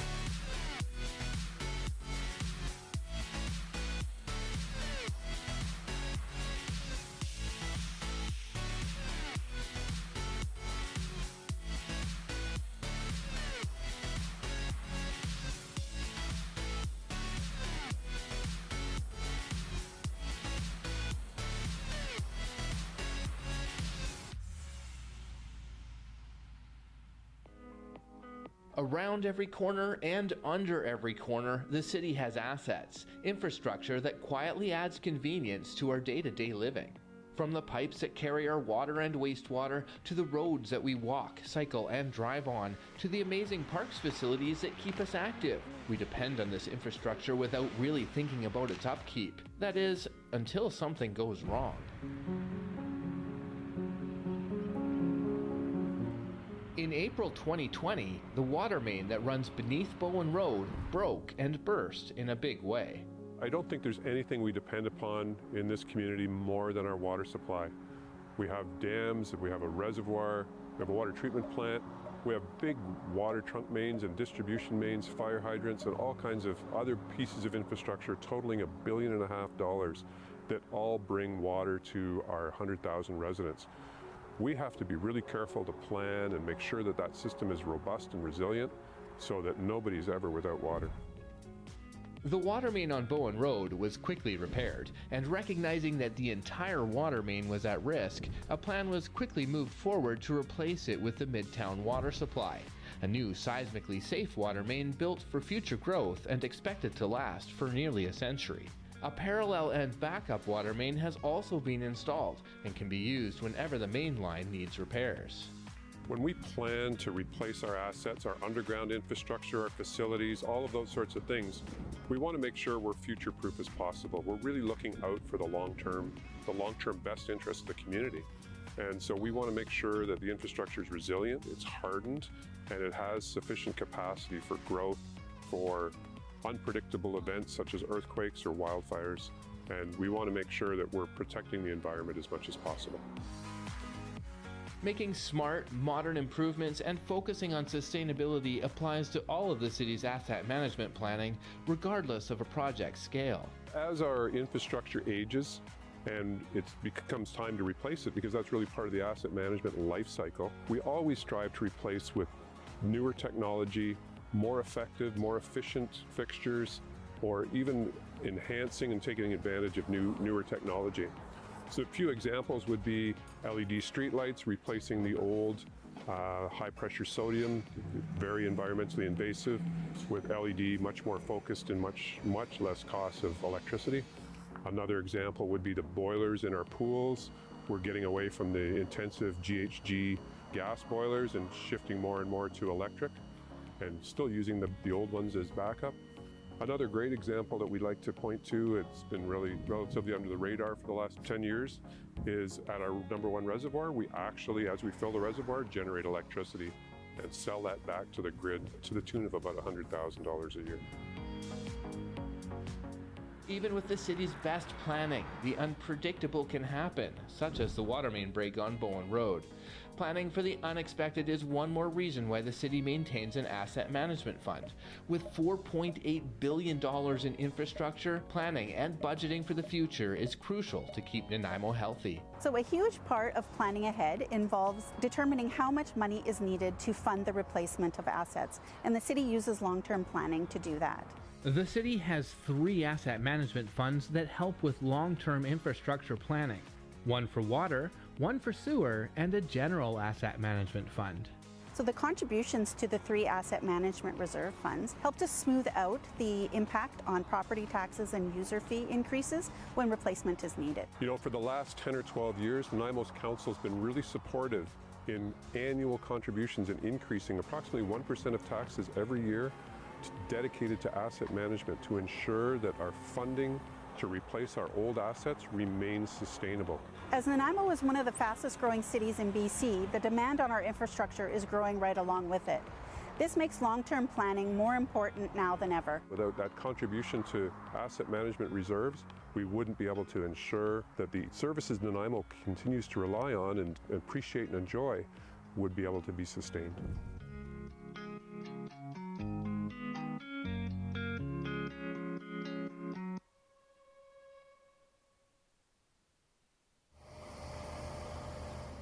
Trenchless technology is a rapidly growing sector of the construction industry and includes different methods to replace underground utilities that require fewer excavations and no continuous open trenches. Pipe bursting is one trenchless method where hydraulic force is used to split the old pipe from the inside, while a new replacement pipe is pulled in behind.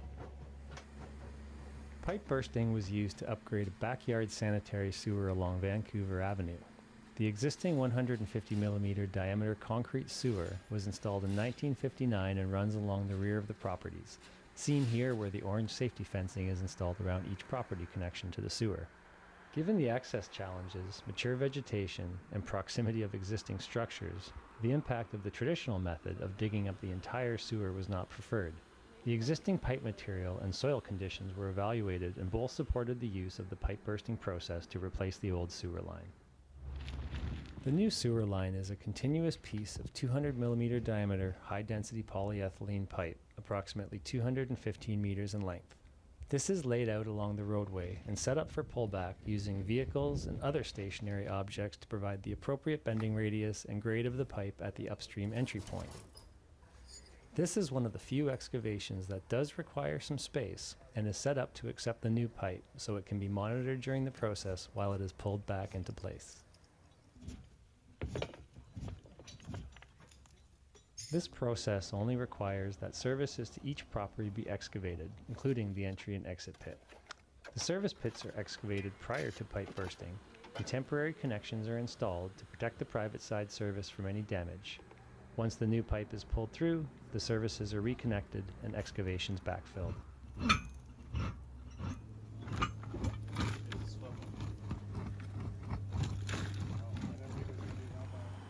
On Vancouver Avenue, the entire section of sewer was installed in just one day, with the project taking only 10 working days to complete from start to finish. Starting up a short-term rental in the city of Nanaimo? From marketing to pricing to your business platform, there's a lot of pieces to the puzzle. One piece that you won't want to miss is your short-term rental business license. Puzzled? We're here to help. A short-term rental is the rental of a living space for a period of less than 30 days back to back. By following the guidelines of the Short-Term Rental Operators Guidebook, short-term rental operators may qualify for a business license without hurting the long-term rental market in Nanaimo. It's also about being a great neighbor. By getting a short-term rental business license, it's like saying, hey, I promise that my guests will have a dedicated space to park in and that they won't be too noisy. This is, after all, a very respectable establishment. To learn more about the City of Nanaimo's short-term rental guidelines, or if you need a hand getting started with your business license application, connect with us. We're here to help.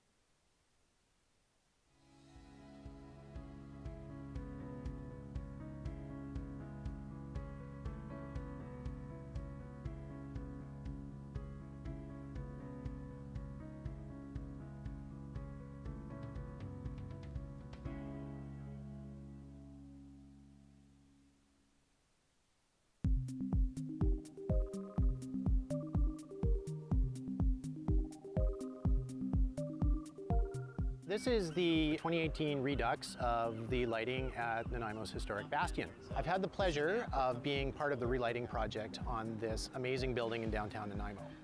So what we did is we've replaced the original high-pressure sodium lights, which basically did an okay job of lighting up the bottom 10 feet of the building, and replaced them with modern LED lighting that has the capacity to change color. We can run through a number of different colors that we have pre-programmed here in a pink, a purple, a green. Probably my favorite on here is Rainbow Chase for Pride Week. It'll actually run all the way around the building all the time. With this new technology, organizations can now request that the bastion be lit to promote their cause by going to the City Nanaimo website and following the instructions.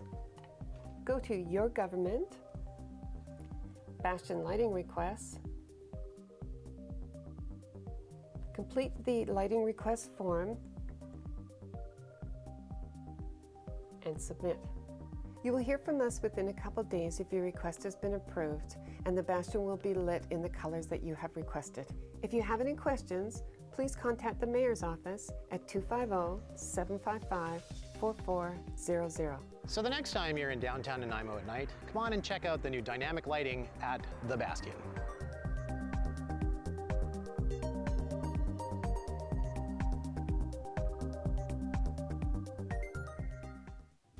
Hi, I'm Recycling. And I'm Wish Cycling.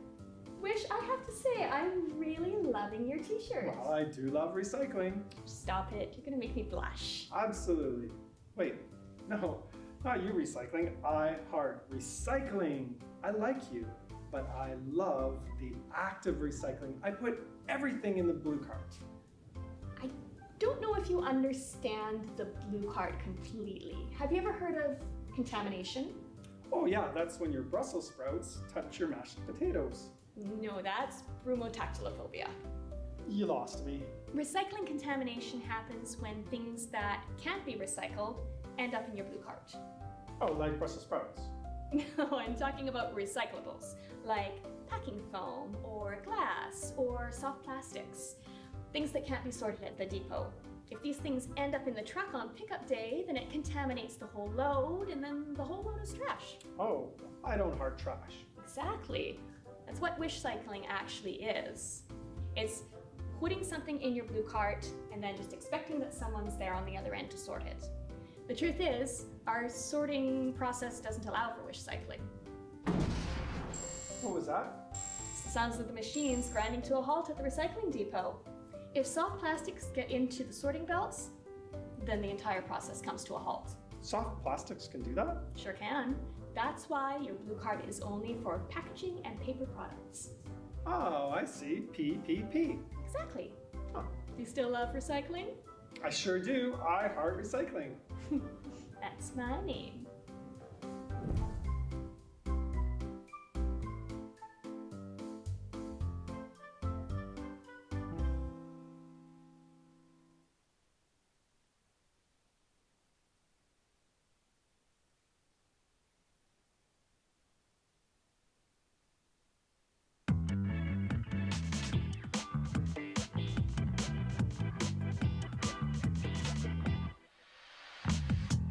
Terminal Avenue is the gateway to downtown Nanaimo, and whether you're arriving from the north or the south, it's the first impression of Nanaimo's downtown.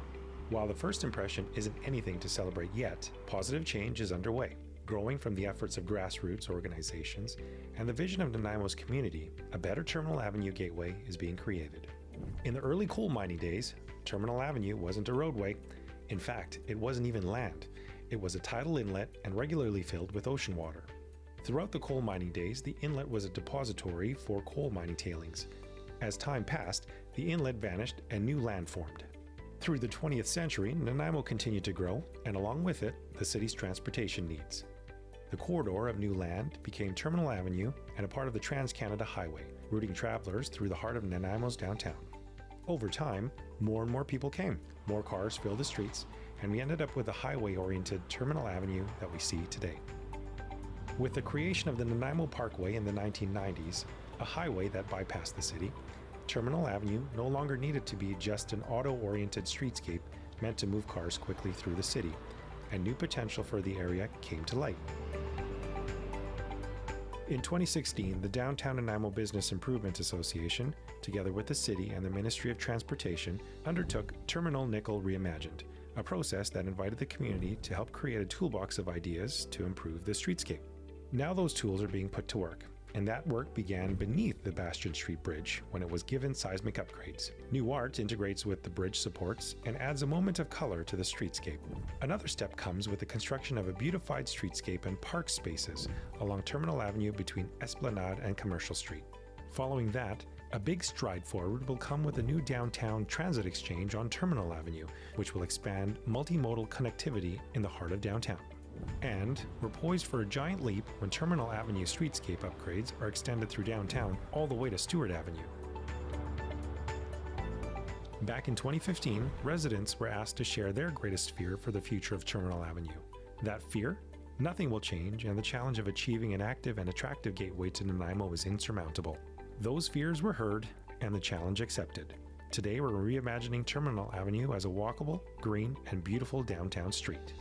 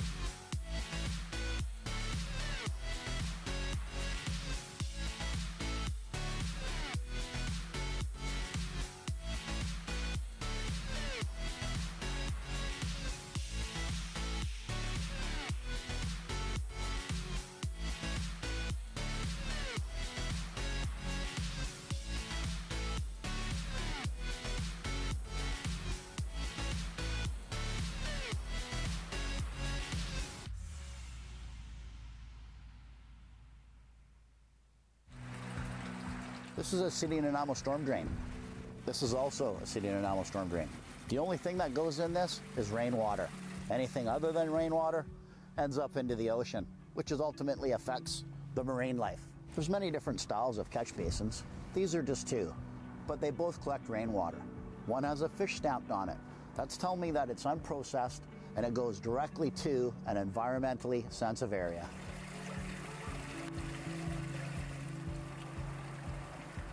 This is the outfall, so anything that you put in that catch basin is ultimately going to end up into the ocean. If you have any questions about where to take your unwanted wasted products, such as paint products and petroleum products, you can contact the City of Nanaimo at 758-5222. You can also go onto our website. You can also download the Nanaimo Recycles app. Please do not throw material down the catch basins.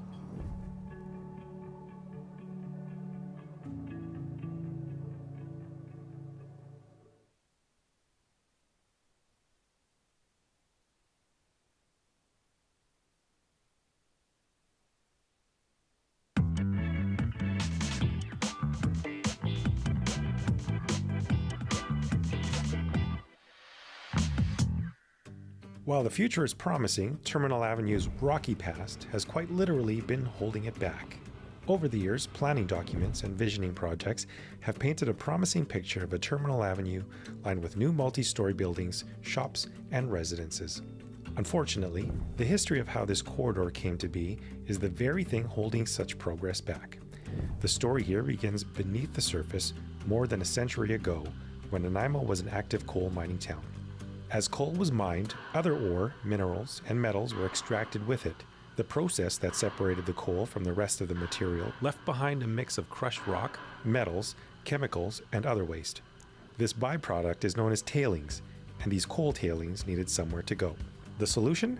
The tailings were regularly dumped in a tidal inlet, and there was so much material that the inlet disappeared. Over time, this corridor was developed and then redeveloped, ultimately becoming a highway lined with the aging single-story buildings and parking lots that we see here today. An overhaul of the area is needed, but the barriers hindering redevelopment and a more modern streetscape are threefold. Partners, including the Downtown Nanaimo Partnership and the City of Nanaimo, identified these barriers as the historic contamination, the highway-oriented streetscape, and the small, fragmented properties. In 2011, the former downtown Nanaimo Business Improvements Association decided to start with the topic no one else wanted to discuss: historic contamination. Environmental regulations were tougher than ever, and that meant the contamination from coal mine tailings made new development too costly and too complex for any single property owner to address alone. The DNBIA brought together dozens of owners, and along with a BC Brownfield grant and a contribution from the city, they collectively funded a successful study on area-wide contamination. The results were brought forward to the province of BC, and effective changes to downtown development regulations were made.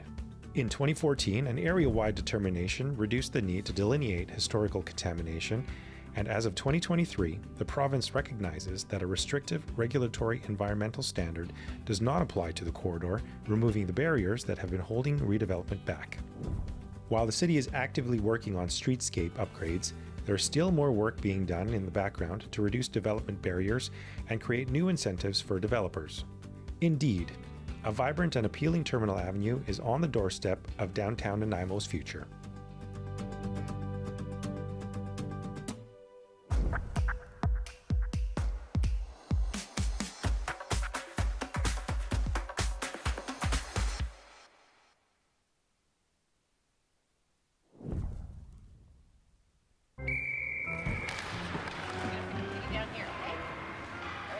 Hey, Tiana. Hey. It sure is the coldest rink in town. Thank you. Oh, yeah, buddy! Nice save, James! Wow, your goalie is keeping you guys in the game. Cheers. Cheers. Oh, man, that's hot. Sorry, that's the way I like it. Oh. Go, go, go, go, go, go!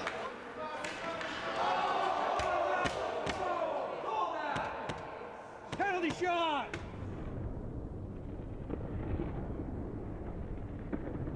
Scalds from hot drinks are a leading cause of hospitalization for children under 5. 2 minutes, stand in the front, unsportsmanlike conduct. Hot tea and coffee will cause serious burns to a child in less than a second. Got a kid? Use the lid.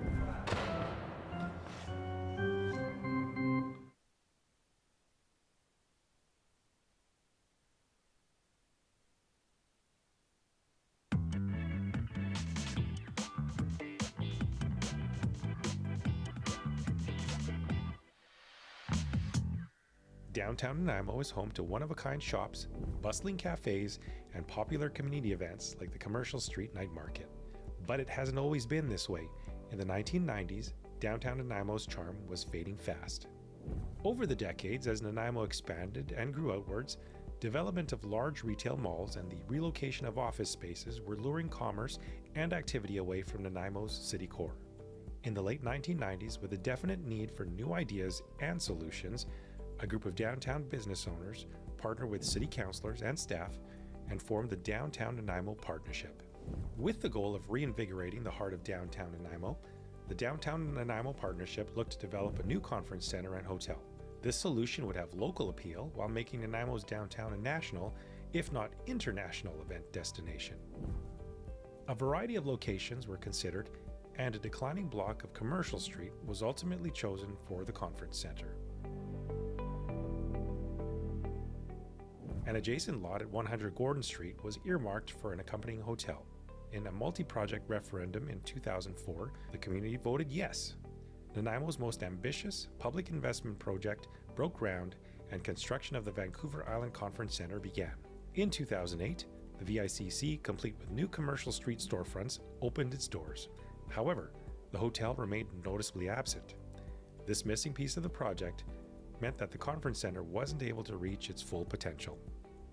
After several failed attempts to partner with a hotel developer and see a new hotel come to be, the city and its partners developed a downtown revitalization tax exemption program to encourage renewal. The city invited offers from prospective developers and finally found the right developer.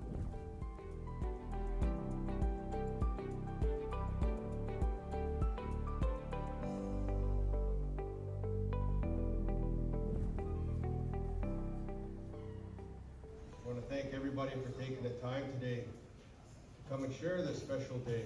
Snuneymuxw First Nation, a partner in the development and ownership of the hotel, led a blessing and celebration to mark the grand opening of the Marriott Hotel in March of 2023. The Vancouver Island Conference Centre and Hotel are a testament to the vision, collaboration, and perseverance of those who truly value a vibrant downtown.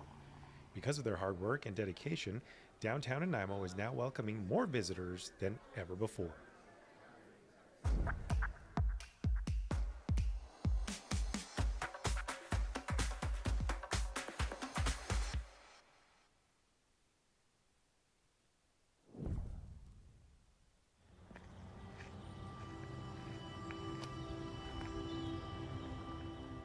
There's a wing flutter of starlings, little specks that swoop low and then rise, gliding over cushions of air, like the gentle crest and trough of ocean waves, to fan out in oblivion.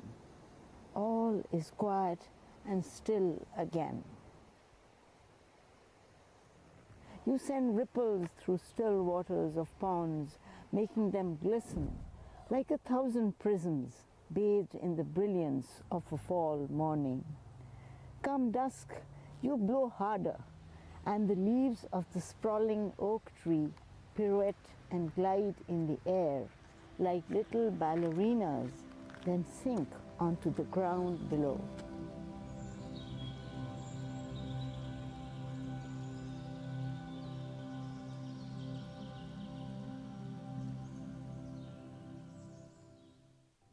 Hi, I'm Recycling. And I'm Wish Cycling. Wish, I have to say, I'm really loving your t-shirt. Well, I do love recycling. Stop it, you're gonna make me blush. Absolutely. Wait, no, not you recycling. I heart recycling. I like you, but I love the act of recycling. I put everything in the blue cart. I don't know if you understand the blue card completely. Have you ever heard of contamination? Oh yeah, that's when your Brussels sprouts touch your mashed potatoes. No, that's brumotactylophobia.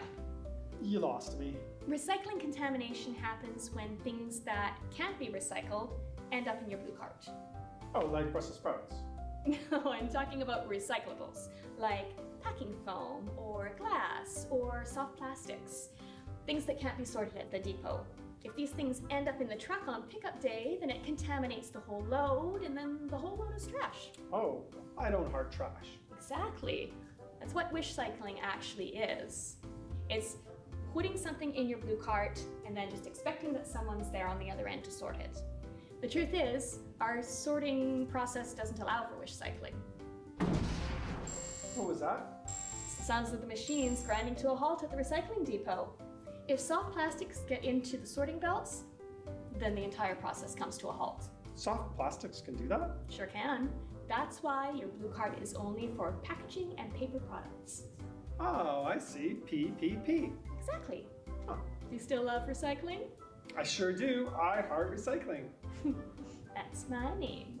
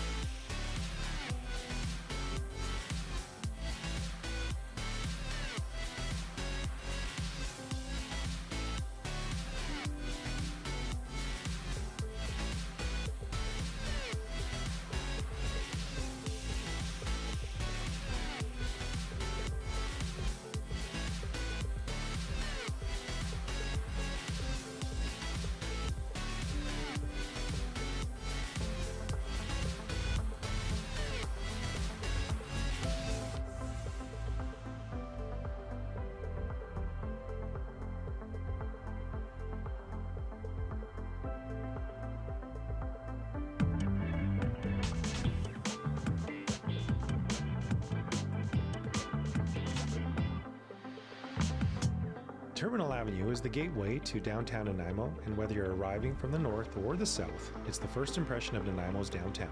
While the first impression isn't anything to celebrate yet, positive change is underway, growing from the efforts of grassroots organizations and the vision of Nanaimo's community. A better Terminal Avenue gateway is being created. In the early coal mining days, Terminal Avenue wasn't a roadway. In fact, it wasn't even land. It was a tidal inlet and regularly filled with ocean water. Throughout the coal mining days, the inlet was a depository for coal mining tailings. As time passed, the inlet vanished and new land formed. Through the 20th century, Nanaimo continued to grow, and along with it, the city's transportation needs. The corridor of new land became Terminal Avenue and a part of the Trans-Canada Highway, routing travelers through the heart of Nanaimo's downtown. Over time, more and more people came, more cars filled the streets, and we ended up with the highway-oriented Terminal Avenue that we see today. With the creation of the Nanaimo Parkway in the 1990s, a highway that bypassed the city, Terminal Avenue no longer needed to be just an auto-oriented streetscape meant to move cars quickly through the city, and new potential for the area came to light. In 2016, the Downtown Nanaimo Business Improvement Association, together with the city and the Ministry of Transportation, undertook Terminal Nickel Reimagined, a process that invited the community to help create a toolbox of ideas to improve the streetscape.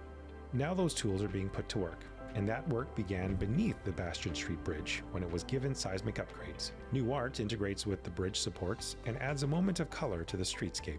Another step comes with the construction of a beautified streetscape and park spaces along Terminal Avenue between Esplanade and Commercial Street. Following that, a big stride forward will come with a new downtown transit exchange on Terminal Avenue, which will expand multimodal connectivity in the heart of downtown. And we're poised for a giant leap when Terminal Avenue streetscape upgrades are extended through downtown all the way to Stewart Avenue. Back in 2015, residents were asked to share their greatest fear for the future of Terminal Avenue. That fear? Nothing will change, and the challenge of achieving an active and attractive gateway to Nanaimo is insurmountable. Those fears were heard, and the challenge accepted. Today we're reimagining Terminal Avenue as a walkable, green, and beautiful downtown street.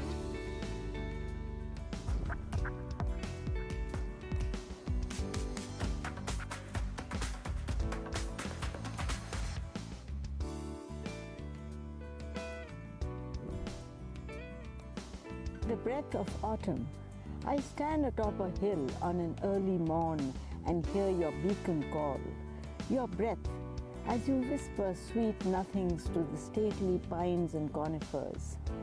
You fly with your invisible cape, rustling through their slender branches to make stately willows dance and sway. You gently rise, your breath soft like a lullaby, as you transform maple trees from green to ochre to a flaming red, setting hillsides ablaze with the fiery plumes of cedars. You ascend to the gray sky to make wispy clouds play hide and seek with the setting sun. You send ripples through still waters of ponds, making them glisten like 1,000 prisms bathed in the brilliance of a fall morning. Come dusk, you blow harder, and the leaves of the sprawling oak tree pirouette and glide in the air like little ballerinas, then sink onto the ground below. A family of furry squirrels scurries down the rugged trunk of the old dogwood tree to nosedive into a pile of crinkled yellow leaves that were once skittering down the cobbled sidewalk. Welcome, autumn.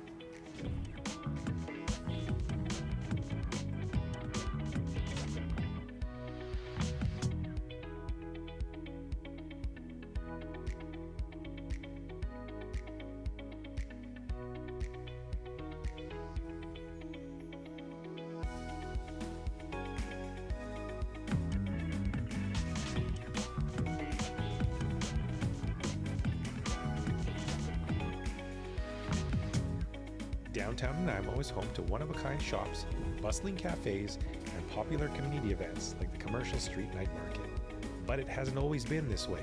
In the 1990s, downtown Nanaimo's charm was fading fast.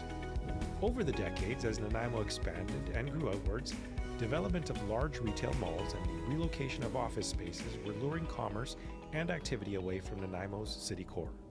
In the late 1990s, with a definite need for new ideas and solutions, a group of downtown business owners partnered with city councilors and staff and formed the Downtown Nanaimo Partnership. With the goal of reinvigorating the heart of downtown Nanaimo, the Downtown Nanaimo Partnership looked to develop a new conference center and hotel. This solution would have local appeal while making Nanaimo's downtown a national, if not international, event destination. A variety of locations were considered, and a declining block of Commercial Street was ultimately chosen for the conference center. An adjacent lot at 100 Gordon Street was earmarked for an accompanying hotel. In a multi-project referendum in 2004, the community voted yes. Nanaimo's most ambitious public investment project broke ground and construction of the Vancouver Island Conference Center began. In 2008, the VICC, complete with new Commercial Street storefronts, opened its doors. However, the hotel remained noticeably absent. This missing piece of the project meant that the conference center wasn't able to reach its full potential. After several failed attempts to partner with a hotel developer and see a new hotel come to be, the city and its partners developed a downtown revitalization tax exemption program to encourage renewal. The city invited offers from prospective developers and finally found the right developer.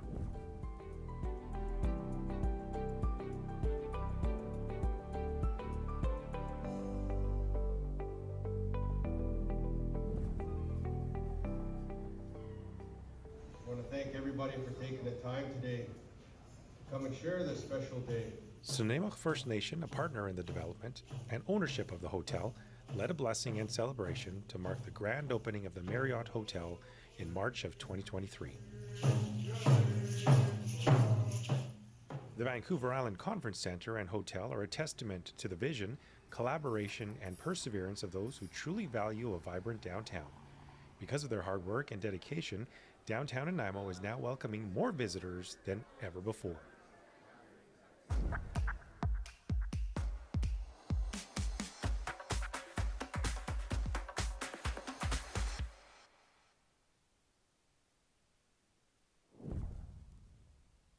Hi, I'm recycling. And I'm wish cycling. Wish I've got a surprise for you. I love surprises. Last week, I swapped out your old blue cart with this new high-tech one. It's beautiful. What does it do? Does it take itself to the curb? Nope. Oh, does it whistle while it rolls? Ooh, I like that, but no. Oh, is it remote control? Sort of. With a click of this button, it will reject anything that can't be recycled at the curbside. That's fantastic, but there's no contaminants in my blue cart, only packaging and paper products, PPP. You sure about that? Looks like you have some closed cell extruded polystyrene foam in there. Oh, but that's packaging material.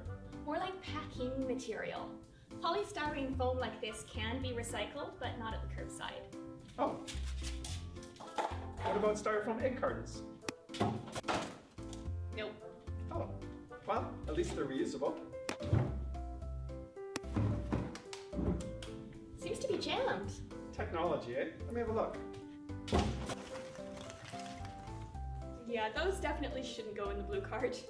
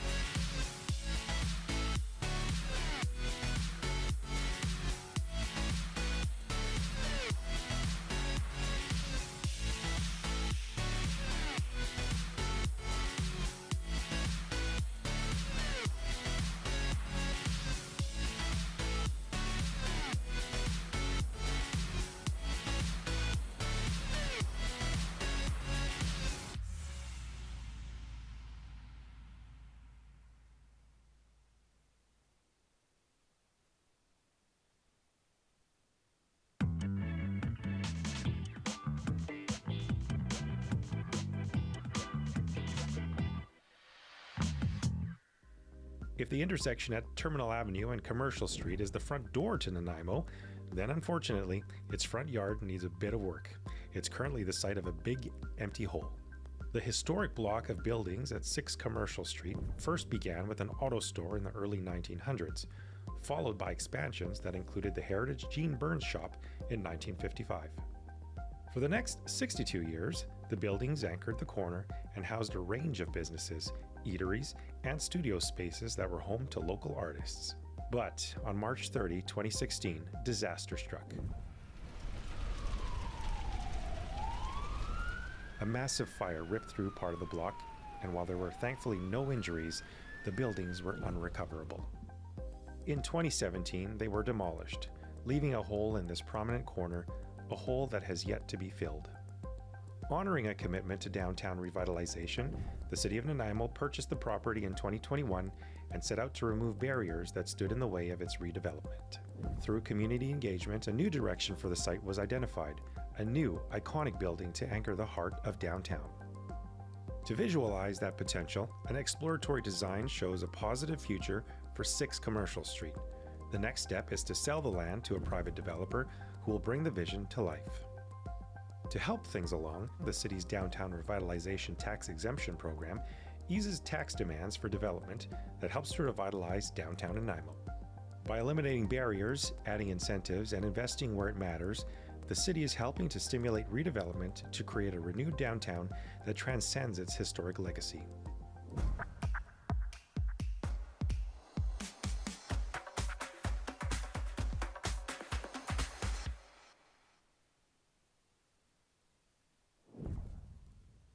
Ushering in twilight in fall.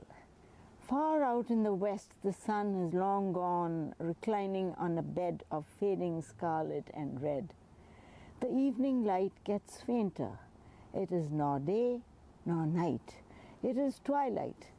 The rolling hills and reclining valleys are painted in mystic mauves as the evening mist rolls in to wrap the furry silhouettes of conifers and pines in its embrace. There is a strange silence, so captivating. I close my eyes, feel my heartbeat and the earth's as one, resonating with the synchronized movement of the sun, the moon, and the earth. There's a wing flutter of starlings, little specks that swoop low and then rise, gliding over cushions of air, like the gentle crest and trough of ocean waves, to fan out in oblivion. All is quiet and still again. In the pale light of the dying day, when the sun has long gone and night awaits in the wings of darkness, I spied you. There you were, a pale silvery sliver, shining through the tiny chinks between the leafy poplars, gently swaying in the twilight breeze. A heady fragrance of honeysuckle fills the air, intoxicating me. Sooner or later, traffic will thin out, and the winding road that hums with the noise of speeding cars will be swallowed in silence, ushering in twilight in fall.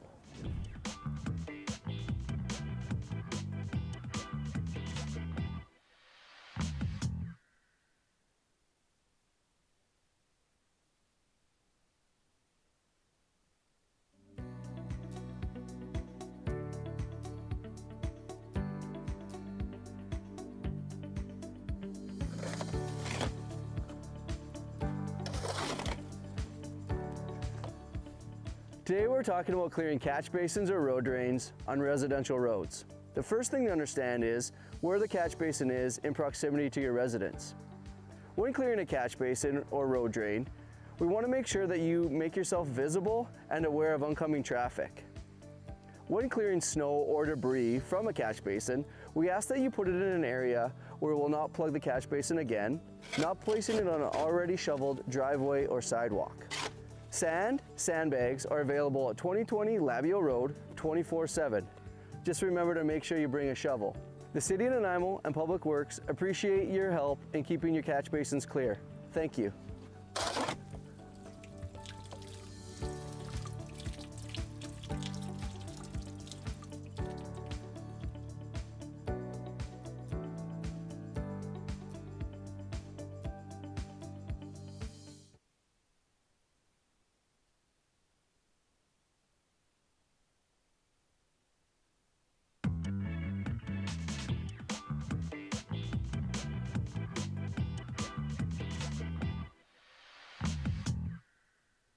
Named after one of Nanaimo's most notable celebrities, Diana Krall Plaza is an open public space in the heart of downtown Nanaimo.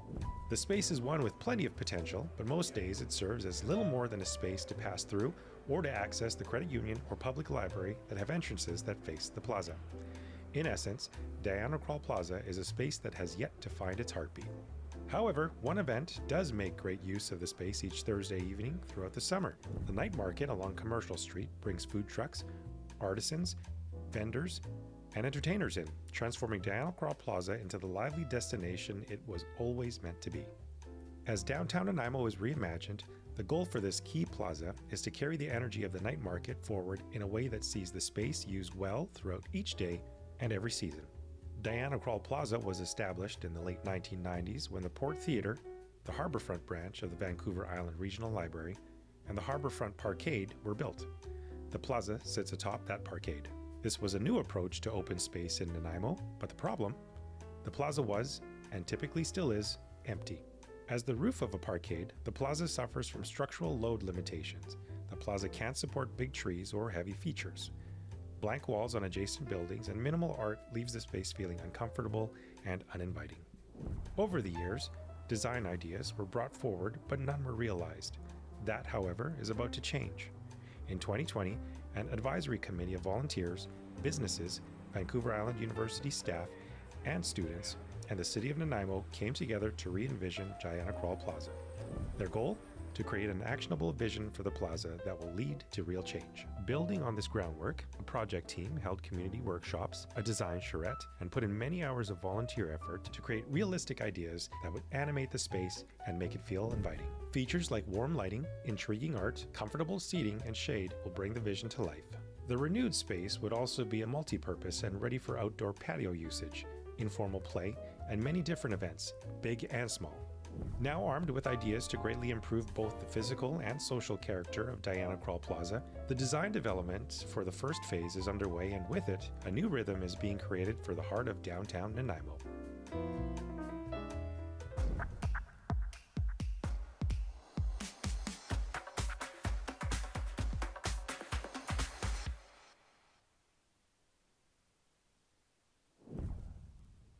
Listen to the fall. Listen to the fall talk to the trees, the soaring arbutus, the furry cypress, the shaggy-headed oak, with the sprawling shadows that stretch across lonely valleys. I hear no words except their muted tongues, their soft whispers drowned by the sighing breeze, tinged with the woody smell of cedar and pine. A lonely road winds like a thread, stitching the quilted landscape, blazing with bright yellow, glinting in the early morning sun rays. There's a silence so deep that can be felt in your bones, in every breath of the earth as it floats in the cosmos. Drenched with dawn, silent valleys open their bosoms to embrace the world. Sparrows chirp, sweep low, then rise on cushions of air to circumvent the arbutus and wild bramble bush. A raw cry of a raven echoes across the rising morning mist. The distant hum of a car dissolves. The air is filled with leaves of maple and birch, dancing like carefree damsels, only to celebrate fall.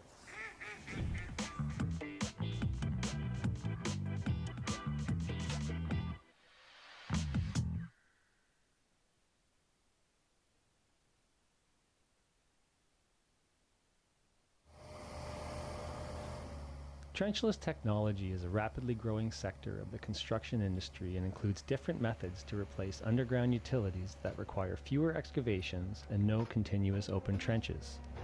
Pipe bursting is one trenchless method where hydraulic force is used to split the old pipe from the inside, while a new replacement pipe is pulled in behind.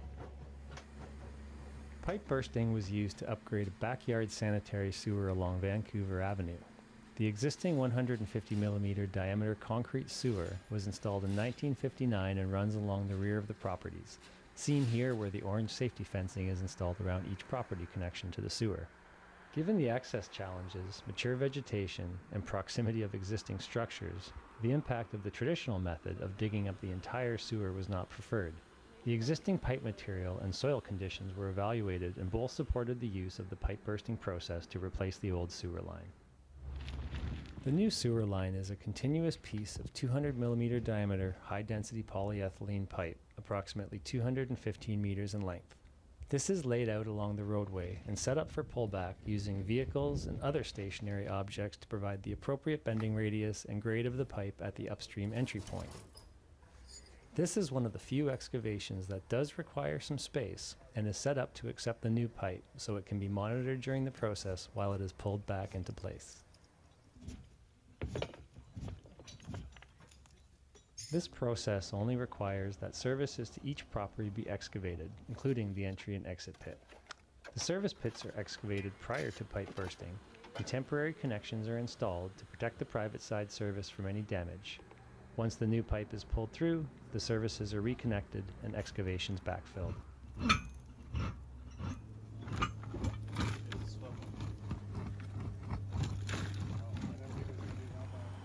On Vancouver Avenue, the entire section of sewer was installed in just one day, with the project taking only 10 working days to complete from start to finish. It is fall.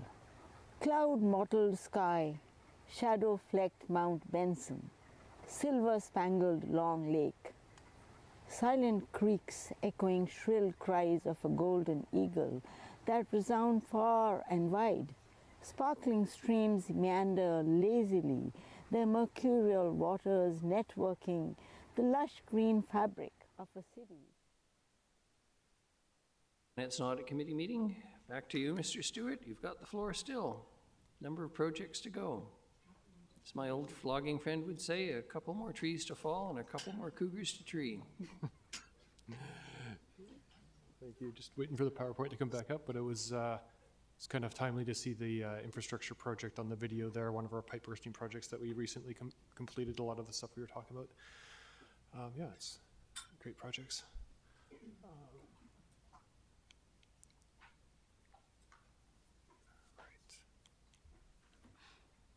Okay, so on to some of our major projects in 2028. The next phase of Commercial Street is scheduled for 2028. Just thought I'd clarify, since it was a little bit, might be a little confusing. Ms. Fuller was talking about phase 2 being pulled out of the plan. That was, since then we've renumbered the phases because this is the next phase. So this will be phase 2 coming up. And this is around Diana Carl Plaza. And one of the drivers for this particular phase is the waterproof membrane that isn't so waterproof anymore and is leaking into the underground parkade and the lower levels of the Port Theatre and causing some issues with our structures there. So we do need to take care of that in the not too distant future, which requires pulling up all of the pavers on Diana Carl Plaza, re-putting a membrane down, and then we have a chance to put it back in a way that the community wants into the future. So we're going to be looking for construction for 2028 for that project. We're going to start the design and community consultation late next year, and then apply some of the lessons learned that we had from this year's Commercial Street project into that to make sure that we can work with those downtown businesses to mitigate any concerns. The next phase after the 2026's Millstone Trunk Sewer will be the next phase of Millstone Trunk Sewer. And it's just the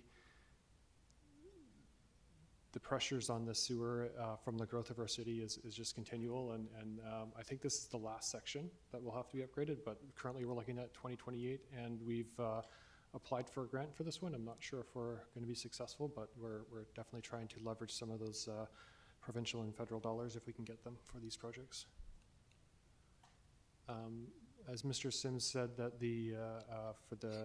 for the dams, raising the dams has been pushed out quite a bit, but one of the things that the water supply group will be looking at is a seismic upgrade to the existing dam.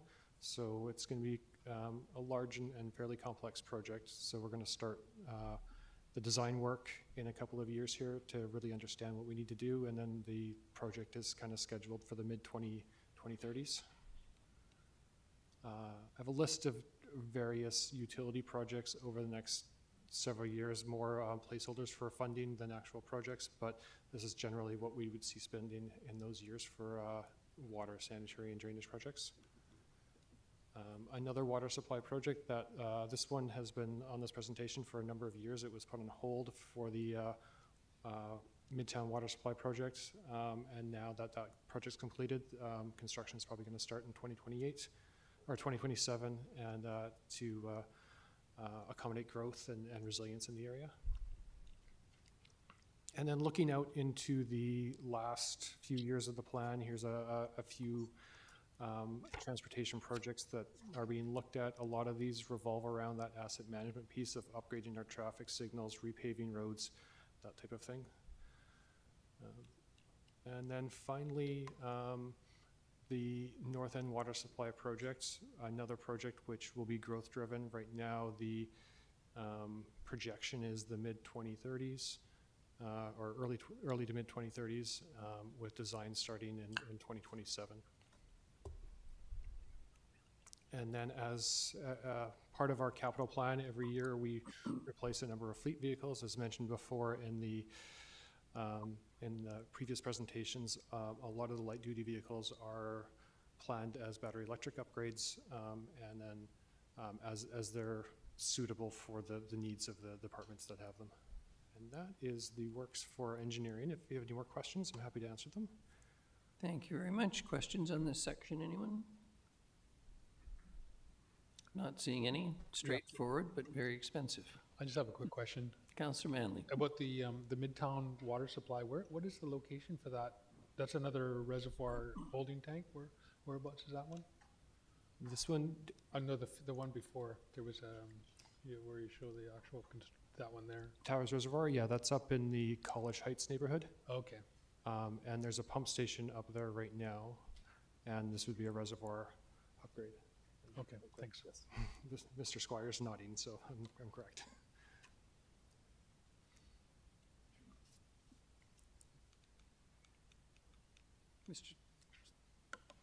Thank you. Thank you. On to the next project highlights, Nanaimo Fire Rescue.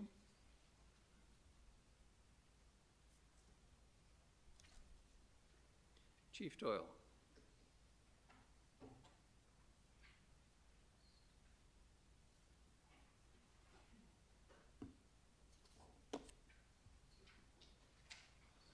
Your Worship and Council, thanks for having me here today again.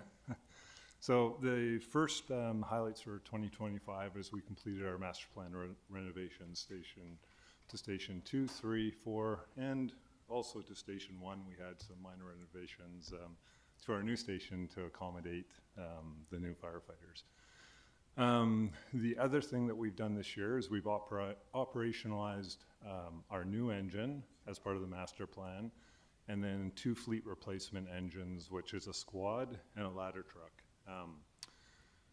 The squad replaced an old rescue truck, and we've made that a wet truck, so that can actually be a frontline truck now. So Nanaimo's fire rescue strategy with fleet now is to move away from specialized apparatus to having all our units be able to perform all the work, so that when one breaks down, there's one there to replace it. The reality is, specialized apparatus get not a lot of use over the course of a 20-year lifetime, while the frontline apparatus get hundreds of thousands of kilometers in use and are used on a daily basis. So it also creates resilience in your fleet. If you have a large wildfire incident, any large windstorm or something, and you need to call in firefighters and you need extra apparatus for them to respond on. And worst case scenario, if fire trucks break down, because they do break down, and we need the next one to be in a state of readiness. A couple of the other smaller projects is a light rescue truck. And that it looks like it's going to be pushed into early 2026, just with some production delays. We did a medical unit for Protection Island. We've been providing medical response on Protection Island for better part of 2 decades. Our ambulance that the community fundraised for back in the day and that the cities took on and is operated, because there is no ambulance service over there. BCS in the province typically doesn't respond on islands. They respond to a loading point at a certain points on islands. Not to say that they won't ever do it, but typically that's their practice. So we respond, we bring the patient to that loading point, and therefore we had to replace the ambulance. As opposed to purchasing a new ambulance, we were able to find an industrial ambulance and older industrial ambulance, and then recondition it for use over there. So those are some of the fleet upgrades. You can see the costs here. The frontline apparatus, the net new frontline apparatus coming up in 2027, is 1.6 million. We also have a water tender, a wildfire water tender in 2030 that's an estimated value of 1.2 million. And we also have in 2028 another frontline apparatus at the same cost of 1.6. The 2 apparatus you can see in the picture there, well, these are the same apparatus that we just put into service right now with the manufacturer. It's the same apparatus coming in 2027 and 2028, which will lend itself to some fleet resiliency because they will be nearly identical apparatus, short of any improvements that we decide we need to make on them in that time. And then when it comes to firefighting equipment, we have an annual evergreening equipment replacement program. To give you an example, it could be, the Excel spread, the booklet on this is long. It's every single piece of equipment that we use operationally. That goes from suction units to thermal imaging cameras to gas detectors, multiple different types of gas detectors, to hand equipment, to everything.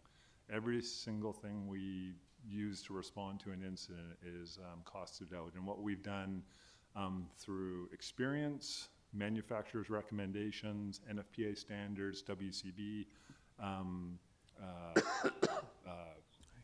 regulations, we have a complex replacement schedule that reflects all the different framework that we have to operate in. So what that means is that every year that there's some outgoing equipment and some incoming equipment, and that's what this budget reflects. It's a vast array of equipment. So, and then the training center classroom. This was part of the master plan. We did go out to market for it. The costs on the original compared to our budget were extraordinary, and we decided that we needed to try to figure out how to right size it or get the costs down on the classroom. So right now we're just in the process, and probably Q1 we're prepared to just start working with purchasing, how we're going to go to market with that to right size it and get it in our budget. Otherwise we'll have to go back to the drawing board again. Is there any other questions on the VR classroom that you have left over from earlier today? Station number 7, we were just talking about this. So station number 7, as you can see, it's an older community building. Suits us very well, but it's starting to reflect its age a little bit. So there's some general improvements that we'll be making on it. The apron, lighting, a decontamination shower, but we're going to use the bones and try to redesign it just to match our needs now. One of the interesting parts of this project is, whereas as it pertains to fleet, and we haven't actually codified these changes yet because we still have to work with an architect in 2027 on the design, but as you can see, fleet costs are, they're always, fire fleet is expensive, and their fire truck is coming up to the replacement interval. As opposed to replacing it, what we're hoping to do is cycle out our older apparatus into Protection Island as they age out. We have a unique situation in the city of Nanaimo where we're considered a large city. So NFPA, National Fire Protection Association recommendations and fire underwriters recommend certain intervals for replacement and for crediting for insurance grading. However, we've applied for an exemption for Protection Island that we fall, in particular on Protection Island, still under a small community status, which gives us an extra 10 years of operation of a fire truck. So in the city of Nanaimo, we have a 15-year frontline life cycle and then a 5-year backup life cycle. And then we lose credit. That's why you'll see our fleet being evergreen. That's based on a number, not just insurance, wear and tear, and quite frankly, if you're to drive a race car day one and a race car on day one of year 20, they're pretty ragged, and fire trucks kind of reflect that. So now in a community like a small community where you do a far less incidents, that you can stretch that interval out. So all small communities, less than 1,000 people, that's what's considered small. It goes from 0 to 1,000, 1,000 to 100,000, and then 100,000 and over, which we are. But the exemption gives us the ability to stretch out our apparatus. So what we're hoping with this design is that we're able to make some modifications to the apparatus bay that allow us to take our outgoing apparatus here and move them over there. And then if we can confirm that in 27 and construct it in 28, that we can start on that cycle and pull out, not having to replace their apparatus net new. So it will be something that we're looking at changing, and we have a long-term fleet plan that recognizes that we've anticipated that we'll have apparatus. In fact, we'll have 2 very similar apparatus in 27 and 28 that will be going out of service, and then again in 2033 and 2034 that will be going out of service that we're hoping to put over there. So it just gives us some long-term cost savings and stability there. Any questions on that? Okay, I think that just about does it. Thank you very much. Councillor Manley.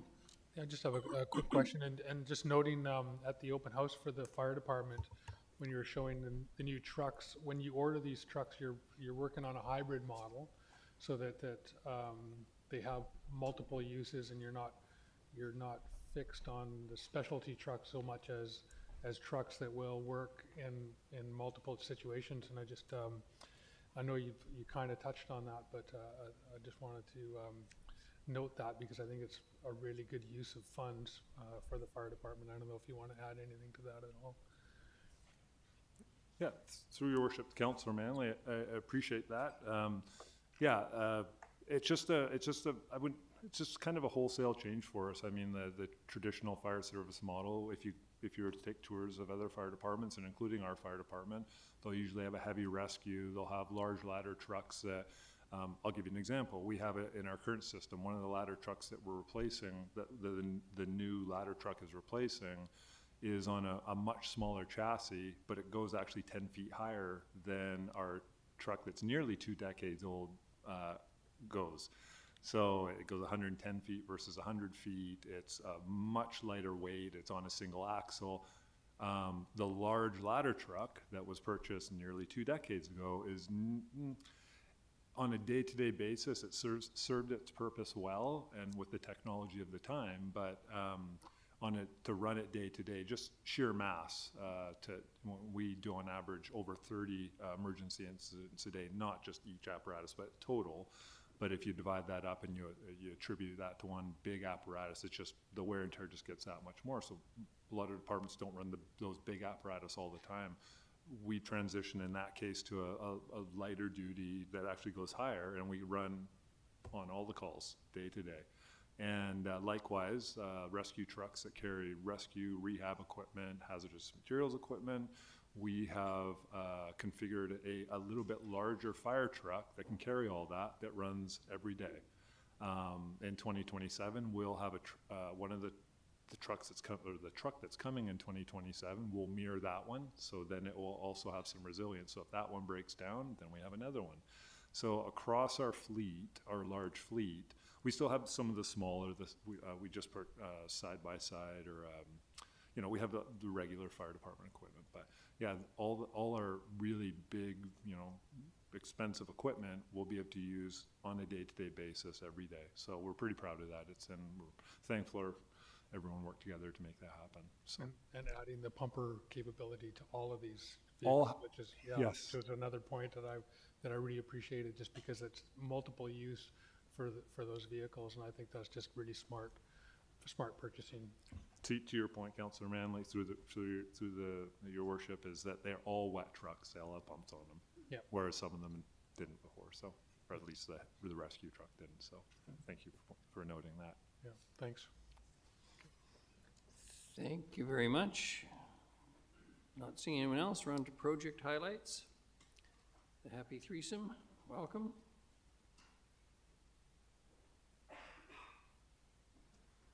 Good afternoon, Your Worship and Council. Probably used to seeing the three of us up presenting as we usually do when it comes to talking about our projects. Our projects are so meshed with each other. We work very closely, especially Ms. McCaskill and myself, our teams work very closely on all these projects. So we do go back and forth quite a bit, and you'll see that when we do our presentation, as well as with Ms. Davies. A lot of the parks projects do go hand in hand with what we're doing as well. So we'll probably go back and forth a little bit, and you know, appreciate your patience while we do that. But I'll let Ms. McCaskill start with some of her projects. Very good, thank you. Please. Good afternoon, Mayor and Council.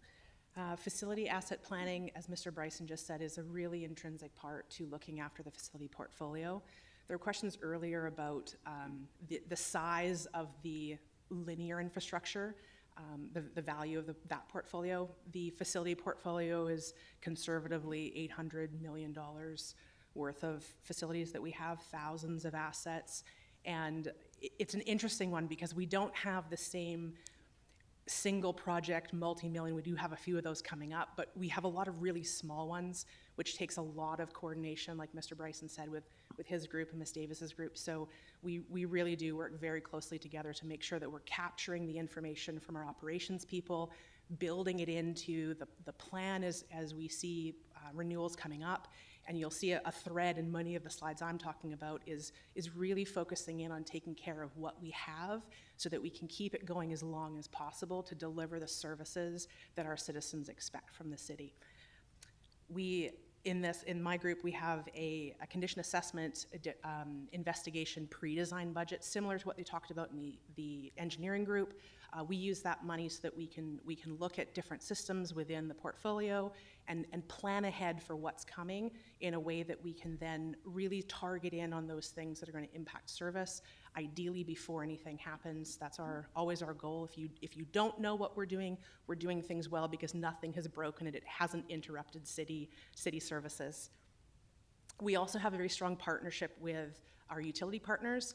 There's key account managers at both Fortis and Hydro that our energy manager works very closely with, and they do provide funding for energy studies, feasibility studies, and even some project work that we do.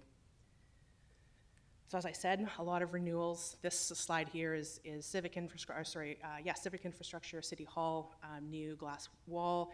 Both of those projects for VICC are actually going to be starting in the new year, so it was a bit of an ambitious. They were budgeted this year, just things didn't work out, so they're going to be done in 2026.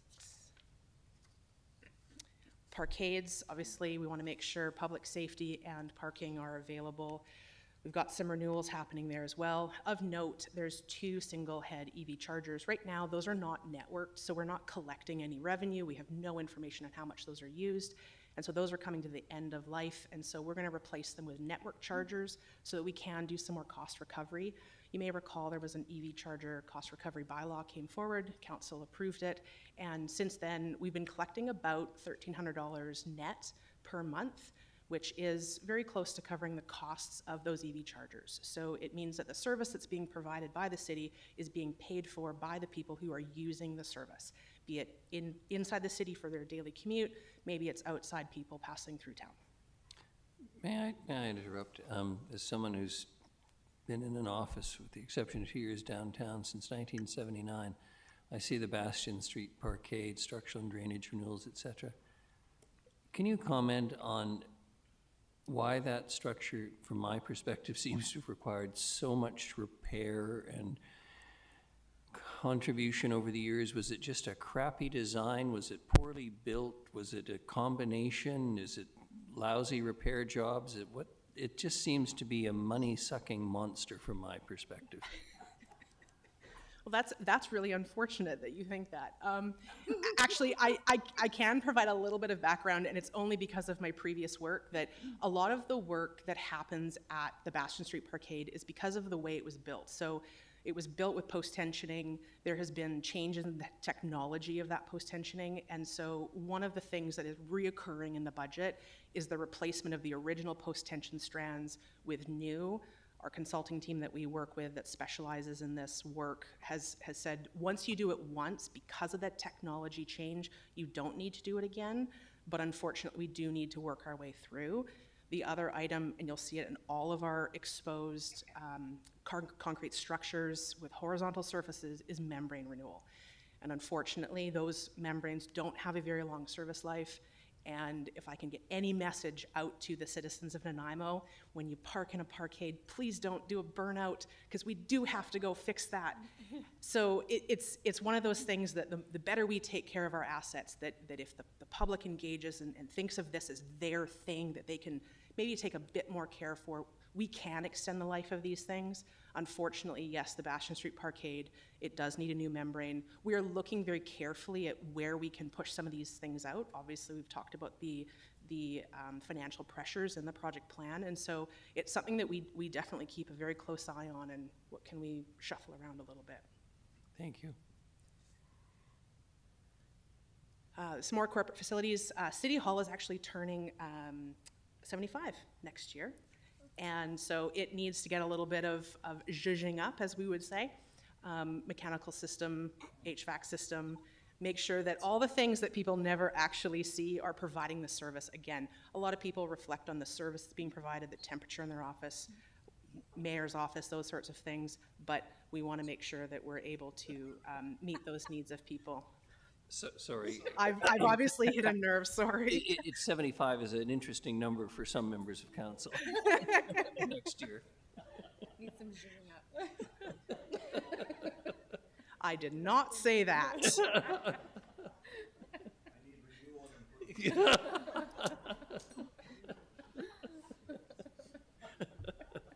I'm not quite sure how I'm supposed to carry on after this. Thank you, Councillor Manley, very true. RCMP detachment, obviously also in an aging building, and it needs asset renewals as well.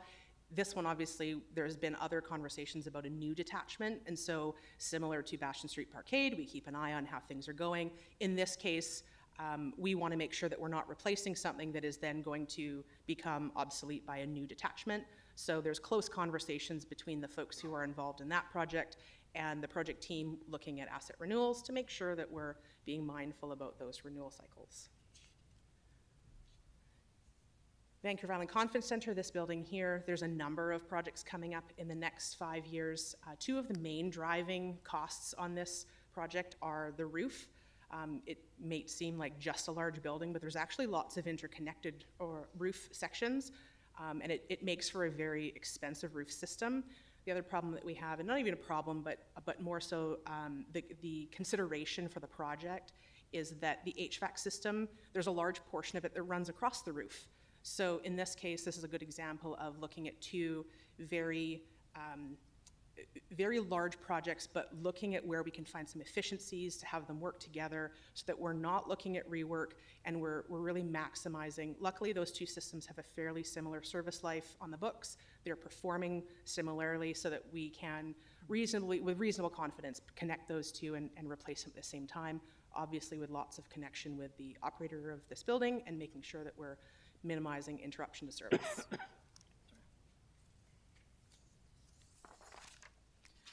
Good afternoon, Mayor and Council. I was going to say, any questions on that section? Ms. Davis, please proceed. Thank you. Good afternoon. Over on the Parks, Recreation and Culture side, it's my pleasure today to represent the culture team and provide the updates with the 2025 work that they have achieved. And firstly, I would like to highlight the work that has been completed this year in temporary art. Over at Oliver Woods, Karen Jotko's Histogram Histories was installed this spring, adding lots of colour to the space. And this piece of art is a histogram all about that area and the change it has undergone over time.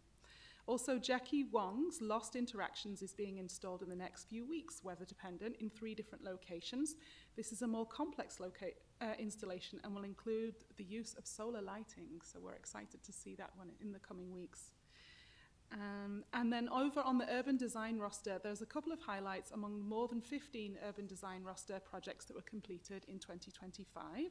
Humanity in Art were brought back to complete and renew the the Last of Us Pride mural that is there on Skinner Street with support of HBO.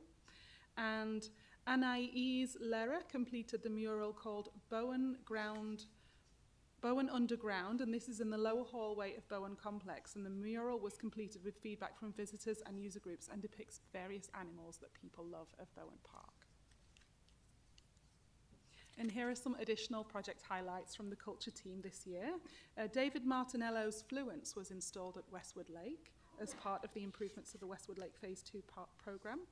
And also designs by Amy Pye will be featured as the light projection along Commercial Street as part of some of the street upgrades there. Sensing Nanaimo is the title, and it's a series of 10 circular street projector designs that celebrate the city through the lens of human sensation. And then Noel Brown, for our Truth and Reconciliation Day, we honoured National Truth and Reconciliation Day with Noel Brown's Zamboni art.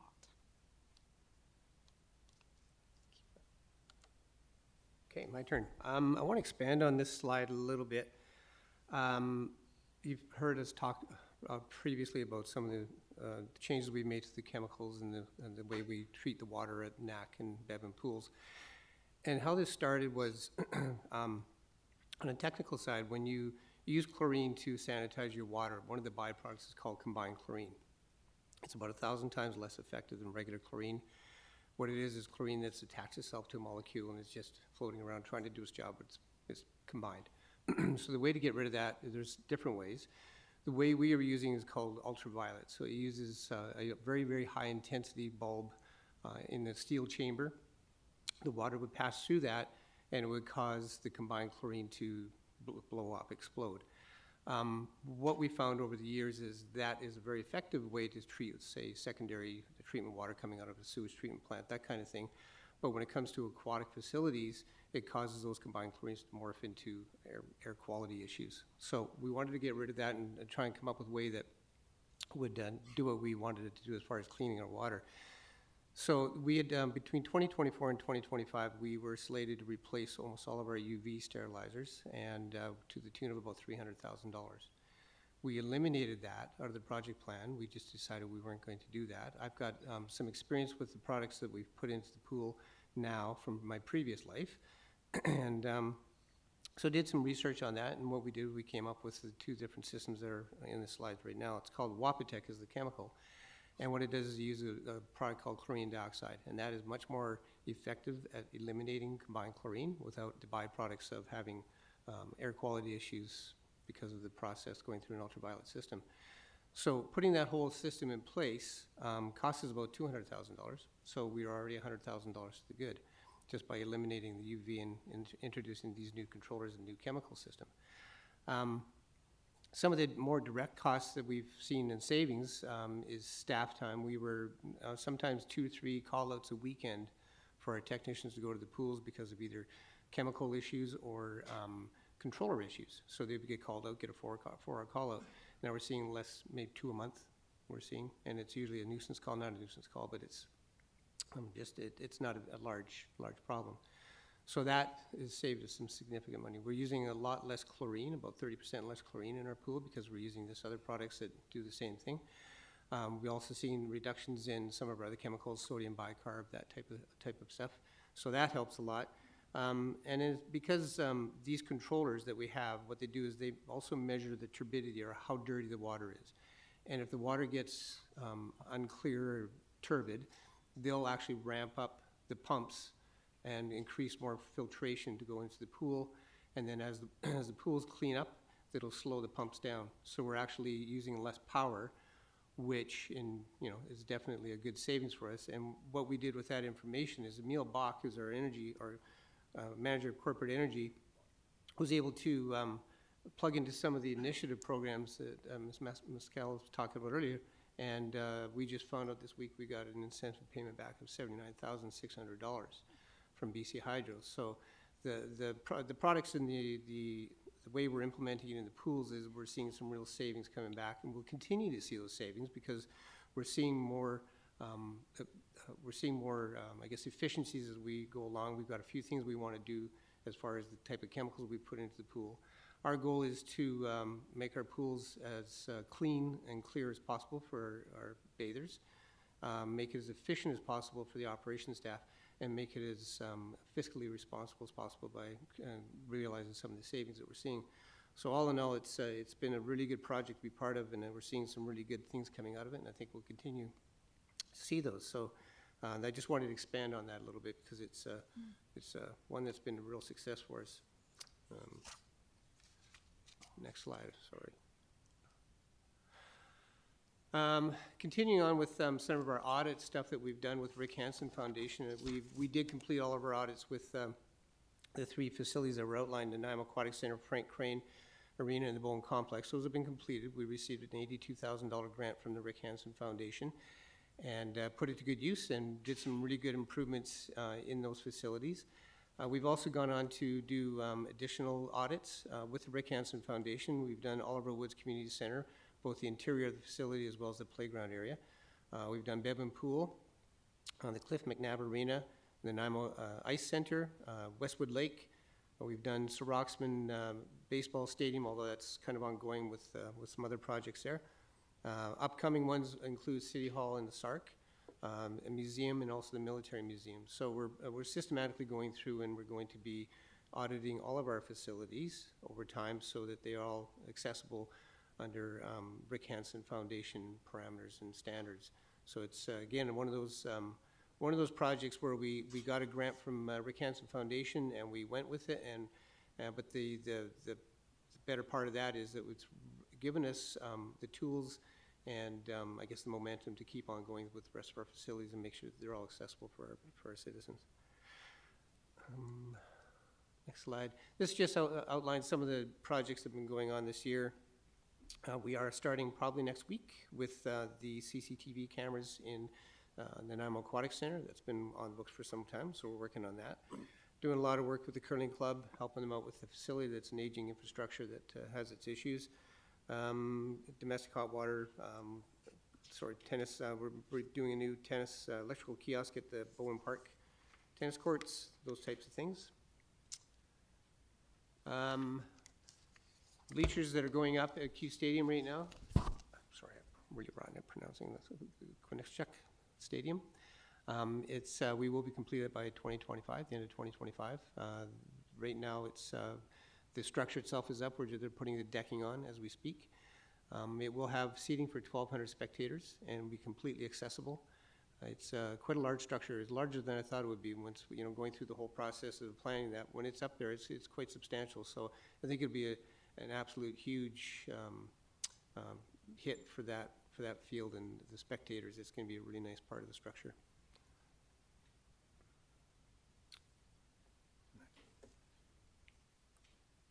And some more improvements we've achieved for the community in our parks in 2025.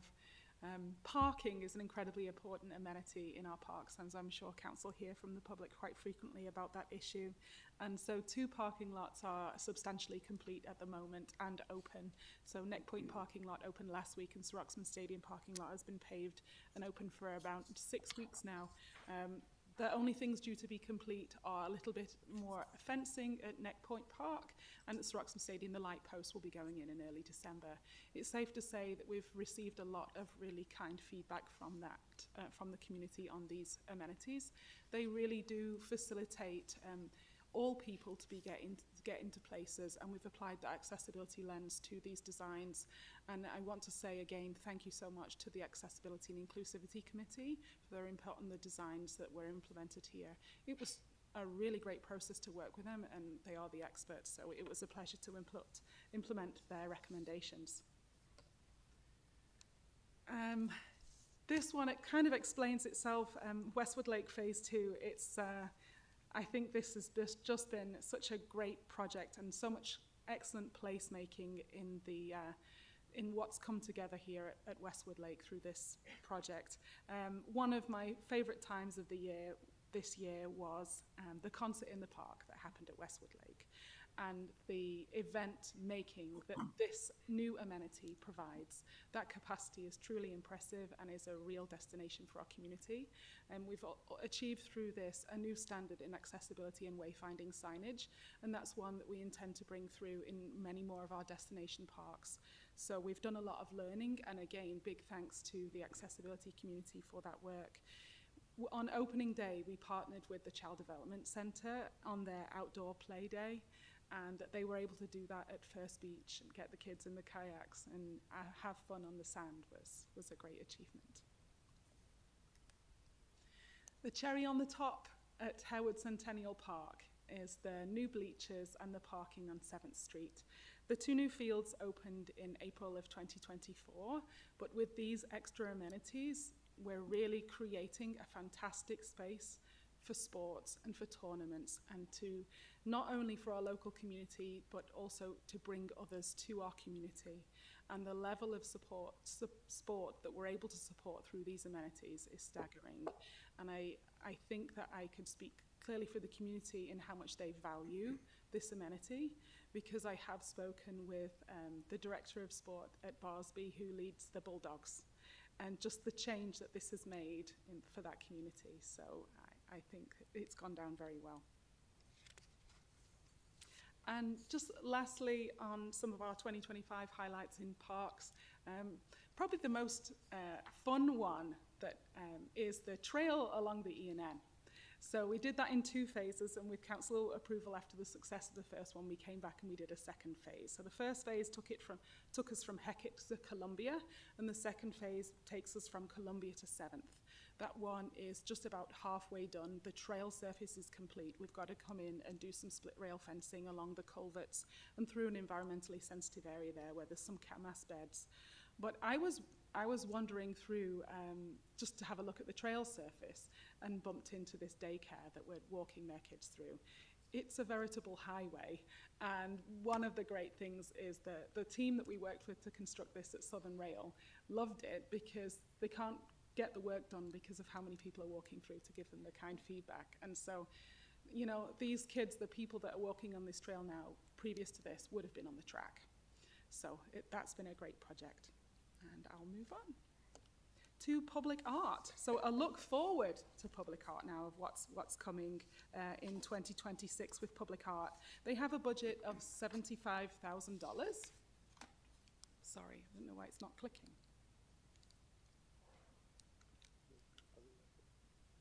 Oh, no, there we go. There, we've got it, okay. They have a budget of $75,000 annually, and they continue the integral public art programming through this fund. With the temporary art program, they involve the selection of 2 new projects and also many urban design roster projects with a new roster of artists coming on board for the next 2 years. There are many other opportunities arising, and these programs help us ensure that public art is accessible and integrated into the experience of our community. To me. So this, the Nanaimo Aquatic Center play structure, we've had it ongoing for a little while, and we've changed it somewhat to accommodate, I guess, timelines, budget-wise, that type of thing. We're planning on installing the new structure in 2026, and we're going to do it at the same time as we do the major upgrades to the HVAC in the facility. We're also doing renovations to the guest services area, as well as the concession that was talked about earlier as far as turning that into office space. And I mean, it makes sense that when we're shut down for that length of period of time to do all the major work that we have to do at the same time. But it also, when patrons come back to the facility, there's gonna be a whole bunch of HVAC work that's being done upstairs. They won't see any of that. So this gives us an opportunity to showcase the building a little bit. There'll come in to be a new, more efficient guest services experience, as well as have a brand new water feature that they can go in. It's not quite the Pebble that we have there now, but it's going to be a nice new water feature that I think everyone will really appreciate. So looking forward to that. We're working with the architect right now, and that's the plan, is to have that in for 2026. And over to you, Jen.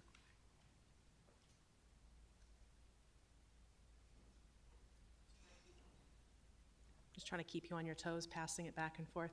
As Mr. Bryson just alluded to, we've got the NAC dehumidification project coming up next year with construction on site. Ms. Fulla referenced this in her budget presentation because obviously it will mean a longer shutdown for services at NAC. We are still dialing in that schedule, and there will be a lot of communication out to user groups and public, but we're working very closely with all the interested parties to make sure that we've captured the impact that this service disruption will cause. As Mr. Bryson said, unfortunately, a lot of the work that's going to happen through this particular project is going to be unseen by the public. The hope is that they will feel the difference. When they come into the facility, it'll have a drier environment, which might sound weird in a pool, but humidity is a real problem in pool environments. And so by addressing that, we're hoping to have a better patron experience. And at the same time, the intention is that we are going to save a substantial amount of power and reduce quite a few of our GHG emissions. The NAC is well loved, but is also our largest single contributor of GHG emissions in the portfolio.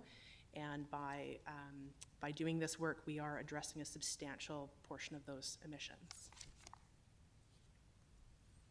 Another big project next year coming up is the re-roofing at Bebin Complex. There are actually 3 different phases to this project, but right now the project team is working on the design for phase 1, and the anticipation is construction will be next spring, summer. There is some weather dependencies, but we're working closely with the project team to make sure that we're delivering a project. This one is going to be far less invasive to the public.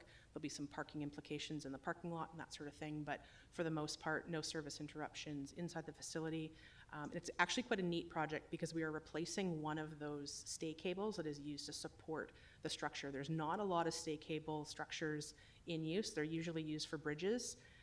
So it's rather a unique structure, and I was actually speaking to somebody, and they said that this building was actually in their textbook when they were in engineering school. So it was quite an interesting, they were quite excited to be involved in this project. So. And last item for me is the Nanaimo Curling Club. In May, Council provided instruction to direction to prioritize the sustainment of this facility. And so the roof is going to be replaced in 2026, and the slab will be replaced, or rather is projected to be replaced in 2030, but that's obviously part of the draft budget for your consideration. I lied, not my last slide. Port Theatre. This is another building. I actually consider this to be one of the newer buildings in our portfolio, but it's actually next year 28 years old, which is a bit of a, because that means it's almost halfway through its life cycle, and that's when facilities start to attract a lot more investment. So the age of our facility portfolio does tend to drive a lot of the investments needed, and so we've got a number of projects listed there that are going to provide some renewals, better experience for patrons, some of the internal workings, the sort of things that you really need to have working in maintaining a patron experience. And then a few of our historic facilities, we also need to make sure that they are kept up to date. And so these ones are, with the exception of the OV Art Center at the bottom there, the rest of them are really about maintaining that historic fabric within our facility portfolio. And so there's some new roofing there, some painting, and obviously by no means are we bringing it up to today's standards, because that's part of the experience of going to these places. But we are doing our best to maintain the historic fabric, so shake roofs, which are becoming harder and harder to find, but we have been able to get some budget pricing, so put it in the plan for those replacements. If I may, the OV Arts Center, electrical, mechanical, and interior, $613,500.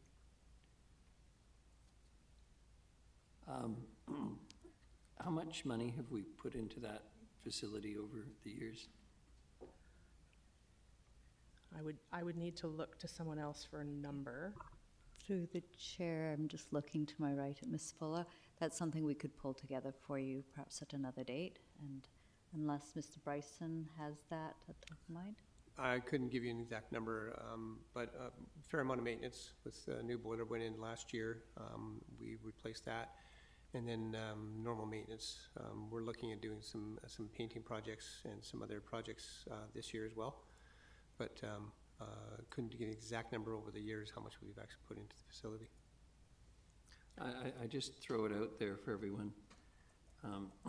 I don't think it was the best purchase ever for the city, and it has cost a great deal of money, and the prospect of putting another $613,500 into it troubles me. Councillor Himmons? Oh, Your Worship, that was a holdover. Sorry.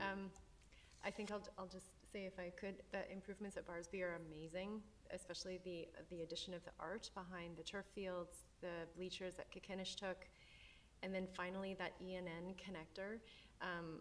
I live right around the corner. You're correct, Ms. Davis. All of those people used to work on they used to walk on the rail line, particularly all those daycare groups. So it's packed every time I pass it, people on it. So just really neat to see all the projects compiled, and those are just 3 that stood out to me. Thank you. Thank you. Councillor Manley? Yeah, I'm just curious about the ENN Railway, whether are they going to pave that path eventually, or is that in the plan?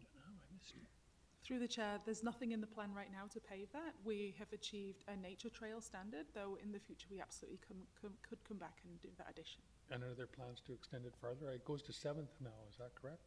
That's right, it goes to 7th, yes, and we have other funds in the plan for next year to do more work with the ENN and the RCF. To go farther than 7th? To go further, yes. Great, thanks. Your Worship, if I may come back to your comment, Facility Asset Planning and Parks Rec and Culture are working very closely with the Nanaimo Arts Guild, and I apologize if I have got that name wrong, but they have some significant vision for the facility. The work that's identified here is born out of a condition assessment that was completed, and the intent of it was to maintain the functionality.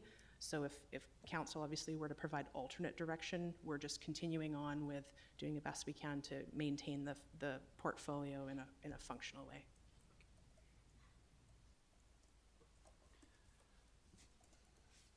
Over to upcoming improvements to the Stadium District.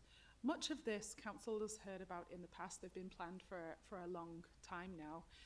The one thing I'd like to draw to council's attention today that is a change from the plan is a new amenity building for the Stadium District. And we have reprioritized our project implementation for the Stadium District on the basis of user group feedback. And our plan now is we did have a project in the 5-year plan to install artificial turf at Sir Oxman Stadium. That has been pulled out and pushed to a later year, and what has been brought forward is the creation of an amenity building that would be placed between the 2 grandstands to facilitate washroom and change room space for large groups. And this will in particular support many of our ticketed events that take place at the Stadium District. It has long been a struggle that the home team might have somewhere to change, but the away team may not. Similarly with football, you have large squads with football, and so we have not been able to really provide that space that's needed for that. So as a priority, we've moved this project up. And so this is why it's the first time you're seeing it in the plan right now. Design work on this, if project is approved, would commence in 2026 with completion in 2028. It is a kind of 2-pronged project. There's some renos that would take place in the existing space in those grandstands, and then the new building is the portion that's created in between the 2 grandstands, which it does not have utilities. It's just electric because that's just the change room space. So washrooms and change rooms underneath. Washrooms underneath and change rooms in the middle. So that's the big change for the Stadium District, and we've broached it early with user groups who are very pleased. And there's some secondary other projects that are related to that amenity building. There's another storage amenity, because right now some of that space under the grandstand is used for storage by the track and field club, so we have to build another storage amenity up at the Stadium District for that. But this really is about allowing that Stadium District to fulfill what it was supposed to do, which is bring those large events to the community, and through this project we'll be able to realise some more of that. At Brecon Dock in 2026, we will be replacing the last piece that has not been replaced by composite material, and that is the triangle and the walkway down there. So that gets replaced with an aluminium and composite decking material. Also, the lighting of the E&M, the first phase of that lighting is due to take place in 2026, and that goes from Northfield to opposite Rock City Road. That will be delivered in partnership with our team in engineering. And then the amenity building at Maffeo Sutton Park is so much more than just a washroom. We are going to be providing some green room space for the users of the pavilion, and also potentially some storage space as well.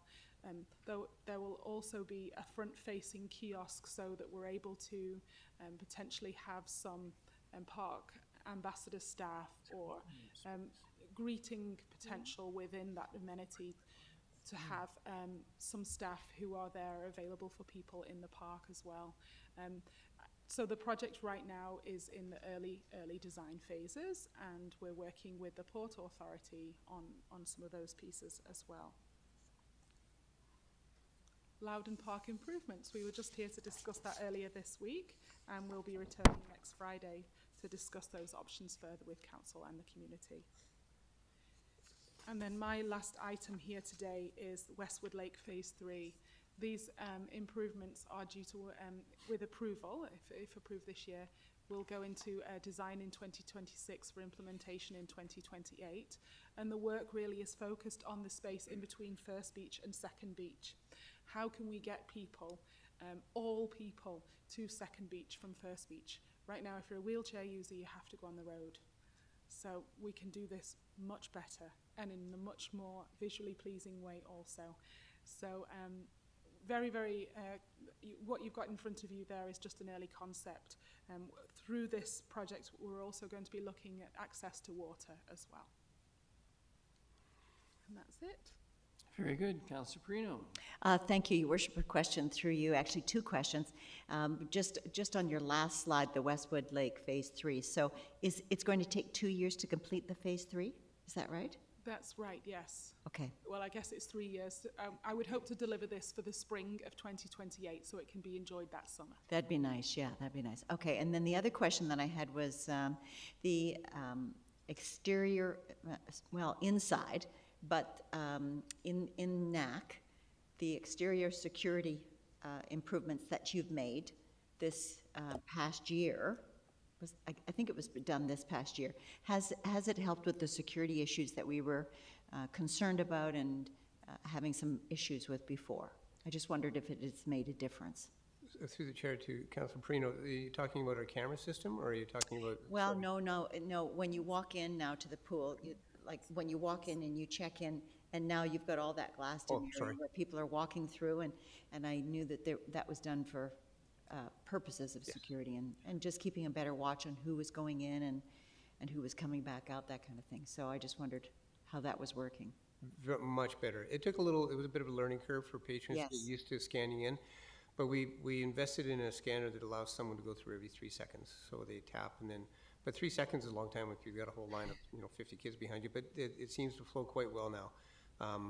The people at guest services are saying that they're having no problems. The first couple of months is a bit of a learning curve, but after that it's done quite well. And it has provided that extra security that we want. That you were looking for. Yeah. Good. Thank you so much. Thank you. Thank you. Councillor Hemmons. Thank you, Your Worship. A curious question. What does mine capping at Sir Oxman Stadium look like? It's a great question. Through the chair to Councillor Hemmons. We have 2 mine shafts under Sir Oxman Field. Are they open? Like, how do you identify them? They're currently capped with, I think it's a concrete slab, and we've had some geotechnical investigation undertaken, and they're aging, and so just to make sure that our mower doesn't fall through the field into a mine shaft or we don't lose a baseball player, we have to cap these in a more modern and safe sense, and so that's what the project is all about. Fascinating, thank you. And is it a correct assumption that as we're doing those improvements at Sir Oxman for the community, which we know the cage, the throwing cage, but also to improve our ability to attract sports tourism? Is that accurate? In line with our sports tourism strategy is enhancements to that field? That's absolutely right, yes. Great, thank you. Questions, council?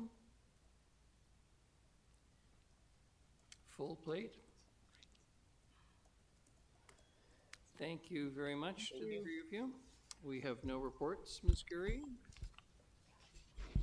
No That's other correct, Your business? Worship. No other business. I think Ms. Mercer might want to give a wrap-up spiel Ms. before Mercer? we head out.